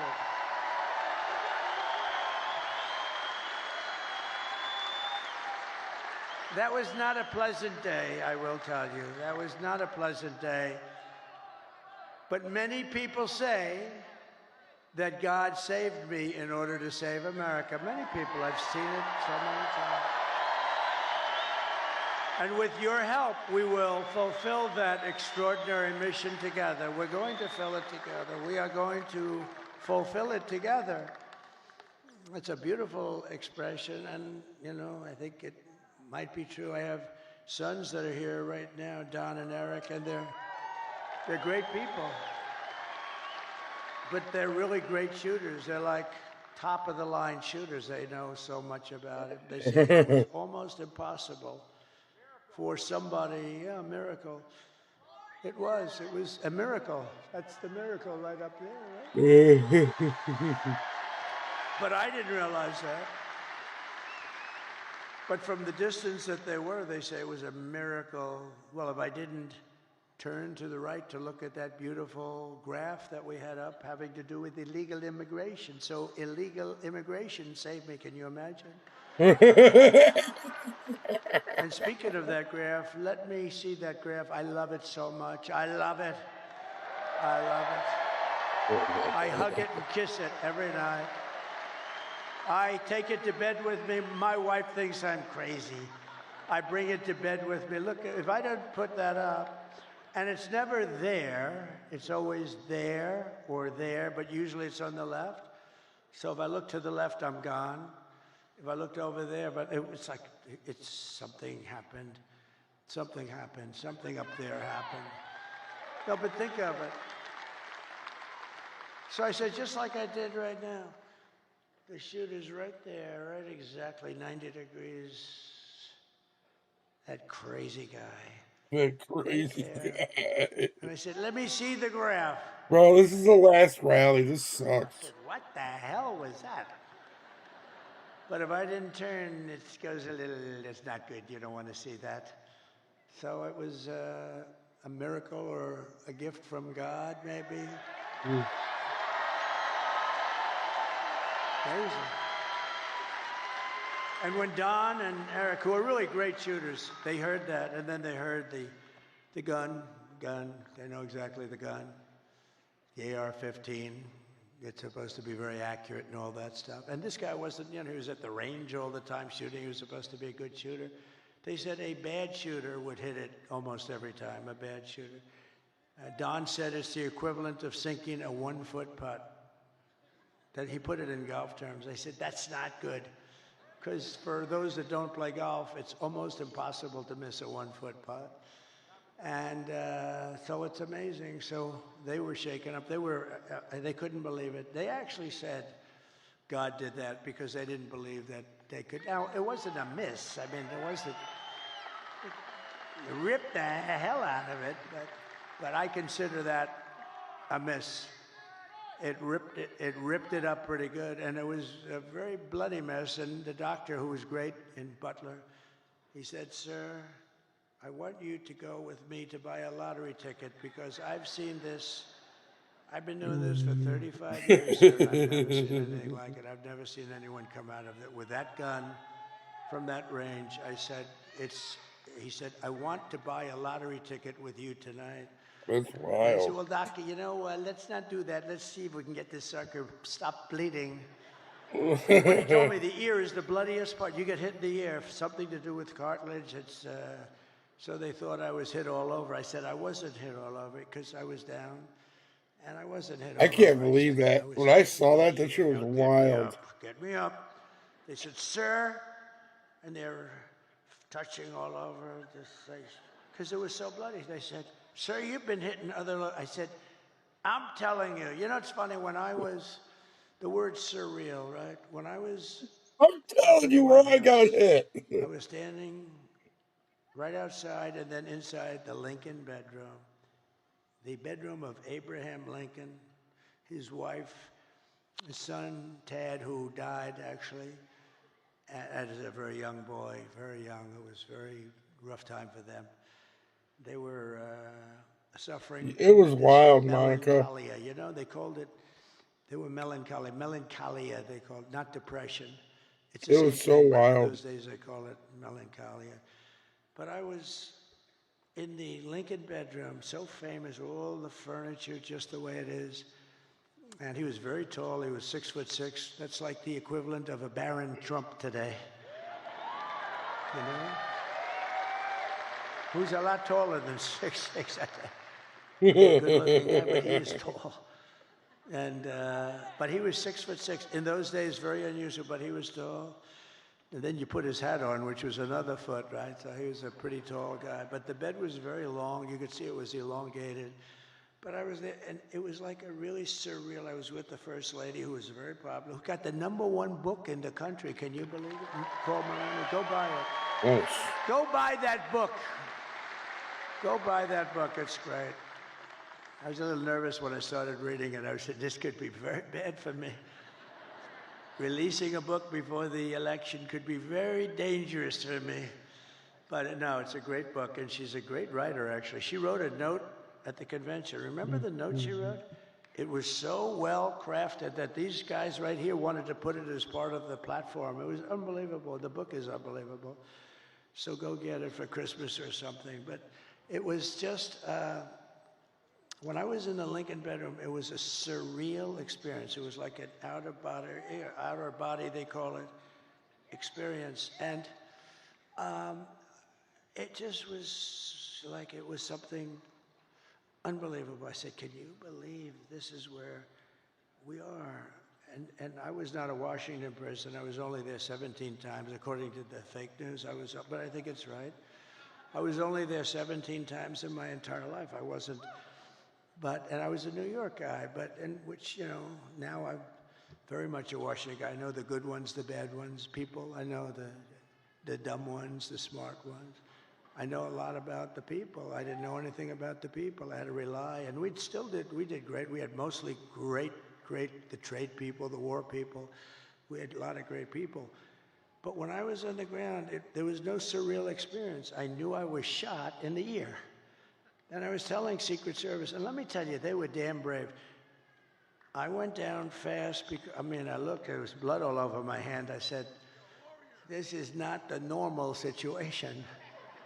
It's either the largest mosquito in history or I got hit by a bullet. And I followed my hand down, and I think people were also shouting, get down, I think it was. Yeah. But I went down, and I'm telling you, I had, I guess, 7 Secret Service agents follow me. They were very brave. I'm telling you, those bullets were flying over our head. And, you can't forget that. Can't forget that. Those bullets, and I heard those bullets going. I said to somebody, how fast were they going? They gave me some mathematical number. I said, no, I want to know in miles per hour. And I think it was 3,200 miles per hour. You know, think of that. You know, a car, you're going fast at 70 or 80. These are 3,000 something. And those suckers were going over my head. There were 8 of them. Total, it was a total of 8 shots fired. There was a shot by a Secret Service sniper.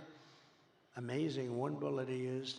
But I think we also had help from one of the police snipers. He hit the stock of the gun or something, and we appreciate that very much.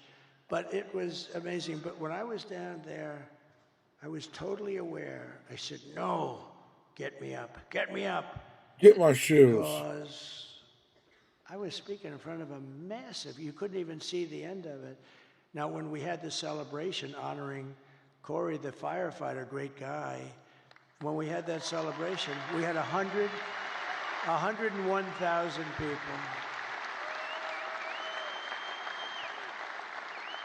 And that's when I really got to see that's where I really got to see the real Musk, because I invited him up. And he's always like in a lab. And it's always like he was released. And I said, you have to come up here, Elon, just come up. And he looked out, and he was so happy. I think he loves people. And he started doing jumping jacks and stuff behind me, right? He was so happy. I think he's going to run for office against me. I'm very concerned. No, he's great. It was great. But he was so happy, and it was a great celebration. But when I was down, there was no feeling like I had in the White House. I mean, I totally was aware of everything. But had I not made that turn, I wouldn't be with you tonight, and that would have been bad. And I hope that's right. I hope that's right. I hope that God did put me here to really save this country. Because this country's in big, big trouble. This country's in big trouble. I hope so. To every person and every citizen across this land, I am asking for the honor of your vote. I don't want your money. Most people want your money. I don't want any money. All I want you to do is go out today. Sounds a little strange. Go out today. Meaning go out in a few hours, okay? This guy's complicated because it sounds so much better when you say tomorrow when it's night, but that's okay. I want to be exactly accurate for them. But go out today and vote. And I guess 7 o'clock or whatever time it is, doesn't matter. And we're going to have the greatest victory in the history of our country. Oh, yeah. You got to get up and as your vote. president, I will fight for you every single day with every breath in my body. Together, we will save this country, this great country that we love. We will defeat the corrupt system in Washington.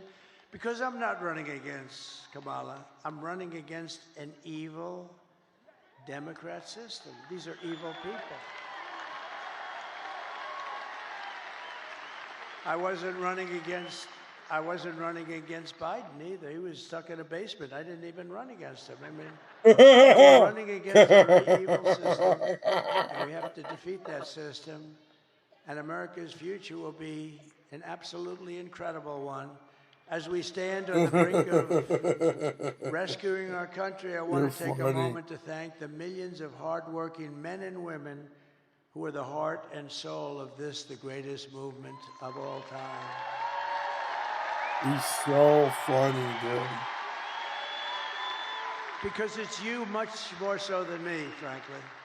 You're incredible people. You built this country, and you're going to save this country, but you're incredible people. You're really incredible people. And as I said in the very beginning, this isn't my campaign. This is your campaign. This is a great campaign that's now it's 9 years, and we've been fighting side by side every step of the way. We've been together. That's why it's not even hard. People say to me, like very successful people, how do you stand up and talk in front of these people? And it's sort of easy because they're love. It's love in these rooms. I just left Pittsburgh, Pennsylvania, fly up here, and the love was the same. It's such love, and it's not hard to do. It's, it's much harder to do when you have people screaming at you. When you came out, I hadn't even fallen asleep. There's love in the whole country. I've done that plenty of times. We even understand. I think we're going to end up getting numbers that are far greater than we would expect. But you've given your time, your money, and your whole heart for this cause, and your support means more than anything you can even understand. It's amazing. I love you all. You're very special. This is my last rally. Can you believe it? The rallies, these big, beautiful rallies, there's never been anything like it, and there never will be anything like it. And it just happened.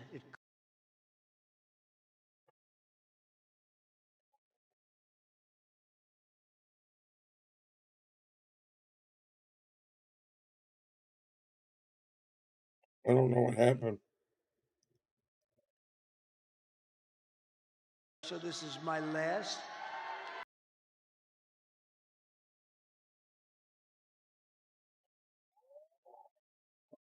You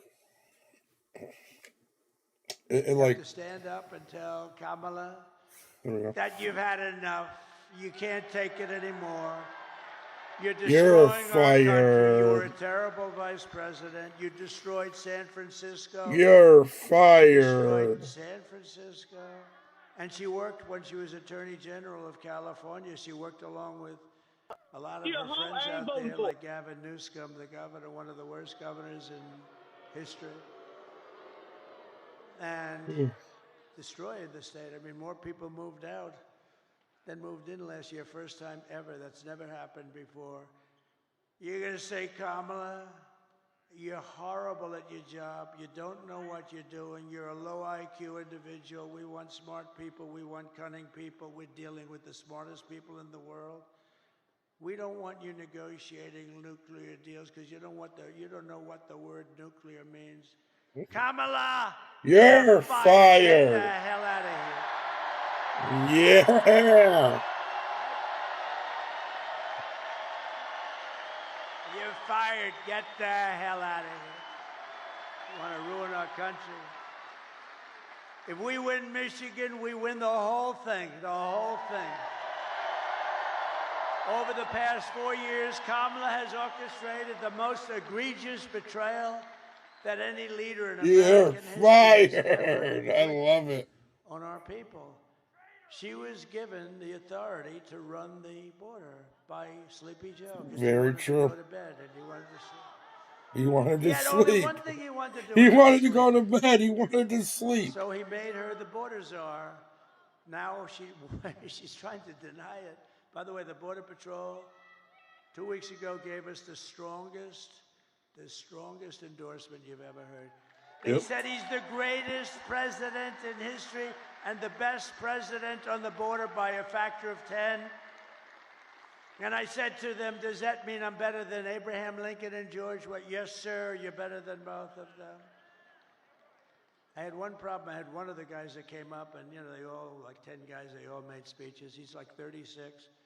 He said, sir, you're the greatest president in my lifetime. I said, I like the first guy better.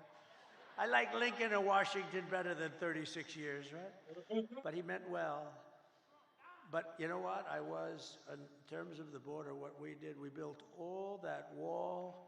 We built an extra 200 miles. They could have flipped it up in 3 weeks. You know that. It was all built. They sold it for scrap metal for 5 cents on the dollar, so much.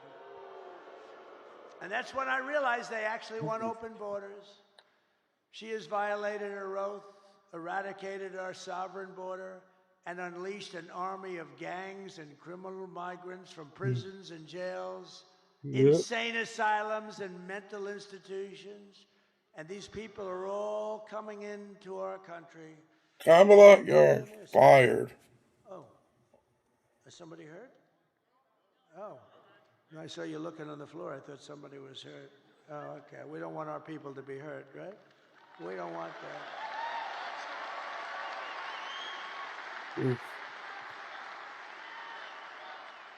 But all around the world, they come from Venezuela, they come from the Congo in Africa, not just from South America. They come from all over the world, and they're stealing countless American lives. They're killing a lot of our people, a lot, far more than anybody thought even possible.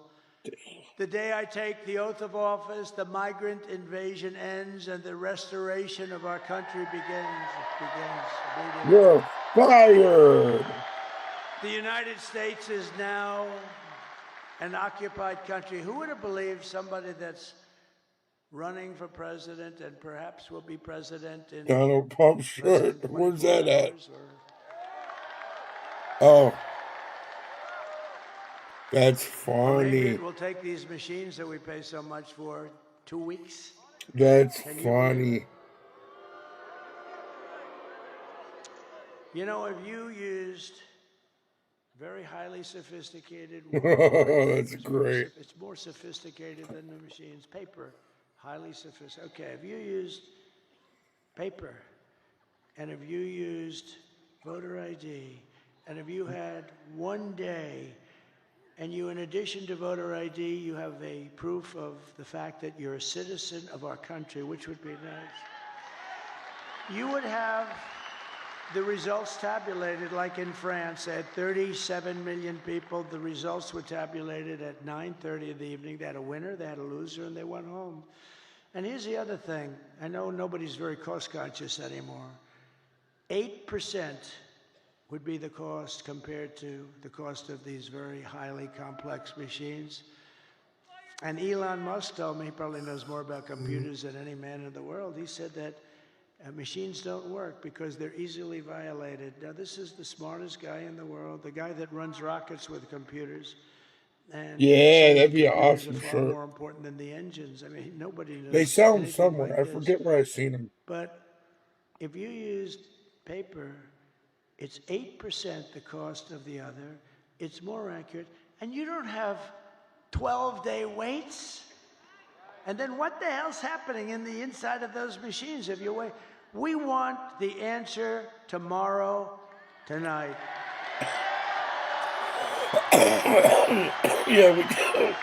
We want the answer tonight.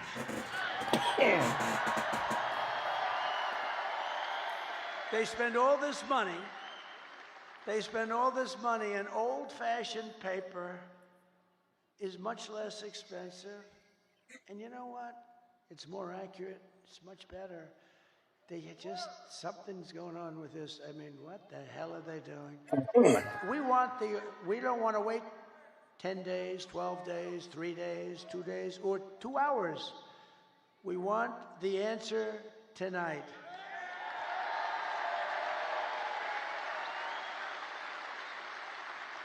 So we live in an occupied country, and I will tell you, we will be an occupied country no longer. This will take these young guys, these have military type equipment, highest grade, highest level, supreme military equipment. Where the hell did they get this stuff? They've taken over large parts of Colorado. They've taken over parts of numerous states, and a lot of people don't want to talk about it because they think it's going to destroy their city or town.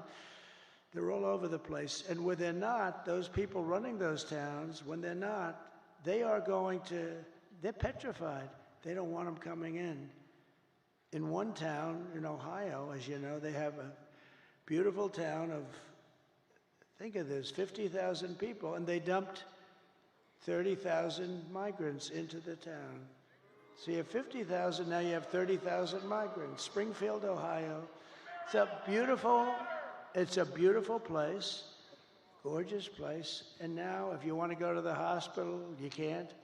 If you want to get a checkup, you can't. If you want to find a doctor, you can't. If you want to get your kid into school, you can't. It really is. It's a whole different world. I wouldn't mind this on a t-shirt. We can't allow this to happen. They're destroying our country. November 5th, 2024 will be Liberation Day in America. On day one, I will launch the largest deportation program of criminals in American history. I will rescue every city and town that has been invaded and conquered. Can you believe I'm running for this great office, and I'm talking about rescuing cities and towns that have been invaded and conquered? Can you imagine 10 years ago? Me too. Can you imagine 10 years ago? I bought that at the language Trump like rally. that? Or saying, we will not allow men to play in women's sport. You know, if you go back just 10 years and you move yourself forward and you heard a politician saying, we will not allow men to play in women's sports, they'll think, is this guy crazy? Of course they're not going to pay. To expedite removals of Trenday, Aragua, and other savage gangs like MS-13. Trenday is from Venezuela prison system, and they are rough. I will invoke the Alien Enemies Act of 1798 to target and dismantle every migrant criminal network operating on American soil. And if they come back into our country, it's an automatic 10 years in jail with no possibility of parole, because we don't want them back. Yep, we don't want them and back. I'm hereby calling for the death penalty for any migrant that kills an American citizen or a law enforcement officer. And I will ban all sanctuary cities in the United States of America. They're sanctuary for criminals. 4 years of Kamala have delivered nothing but economic hell for American workers. The workers are getting destroyed. Her inflation disaster has made life unaffordable and cost families over $30,000 in higher prices. Think of that. Who can afford that? Just days ago, we had the worst jobs report in modern history. I never wanted to be Herbert Hoover.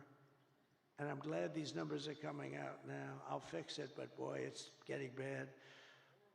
12,000 jobs were announced. Now, usually you hear 200, 250, you hear it for years and years. 12,000 jobs. And then they became frauds. It was a fraud on the country because they made up numbers. 30,000 private sector jobs were killed in a single month.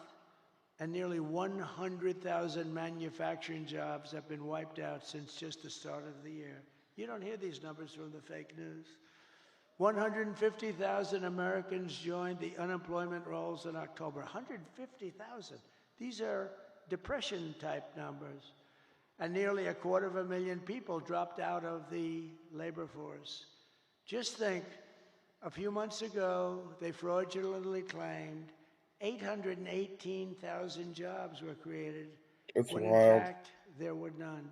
They said 818,000 jobs were created in our country, which kept us. They're liars! What that did is it kept us like okay. It wasn't great, but it was like not record-shattering or anything, but it was a lie. And they thought they'd be able to get away with it until after the election, and then announce after the election that they made a mistake. These are bad people. Fortunately, there was a whistleblower who I think should be entitled to an award. Could you imagine if it were me and we lost the election, and then a few days later they say that the job numbers are being revised by almost 1 million people? And now they've just revised it again. On top of the 818,000, 112,000 fake jobs were just announced. So you add that up, and it's almost 1 million fraudulent jobs were announced. And nothing happens. These guys don't report about it. If I was talking about 2 jobs, it would be like front page on every newspaper. They cheated, and it's fraud. You know, when they make mistakes, they make them for 2,000, 3,000. There was never 818,000 jobs right before the election were announced, and they turned out to be a fraud. And they were going to announce the revision after the election was over. What the hell kind of an election would that have been? So I want to thank this whistleblower. Meanwhile, 100% of the net jobs created in the last year have gone to migrants. Think of that. 100%. Yeah. 100%. I love that one. Of the jobs that were created. I like the one where he's on the people. And I'll tell you what, your black dude, I can't believe it population either. is being devastated by these people. They're taking all the black population jobs away, and they should announce those numbers before the election also, because frankly, what's happening there, you're going to see some bad things. He's been on happen. for They're hours. taking their jobs, and the Hispanic population. Yeah. I like the one with him on the But if I win, tank. it's going to be not so horrible because we'll fix it. These are depression-type numbers, and that's where we're heading if she's elected. And if she's elected, we're talking about a We 1929 could go for an style hour and a half almost. depression. Under my leadership, we are quickly going to turn this economic nightmare into an economic miracle. We're going to make it a miracle. We will make America wealthy again, and we will make America affordable again. And we're just one day, meaning a half a day, sir, away from the best jobs, the biggest paychecks, and the brightest economic future the world has ever seen. But you must vote. Gotta vote. You gotta vote. Kamala's plan will impose the largest tax hike in American history. I've never heard anybody campaign. I've done this stuff for Like 10 but I've o'clock. been involved for a very long time, supporting. I'm going in the candidates. morning. And candidates are I always love saying, that we will one. reduce your taxes, efficiency, all this stuff. They're running on the fact that they're going to raise taxes substantially. I've never heard that. This is the craziest campaign I've ever seen. We will raise your taxes. Vote for us. Mondale, he says Mondale. I think you're right. We're going to raise your taxes. But they're going to do that on the typical This one. family, American family. They're raising the taxes more than $3,000 a year.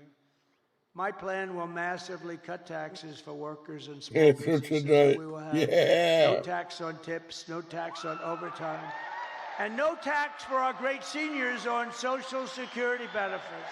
I love it. To rapidly reduce inflation, I will end Kamala's war on American energy, and we will drill, baby, drill. We're going to drill, baby. Me too. Drill. There's another one too. And I will cut your energy prices in half within 12 months. Okay, when that happens, everything's coming down. The donuts are going to come down. The food is going to come down. As we say, the groceries. I just told the story in Pittsburgh. A woman, elderly, goes to a supermarket and takes 3 apples and brings the apples to the counter. And then she realizes that the price went up yet again. And she doesn't have the money for them. And she excuses herself. She walks back to the refrigerator, puts the apple back in refrigeration, and walks back and buys the 2 apples. You could get that on a shirt, Kalisha. In our country. That should not be happening, and we're not going to have it happen long. I will cancel Kamala's insane electric vehicle mandate. Yep. And I will make interest on car loans fully tax deductible. So how about that? People, the most brilliant people, is that Scott Bessent over there? Where's Scott? Scott, stand up. He said he's one of the most brilliant people on Wall Street.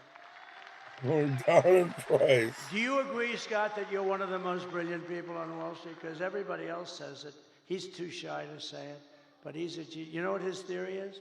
The stock market is the only sign of life, and it's only going up because everyone thinks Trump is going to win the election. I love it.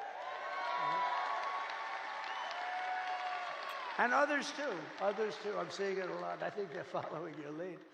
But I appreciate that confidence. It's very nice. He's a brilliant guy. But so they call up and they say, brilliant guys are calling me up. And they say, where'd you come up? On a car loan. We're going to give people. Yeah. In this country, in a car loan, we're going to give people the right to deduct the interest. Deduct interest, but only if the car is made in the USA. What the hell do I care if a car is going to be made in? If a car is going to be made in Japan or China or someplace else, what the hell? I don't care if they buy it. I want them to buy cars. So think of that. What that's going to do for Michigan. So if a car is made in Michigan, you get a big deduction. That's going to be somebody. So I started just with the deduction.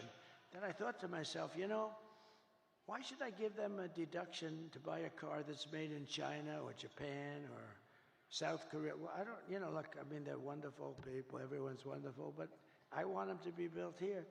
So then I came in with that little extra tip, and it says, but you only get the deduction if the car is made in America. Isn't that cool? They never will. Right here. You got to look at student loans like this, though, Kalisha. That's something that's a choice, By your next senator, So, Mike Rogers. for me, what the Mike, student loan thing is, I don't like it because You're doing great. if I This guy decide is not to go doing to school, great. I shouldn't have to pay for somebody else to go It to is school. amazing. I think you're. I'll tell you. And it's that's hard to like be with some of these everybody. people because they lie. I heard No, she's another one. She's going around I'm saying more of she's very Jack and close Jill to Trump. Donuts. She agrees with Donald Trump on the tariffs and the I mean, wall and the I guess this. if I get She never donuts, agreed until usually about 2 Dunkin' weeks ago Donuts. when she was losing, right? No, she's Or doing, there's but this I have place, about 6 of them doing that. They're doing that with, it's like against about Bernie 15, Moreno. 20 minutes They got a away guy though, so running it's like, against him, Brown, I don't Sherrod go there Brown. just to get donuts, I so love I don't President go there Trump very really. much. He's But great. it's pretty good. We're leading. I'm leading, how, by like almost 20 points or something. So all of a sudden they love me. They all love me. And the day They after all the love election, they'll me. be calling for my impeachment. Let's impeach him. Let's People are impeach sick. him. But we have great members, and Mike is really a talented guy, respected all over Washington. He was very successful. And I hope he can represent you because he's going to be one of the stalwarts. He'll be a leader. Thank you very much. And also members of Congress, John Joyce, Bill Heisinger, Tim Walberg, John Molinaire. I saw you guys. Very good speech you guys made. Boy, you really were rocking them, huh? You guys, very different styles, but tremendous talents and really good. Thank you very much. They really are tremendous. You have a great bunch here. I don't say that with all states. Some states I'm not so thrilled. And governors, Why should Sarah that? Huckabee Yeah, you Sanders, definitely where's should have. Sarah? She's so I had mine and I just paid them off. It wasn't a lot though. It was only like 1,000. proud of her. See, that's something you got to deal with, though. You know, that's the lesson you got to learn. With him, and I said, you know, Mike, I think you're great. He endorsed me when I was running. He gave me a 4-page endorsement. Without learning that lesson, you'll do it again. And I said, you know, you're great. That's how I was always taught. Well, I appreciate that, but my daughter is far greater. How about that? Is that nice? My daughter How much is do you greater, owe? he said. And he's not a man without an ego, I will tell you, right, Sarah? But he said, my daughter is greater. That's beautiful. That's a beautiful thing that he said. He's an incredible guy. And Doug Burgum, who's become one of the real stars of the I party. bet, dude. Hey, And hopefully it Catherine, pays off for stand you, up. though. I first noticed Doug by looking at Catherine.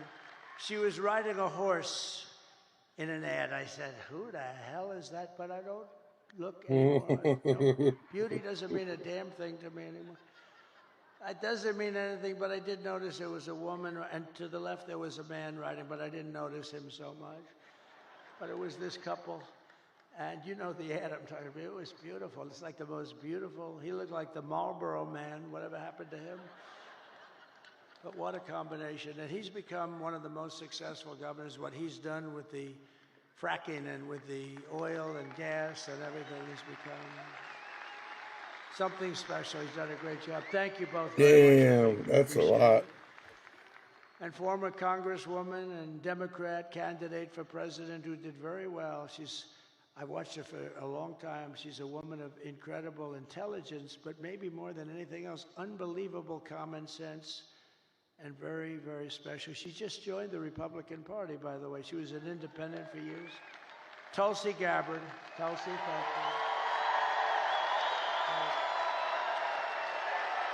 you. Yeah, definitely start paying that. That's more than I paid for my house. That's wild. And a man who's very special with a great talent. He was the ambassador to Germany. And I'll never forget when I took him out, the happiest person in the world was Angela Merkel.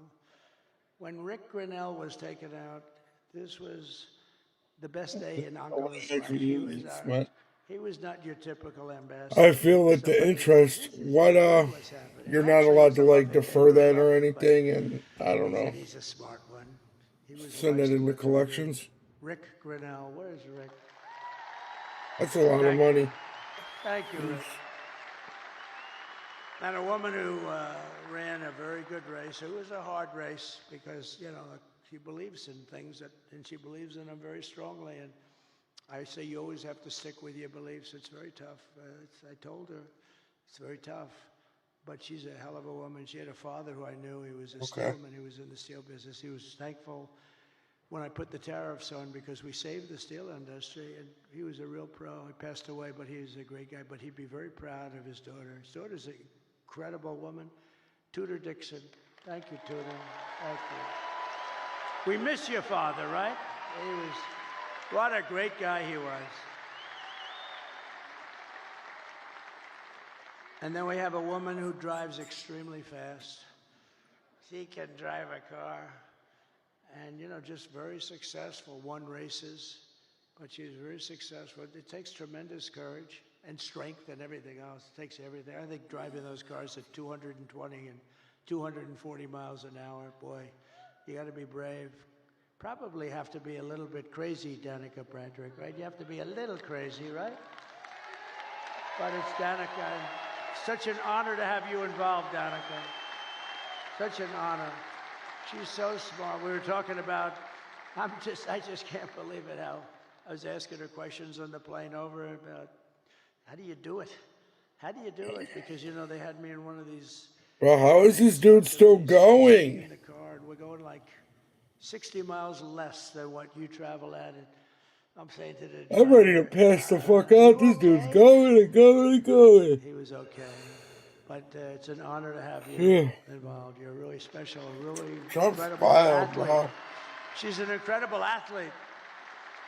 And another person that was very honest and very talented and doing an incredible job, but she was extremely honest. And sometimes you can be honest and it doesn't work out, but it's actually That's worked pretty out cool. really well. Okay. She's doing phenomenally well, better than before. That's sweet. Sage Steele, thank you very much, sir.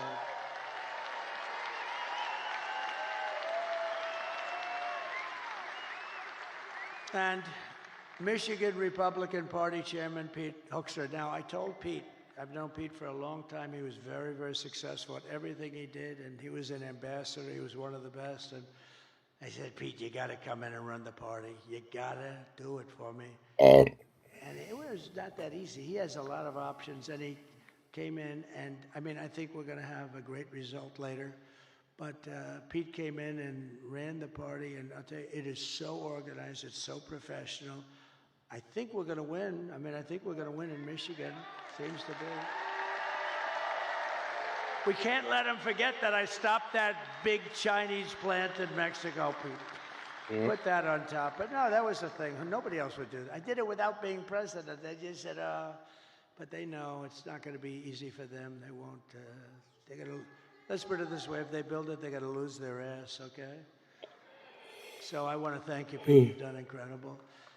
And a man who I fell in love with, actually, he's an auto worker and a union guy, but he saw what was happening. He saw the, look, I mean, you take a look at this area and go back 50, 60 years, it's been just a downward trend. It looks like, you ever see a chart? It's like, right, Brian? It's like just a downward, like a sliding ramp.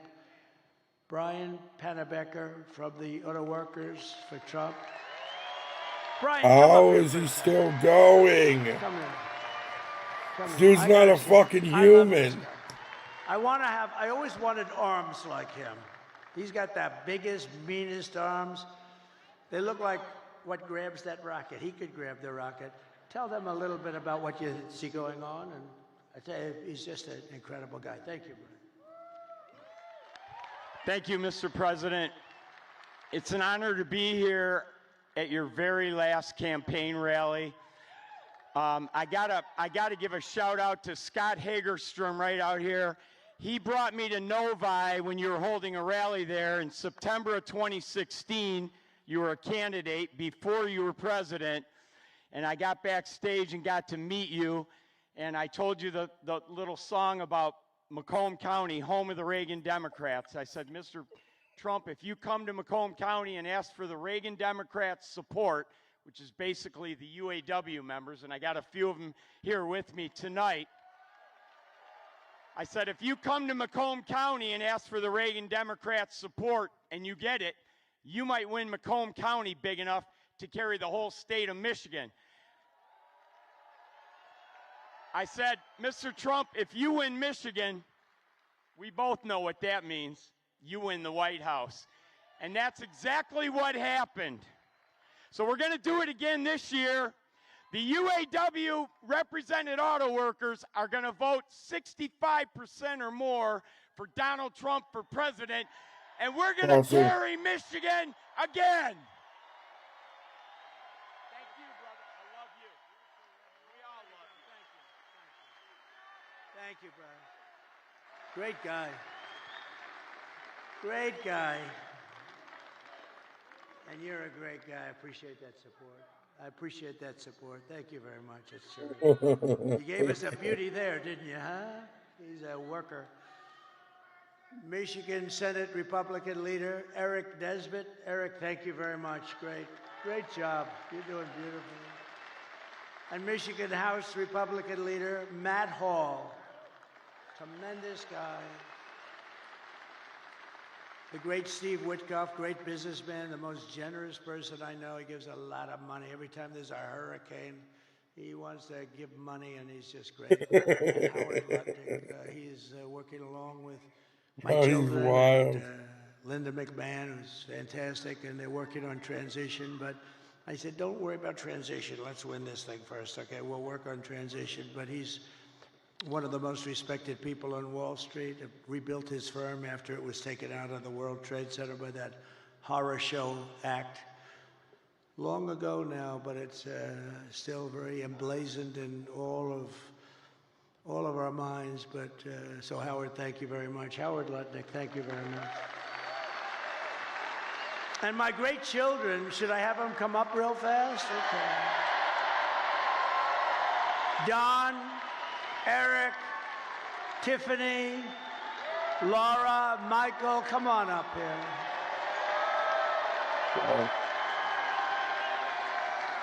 And we have Ivanka at home, sitting home, watching every second of it. And we have Barron, my beautiful boy, Barron. Barron, he knows more about computers than anybody. I closed up his computer. He said, Dad, I'll take it 2 minutes to figure that out. And all of a sudden, the damn thing opened up. I said, Barron, you got to turn it off. Okay, watch.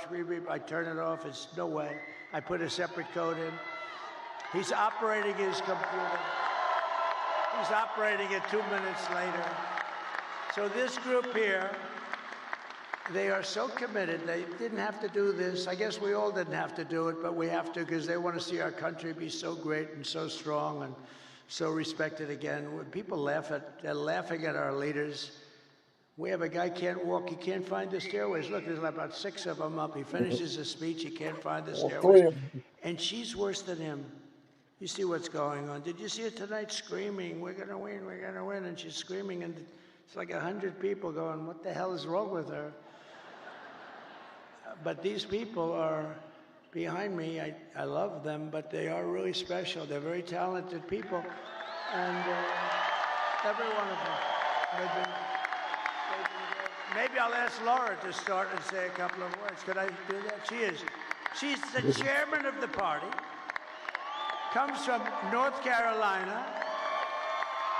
I wanted her to run for the Senate. There was nobody could have beat her. But she said, you know, I have a great husband. Yeah. I really want to focus on them for a little while because she's been working hard.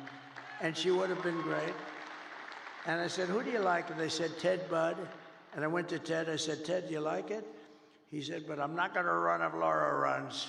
I said, well, she wants you, she likes you a lot, and he's become a great senator, but she could have, but then she becomes like the chairman along with Michael Watley. Is Michael Watley here someplace? Yes? And I wanted, the mayor of Hamtramck is here. Come here. I didn't see, I see you. You got to come up here, please. This guy has been with us almost from the beginning. I'm so glad we got to see you. Hi, Michael.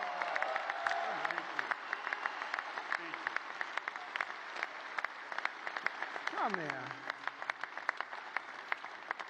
He has been an unbelievable unifier. This is one of the greatest men in your state, and I want to just thank you. Come here, say a couple of words.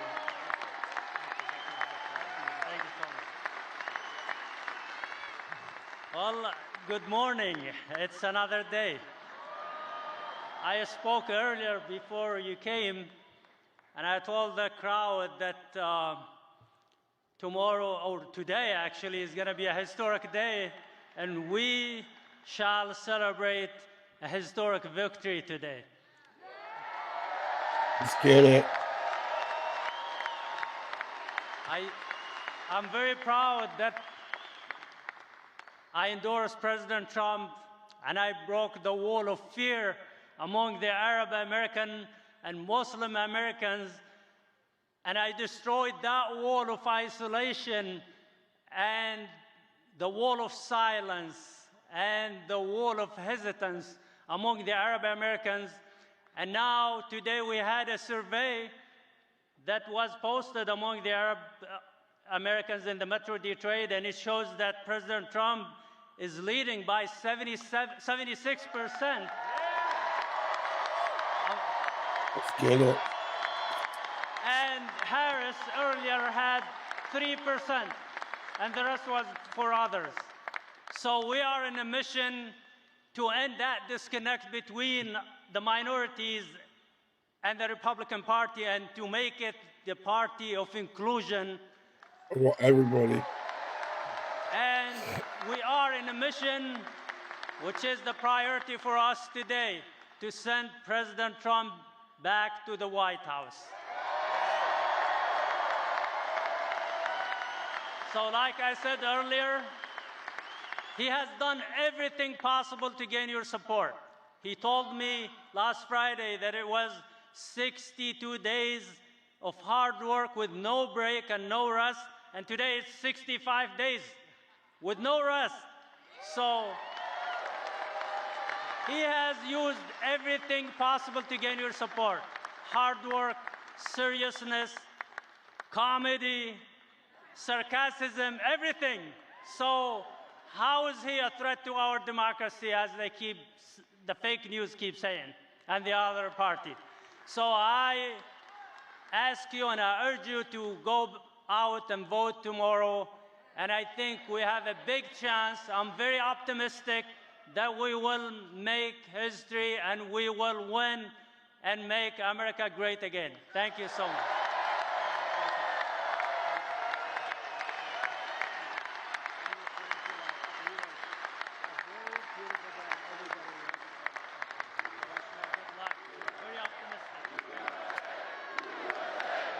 Great guy. He's a great man, and I'll tell you, you have hundreds of thousands of people that follow, and that could be a very big difference. The Democrats are not happy about this. This was supposed to be their vote, and they're not at all happy. But really a great young guy. He's a young guy, and wow, what a leader. So thank you very much. If we win this state, you're going to be very responsible for it, too, and I think we will. And tonight I did a thing a couple of weeks ago with a very smart guy and very special talent. He's got the #1 podcast, they say, by like 4 times. Joe Rogan. And a lot of people thought they loved that. It was 3 hours. Oh, it was so terrible because I did it. And I said, Joe, I got a rally of this size waiting for me in a very far away place. I'm going to be very late, like 2.5 hours late. But we kept talking. It went 3 hours and 15 minutes or something. Then when I got up there, it was cold, a little bitter, and everybody waited. Nobody left. And I explained to him, look, Joe is the #1 guy. He kept me late. But I'm doing it because we have to win. And not one person was unhappy. We had a great time. And I said, we're going to devote a lot more time. It was pretty late at night. It was worse than this, okay? I can tell you.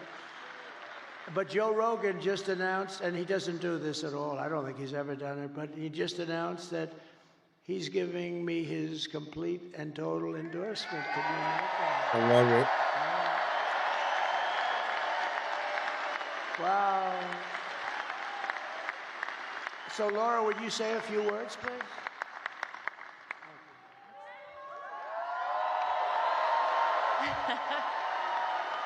Are we ready to turn Michigan red today? Today is the day that we send a loud and clear message to the mainstream media, to the establishment, to Hollywood, to the swamp, that it is not them. It is we, the people, who get to choose our president.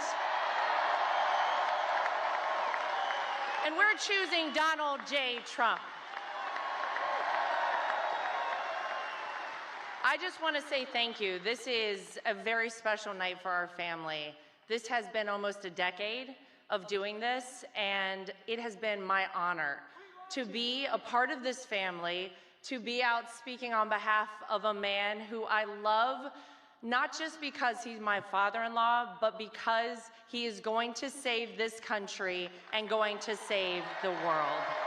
Thank you, guys. God bless you. Get everybody out to vote. Thank you, Michigan.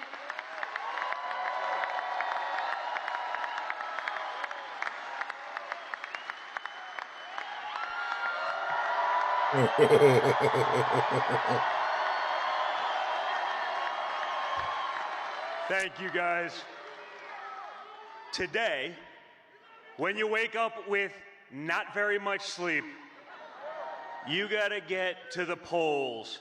You gotta bring your friends and your families and your loved ones, and we have to make it too big to rig.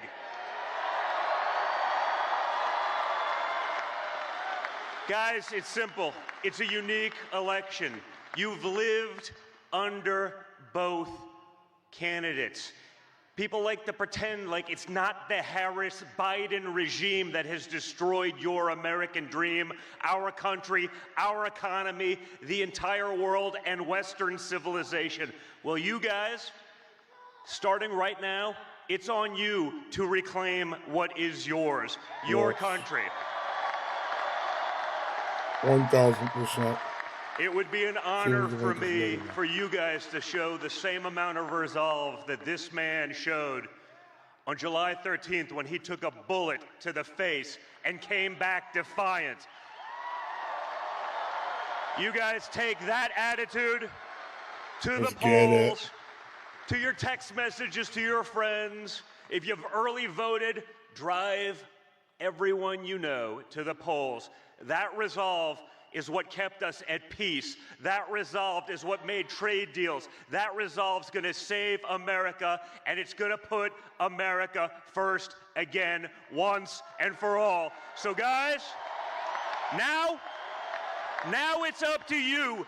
You make our country proud like he makes us proud each and every day. Let's get it done, America. Let's get it done, Michigan. Let's go.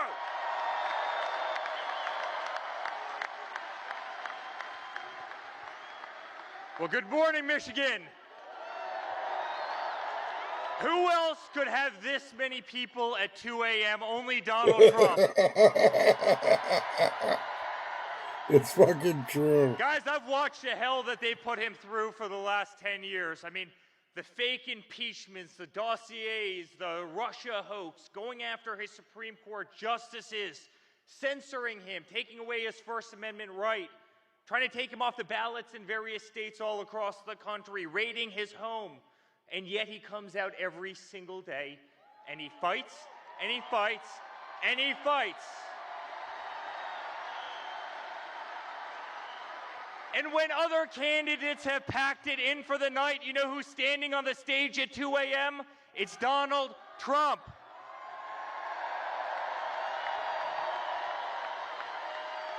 America, it's time for us to pick our fighter, and it's that man right there. And I can tell you, as a son, as a family, we have never been more proud of a person in our life. I have never been more proud to stand on a stage with somebody in my life. He's the most remarkable man I know. And I promise you, I will be on the stage till the end of earth with you because I truly believe in you.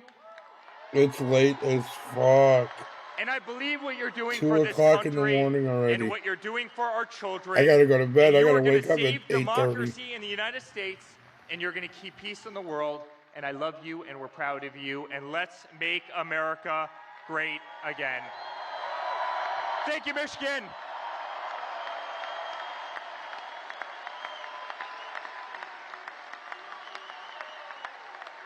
Hello. So my father has never stopped, and he will never stop working for you guys. So let's get out there. Let's vote for prosperity. Let's vote for the future that we want to have for our children and for our future generations. Thank you.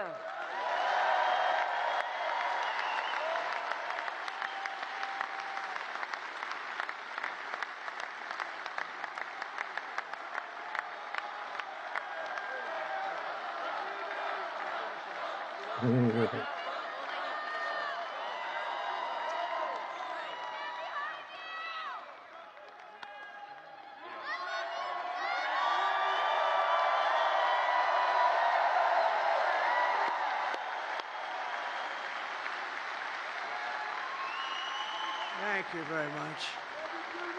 They're my kids, but I'll tell you, they're very good people. They're good people. They're great people that love our country, and they're working. They don't have to do this. They don't have to do this. So in conclusion, with your vote, we are going to fire Kamala, and we're going to save America. We will cut your taxes, end inflation, slash your prices, raise your wages, and bring thousands of factories back to America and back to Michigan. And a lot of it will be using my favorite word, tariff.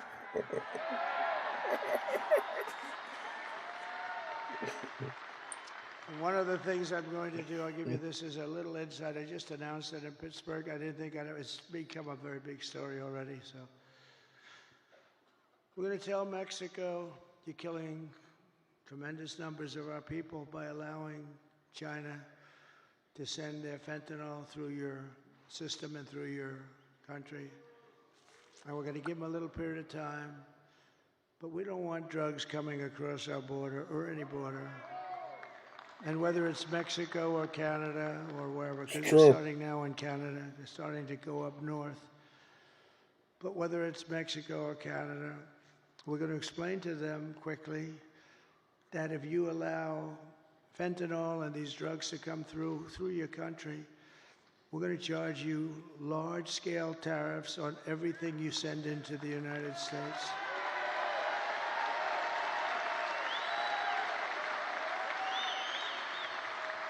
And they're making a lot of money in the United States. They couldn't exist without us. So we're going to do that.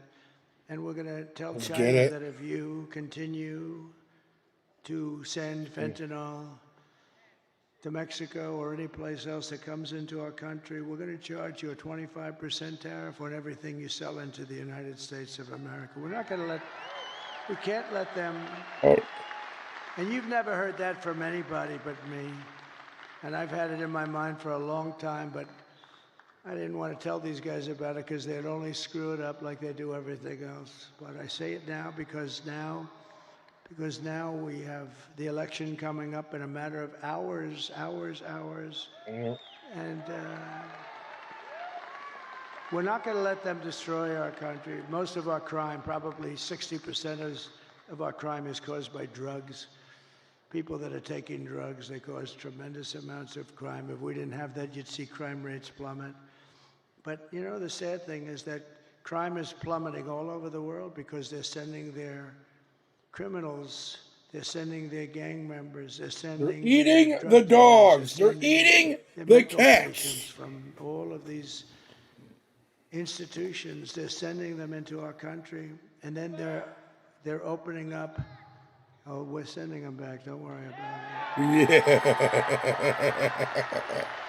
They're opening up their prisons and they're dumping their prisons, all their prison population, Venezuela.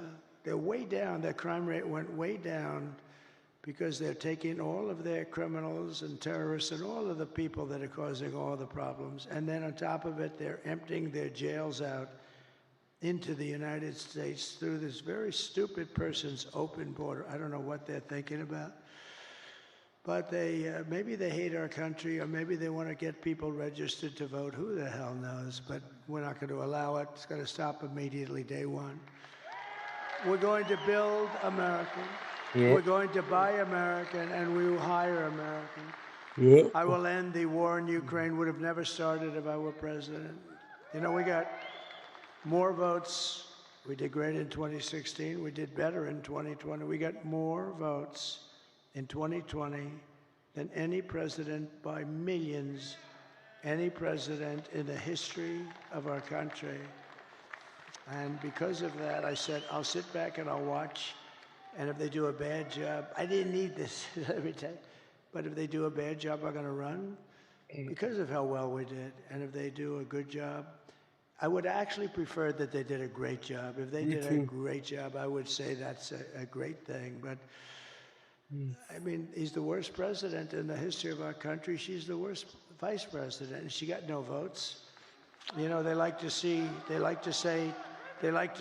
me, that's not the democratic way to go. You know, it's just a terrible thing. It's just a terrible thing.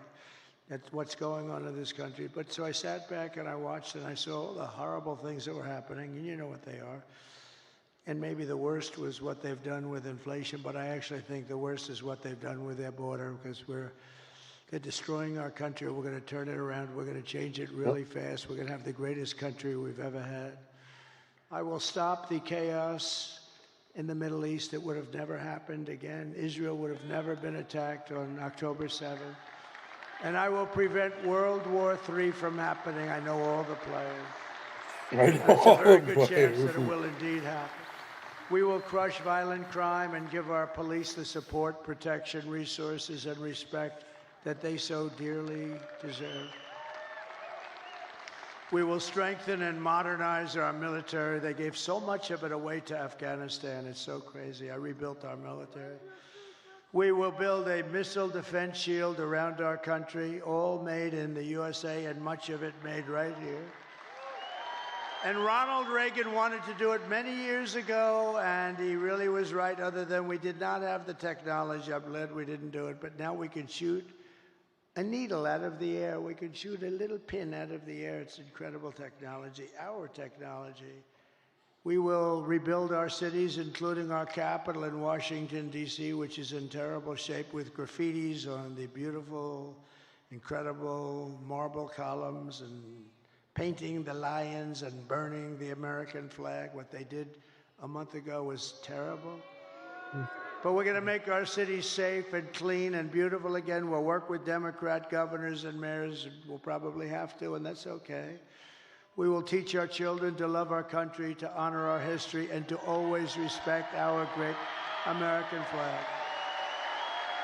We will get critical race theory and transgender insanity the hell out of our schools.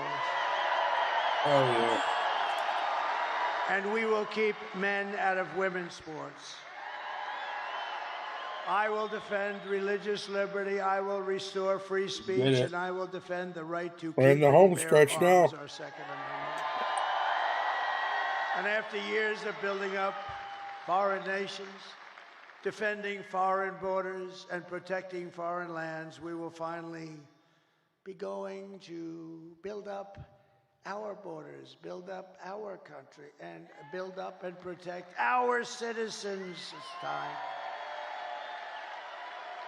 It's called America First. We're going to put America first. We put America last. They put America last. We put America first. And it doesn't mean we're into isolation. We're not. We're going to help the world, but we have to straighten ourselves out, or we won't be able to help anything. And we will stop illegal immigration once and for all. We will not be invaded. We will not be occupied. We will not be overrun. We will not be conquered. We will be a free and proud nation once again, and that will take place rapidly. Everyone will prosper. Every family will thrive, and every day will be filled with the opportunity and hope, and maybe above all, the American dream will be back. Let's get it. It's going to come back. We're bringing it back for your children, and we're bringing it back Yes, for yourself. it might be a long. It might be. But for that to happen, I might need to get some coffee for and tomorrow. stop the radical left agenda with a landslide victory that is too big to rig, too big. The silent majority is back, and tomorrow you need to get out and vote. We have a silent majority, but We're not silent no more, motherfucker. This is showed at the level of We are not silent anymore. times greater than their level. They have no level of enthusiasm. They don't believe Excuse in me. her. They know she shouldn't even be running.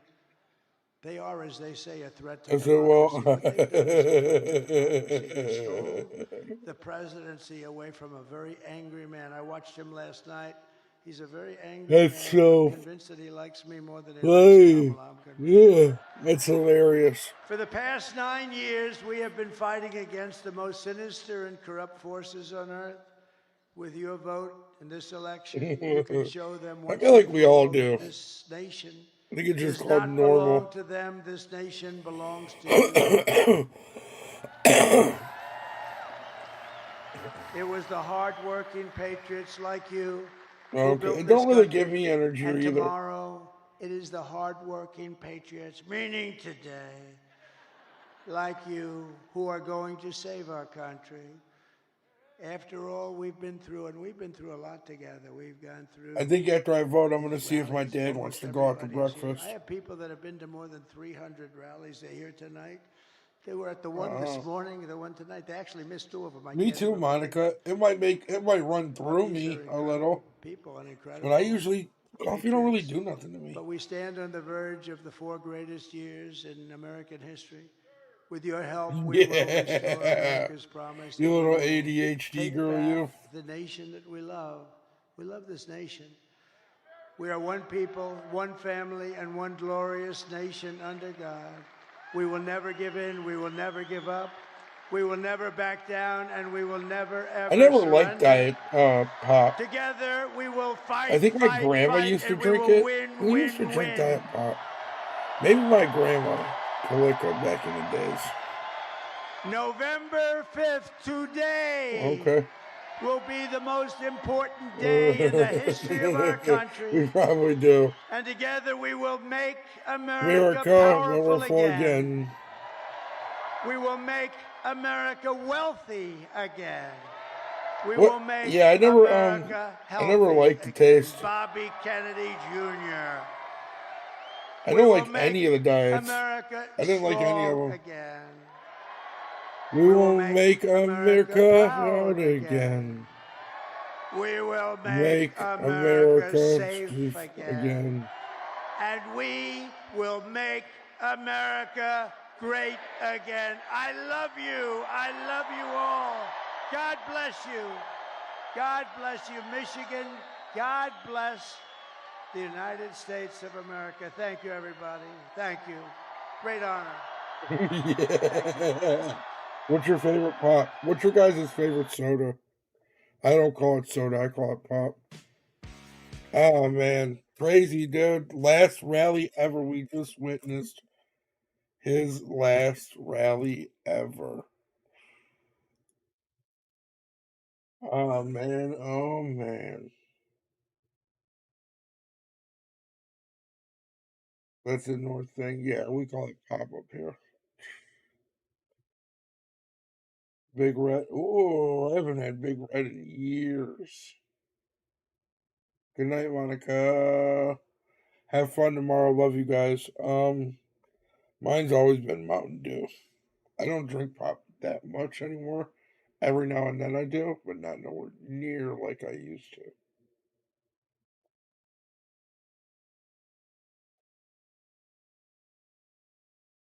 Good luck tomorrow. I hope you guys don't have to deal with too many lines or anything.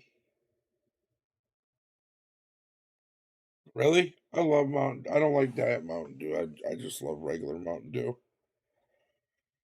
All right, listen. It's 2:10. I'm tired. I got to get to bed so I can wake up early enough so I can go get my dad ready to go and everything tomorrow. So I love you guys. Please make sure to get out and vote tomorrow and vote for Trump. We will see you guys later. I'll be back on tomorrow. Peace.